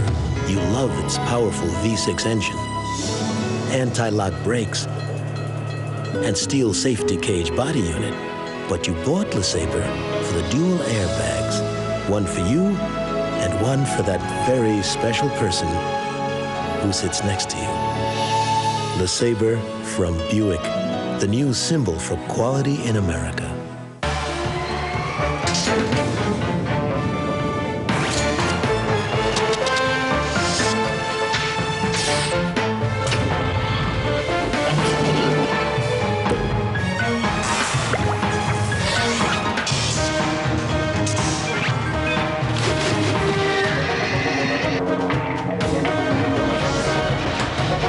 BestJet printers from Hewlett-Packard.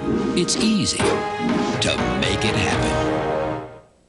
Florida State, undefeated, #1, led by Heisman favorite Charlie Ward. Under legendary Bobby Bowden, has never won the national championship. Notre Dame, undefeated, #2. Who holds as overachievers of the surprise of the year? Next Saturday at 1:30 Eastern, the game of the year, as #1 Florida State battles #2 Notre Dame. The showdown on NBC. In the shadow of the San Gabriel Mountains, Santa Anita Park, Arcadia, California, where the horses are on the track for the $3 million Breeders' Cup Classic. #1 is Marquetry, part of that 3-horse Bobby Frankel trained entry. Frankel also owns a piece of this horse, whose best races have been wire to wire, like his 8-length win in the Meadowlands Cup. 1A is Missionary Ridge, who's earned nearly $2 million, but is winless in 8 starts this year. 1X Bertrando, sired by the '86 Classic winner Skywalker, looking to become Horse of the Year with a big victory today. He rides a 2-race winning streak. He also has probably the best natural speed in the field and is named for a Rancho Santa Fe restaurant owner. #2, Azud, European race son of the 86-mile winner last Tycoon. He's on dirt for the first time today. The 3-horse is Pleasant Tango, a long shot. He could give T.M. Evans of Buckland Farm his first Breeders' Cup win. Evans raced this colt sire, Pleasant Colony. 4-horse, a favorite here, Best Pal, the richest California bred in history, earnings over $4.7 million, but he only has 2 wins this year. He is back on the track he loves, and trainer Gary Jones still steamed that this gelding didn't win an Eclipse Award last year. 5-horse, Kissin' Chris, prancing around a bit and acting up perhaps a tad. He's a 3-year-old colt, always respectable but seldom brilliant. His biggest win, the Haskell this year. 6-horse Peetski was scratched. The 7-horse is Walenda, who hopes to maintain his balance. He's won 2 in a row, the Pennsylvania and Super Derbies.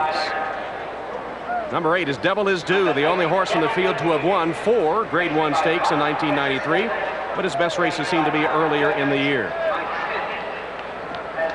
#9, Colonial Affairs, another son of Pleasant Colony. This one won the Belmont Stakes, then was just nipped by Miner's Mark in the Jockey Club Gold Cup. #10 is the Shoemaker trained horse Diazo, a late developing 3-year-old. He was 5th in the Kentucky Derby, then came back to win the Pegasus at the Meadowlands. As we said, he bled in the Jockey Club Gold Cup, but the anti-bleeder medication Lasix is legal in California. 11-horse is Arcong, a French horse who campaigned with 1 win and only 4 starts this year, and this is his first try on the dirt. And completing the field is #12, Miner's Mark. He's the first foal from the 1988 Distaff winner Personal Ensign.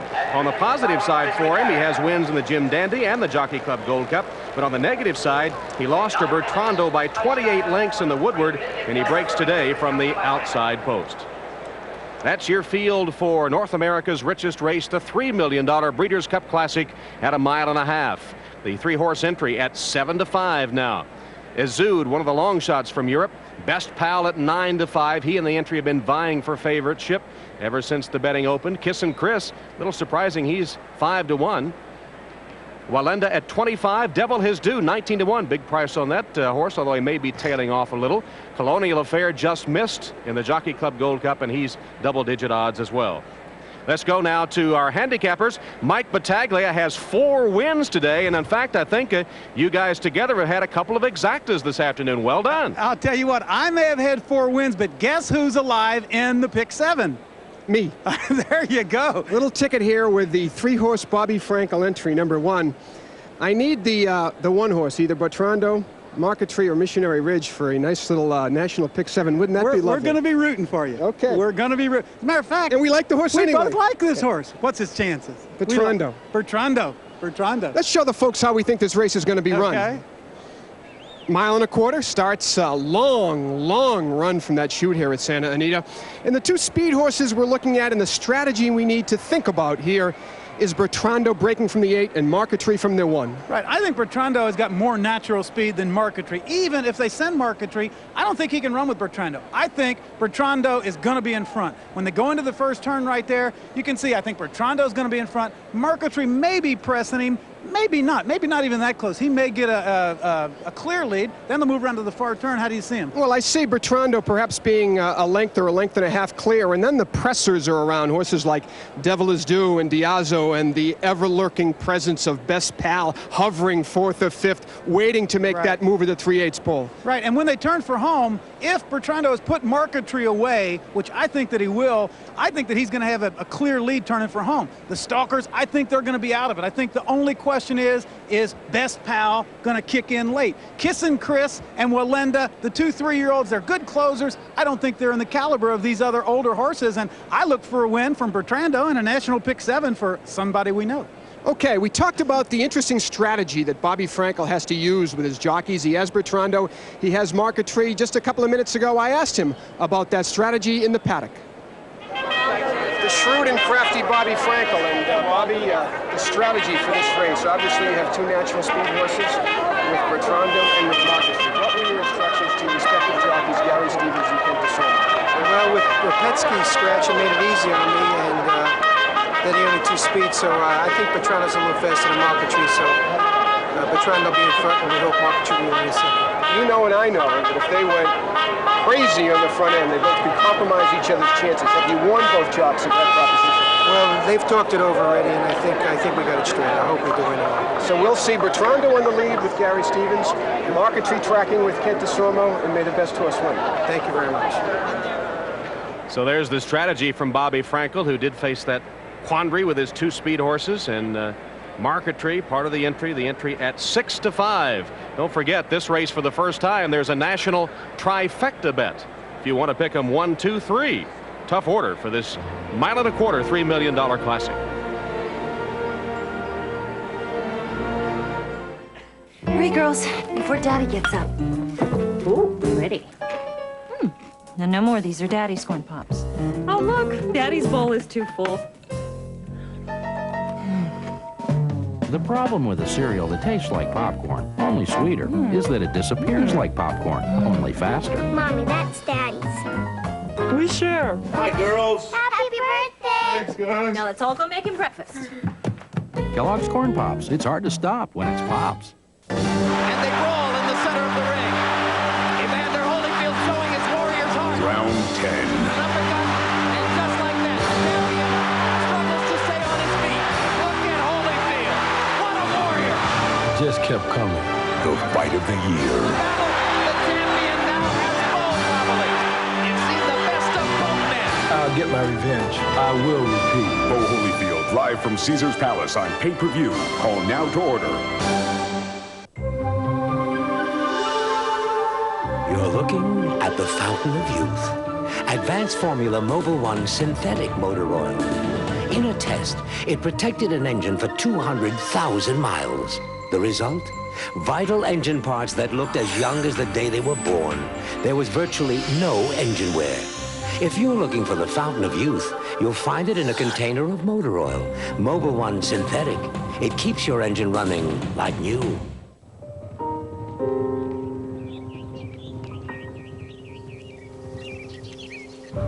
Helping the most courageous natural athletes on Earth live long and healthy lives, doing what they're born to do. Run with the wind.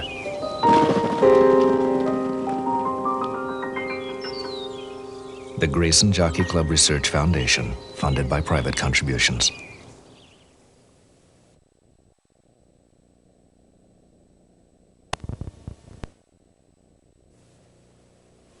The Breeders' Cup Classic is sponsored by Mobil 1, the advanced synthetic motor oil. It keeps your engine running like new.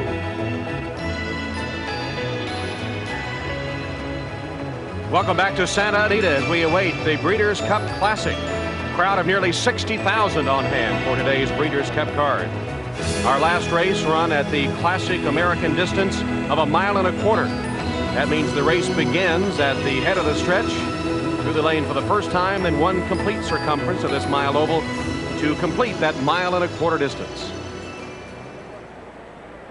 Down on the track, on horseback, Greg McCarron is looking at them with the entry at 6 to 5 and Best Pal at 9 to 5. It's been the entry favored all the way.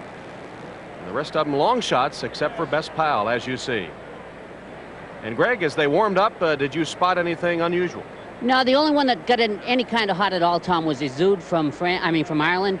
And he's just a little bit warm, but Best Pal, I took the time out yesterday morning to watch him gallop. And after he did gallop, Gary Jones had brought him into the paddock to school a little bit, and he was really neat to watch. He just stood there 1 minute, and the next minute he would buck and kick. And in the post parade here, he's doing the same thing. He's on his toes and he's ready to roll. Back to you, Tom. Greg, even though we said 1.25 miles is the American classic distance, it's not run that often. Most American racetracks, of course, are geared toward the speed, the sprint distance races. What about a jockey strategy running 1.25 miles, and how does it differ from a sprint distance? Well, basically, just leaving the gate, you're going to fold up on your horse. Except in this case, we've got a tricky situation with the Frankel entry. It's very intriguing which one of those jocks are going to go. But I think Corey Black on Best Pal will just be content to sit right in behind them, let them do their thing, get right about where I'm sitting now on this turn, wheel out, and just come charging through the lane and get them. Now, Greg, give me a little insight here. The three jockeys on the Frankel entry, Kent DeSormo, Eddie Delahousie, Gary Stevens, have they gotten together beforehand and try to protect each other if the other guy should win? How's all that work? Not for $3 million, they won't. No, sir. They're going to go gangbusters, and I guarantee if the two of them are right here head and head, turning for home, they're going to carry each other out or drop over on the other one. They're looking to win this race. Every man for himself with $3 million on the line. And there's the 3-year-old Diazo, carrying the hopes of the legend, Bill Shoemaker. 21-1 as the Shoe watches his 3-year-old charge. He's really gotten better late in the year after that 5th place finish in the Kentucky Derby, late developing colt. And Lafitte Pincay already has one winner today. And Lafitte Pincay, the irony is, Shoemaker all-time leading jockey, the man that's second and chasing his record, astride Shoe's horse, Lafitte Pincay. What must be going through his mind? So many great moments, so many tragic moments.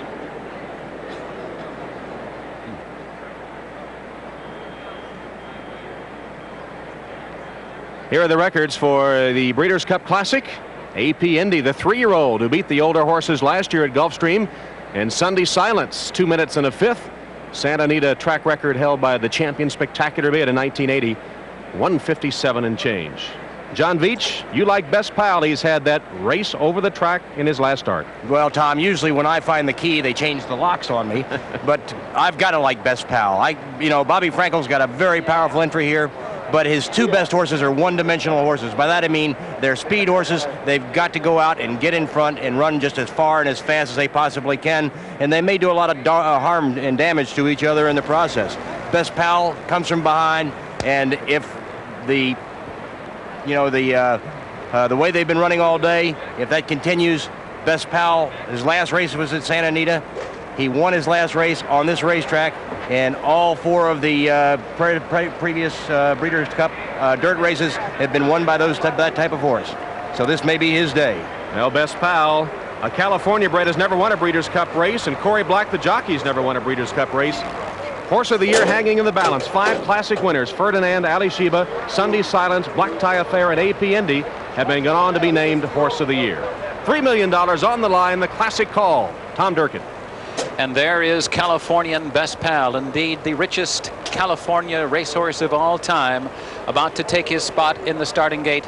And as he does, the tote board reads 9-5, the second choice behind the herd of classic contenders saddled by Bobby Frankel, Marquetry, Missionary Ridge, and of course Bertrando. There is Walenda, who will do his best running from late.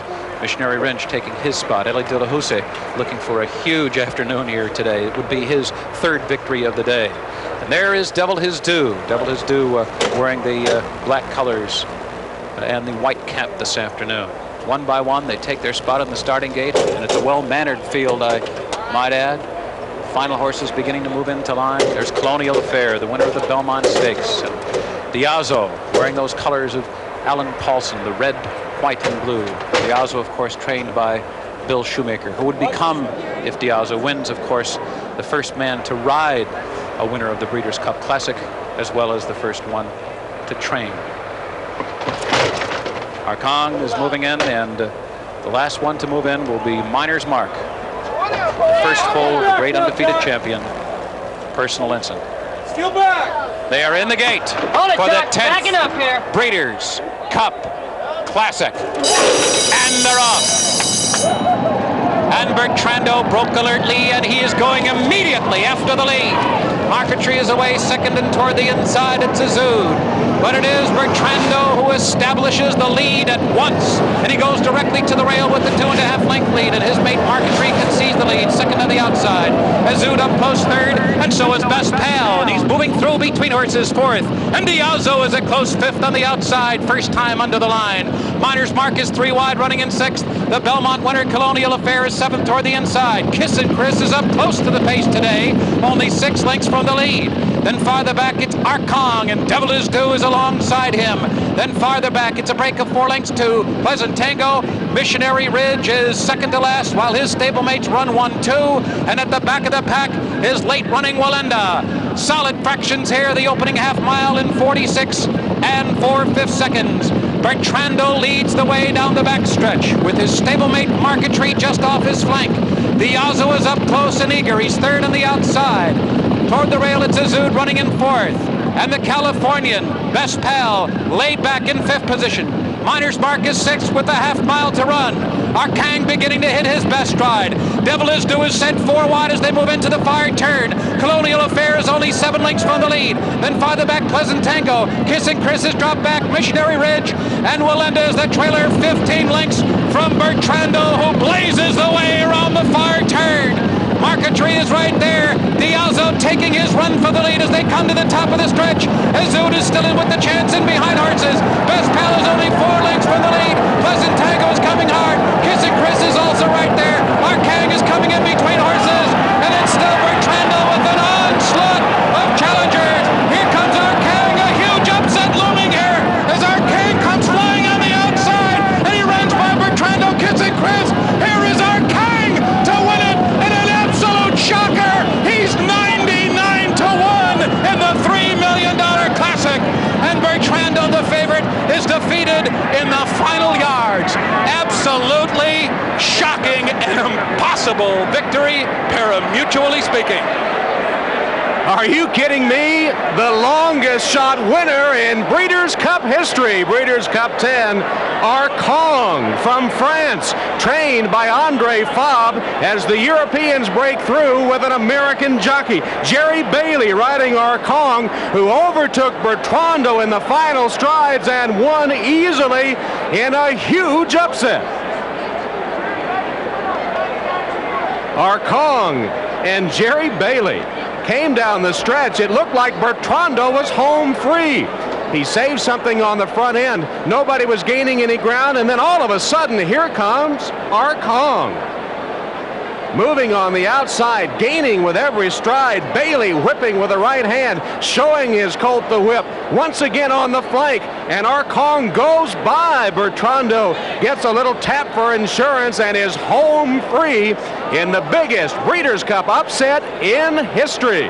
Greg McCarron, I know you have a happy Jerry Bailey. Tom, I sure do. He was poor me in all day, and now we got a great big smile. Jerry, do you realize this horse was 99-1? Yeah, I knew it when I looked at the board warming up, but they say the squeaky wheel gets the grease, and I was crying all day. I didn't have a great chance, so he really ran super, Greg. Well, what you did was you saved the European contingent. What do you think of that?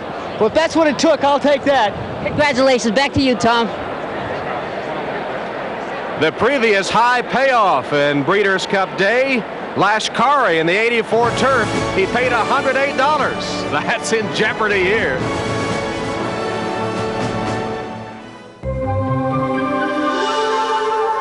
You're looking at the fountain of youth. Advanced Formula Mobil 1 synthetic motor oil. In a test, it protected an engine for 200,000 miles. The result? Vital engine parts that looked as young as the day they were born. There was virtually no engine wear. If you're looking for the fountain of youth, you'll find it in a container of motor oil. Mobil 1 Synthetic. It keeps your engine running like new. There's a lot about the new Galant that you may not know. Like being first in its class with dual airbags, standard. In fact, After Automobile Magazine scrutinized the all-new Galant, it said it may be the most car per dollar in its class. A class, we might add, that includes Accord and Camry. The all-new 1994 Mitsubishi Galant. Lease a new Galant S now for just $1,000 down and $199 a month.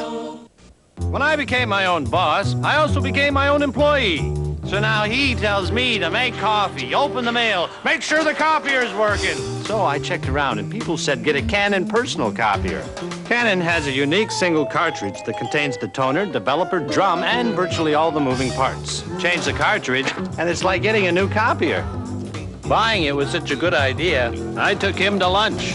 Canon personal copiers. Call 1-800-4321-HOP. Save right now. Buy 3 Goodyear tires at the regular price, get the 4th tire free. That's right. Buy any 3 of these Goodyear tires at the regular price and get the 4th free. 4 for 3 now. Hurry, sale ends soon. When the camera starts to roll, even one flake of dandruff can ruin it all. That's why I use Head & Shoulders. You know, it's even better than it was just a couple of years ago. Today, it gets to 10 times more of the places dandruff starts. Because great hair can't have flakes. A husband's perfect crime. They murdered our daughter, now he's trying to run away. Based on the true story of one family's determined fight to stop him. The Unsolved Mysteries movie, NBC Tuesday. They call him Dr. Death. Think you've heard all his ideas? Guess again. Now they have to listen. Kevorkian's other crusade. Don't miss Dateline NBC. Tuesday. Are those the faint strains of the Marseillaise, I hear? Oh, my God. Jerry Bailey aboard the French horse Arcong. The board can only go to 99 to 1. We understand now that Arcong was 133 to 1, so you're looking at a $268 payoff for Arcong. Here's Bob Newmeyer with Jerry Bailey. Well, Jerry Bailey's ridden a lot of short price horses in the world, but 268 smackers to win on Arcong. What did you know about this horse, Jerry? I couldn't even understand the instructions in the paddock, you know. There'd be a lot of pick 7 bettors throwing stones at me today. Me, for one, as a matter. But those, hey, those are tough beats, but go ahead. Well, first of all, I want to say hello to my son and my wife back in New York. They were sick and couldn't come, and they couldn't make the Derby, and I won that, so maybe it made me win. I don't know, but I love you both. Arcong, tell me about him. I don't even know how to pronounce his name. He did everything right. I settled in. I figured he's 99 to 1. I'll try and get through all the way on the rail, and I almost did. I went through everybody, but I think one horse. So there wasn't any particular strategy there. You didn't know too much about him. You just got them out, and then you just went at it and said, hey, let me make my run and see if I can catch Bertrando. You know, sometimes horses are ridden the best by the first-time riders that don't know anything about them. So they don't try and force their will upon the horse, and I guarantee you this was an exact duplicate of that. Well, Jerry Bailey's very, very happy. I know that Gary Stevens is very disappointed. He's with Mike Battaglia. All right, thanks, Bob. And Gary, this horse ran his race. I mean, you did what you had to do. You sent him to the front. Well, he got to the lead easy. He had things his own way the whole trip. And, you know, he responded like he did in the Pacific Classic. He ran his race. He's a consistent horse, and he always gives you 100%. I will say I was very surprised when the winner came by him at the 16th pole. My horse responded, you know, like he had been at the quarter pole. He just exploded under me, and I thought the race was all but over, and here comes this horse coming by. I had no idea who he was, but I think we'll probably hear some more about him. But, you know, it's been a great day of racing, and, you know, it's done the sport proud. Really has. Thanks, Gary, and back to you, Tom Hammond. All right, Mike. Arcong, a 5-year-old horse by Sagas, wins the Classic. Look at that.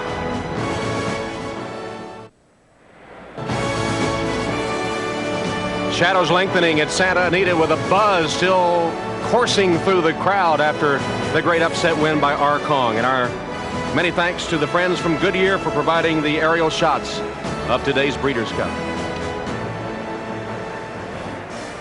For the presentation, Winner's Circle with Terry Leibel. Thank you very much, Tom Hammond. Well, this is the trainer of the day. The long shot winner is Arcong, and the trainer is Andre Fabre. Welcome.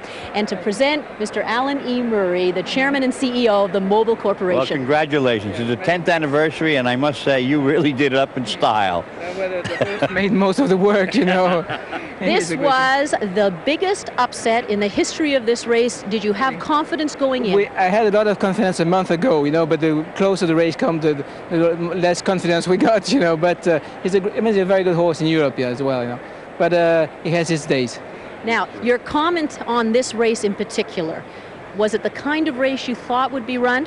Exactly, because I knew that he will handle the dirt very well, and he loved the course, you know. He preferred. Congratulations to you again. The winner, the longest result ever. And now let's return to Tom Hammond. Biggest upset in Breeders' Cup history, 108 was the previous biggest payoff, 269 for our Kong.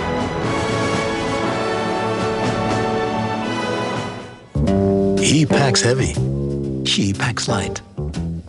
She wears silk. He wears wool. He's comfortable at 68 degrees. She prefers 72. Good thing they own a Buick Park Avenue with available dual-zone climate control. 72 for her, 68 for him. Too bad everything isn't as accommodating as Park Avenue. From Buick, the new symbol for quality in America.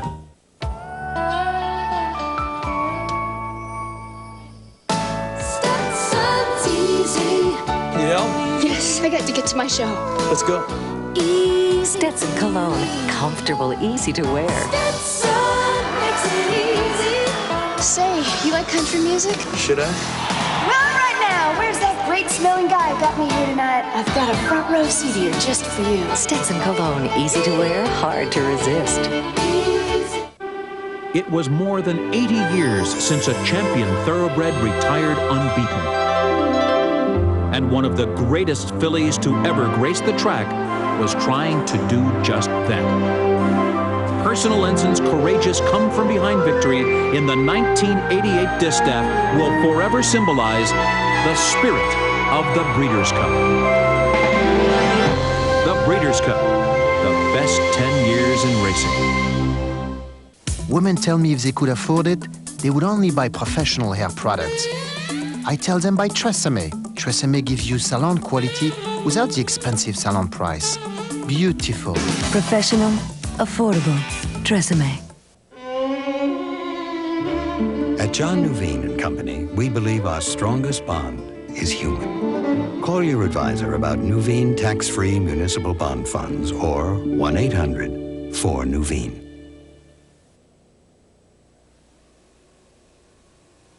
The 10th anniversary running of the Breeders' Cup is brought to you by Mobil 1, the advanced synthetic motor oil. It keeps your engine running like new.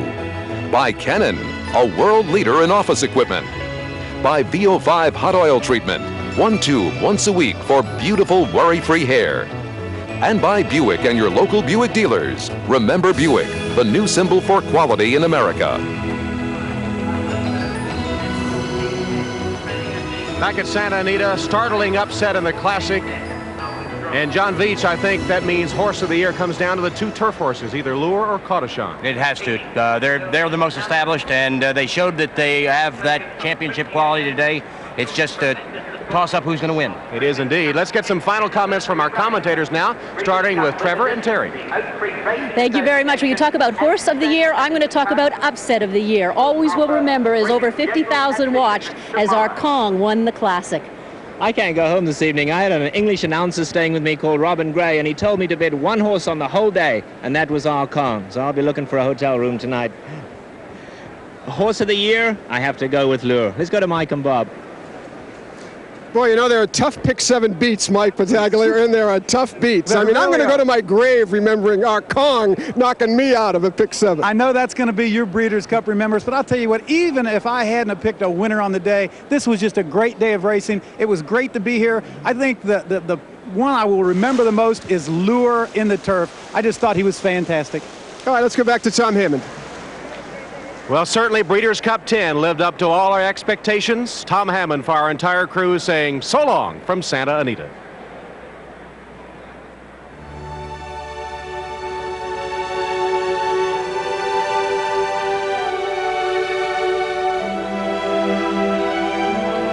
And indeed, a horse who bears himself proudly is a thing of such beauty, is worthy of such admiration and astonishment, that he attracts the eyes of all beholders. None will tire of looking at him as long as he will display himself in his splendor.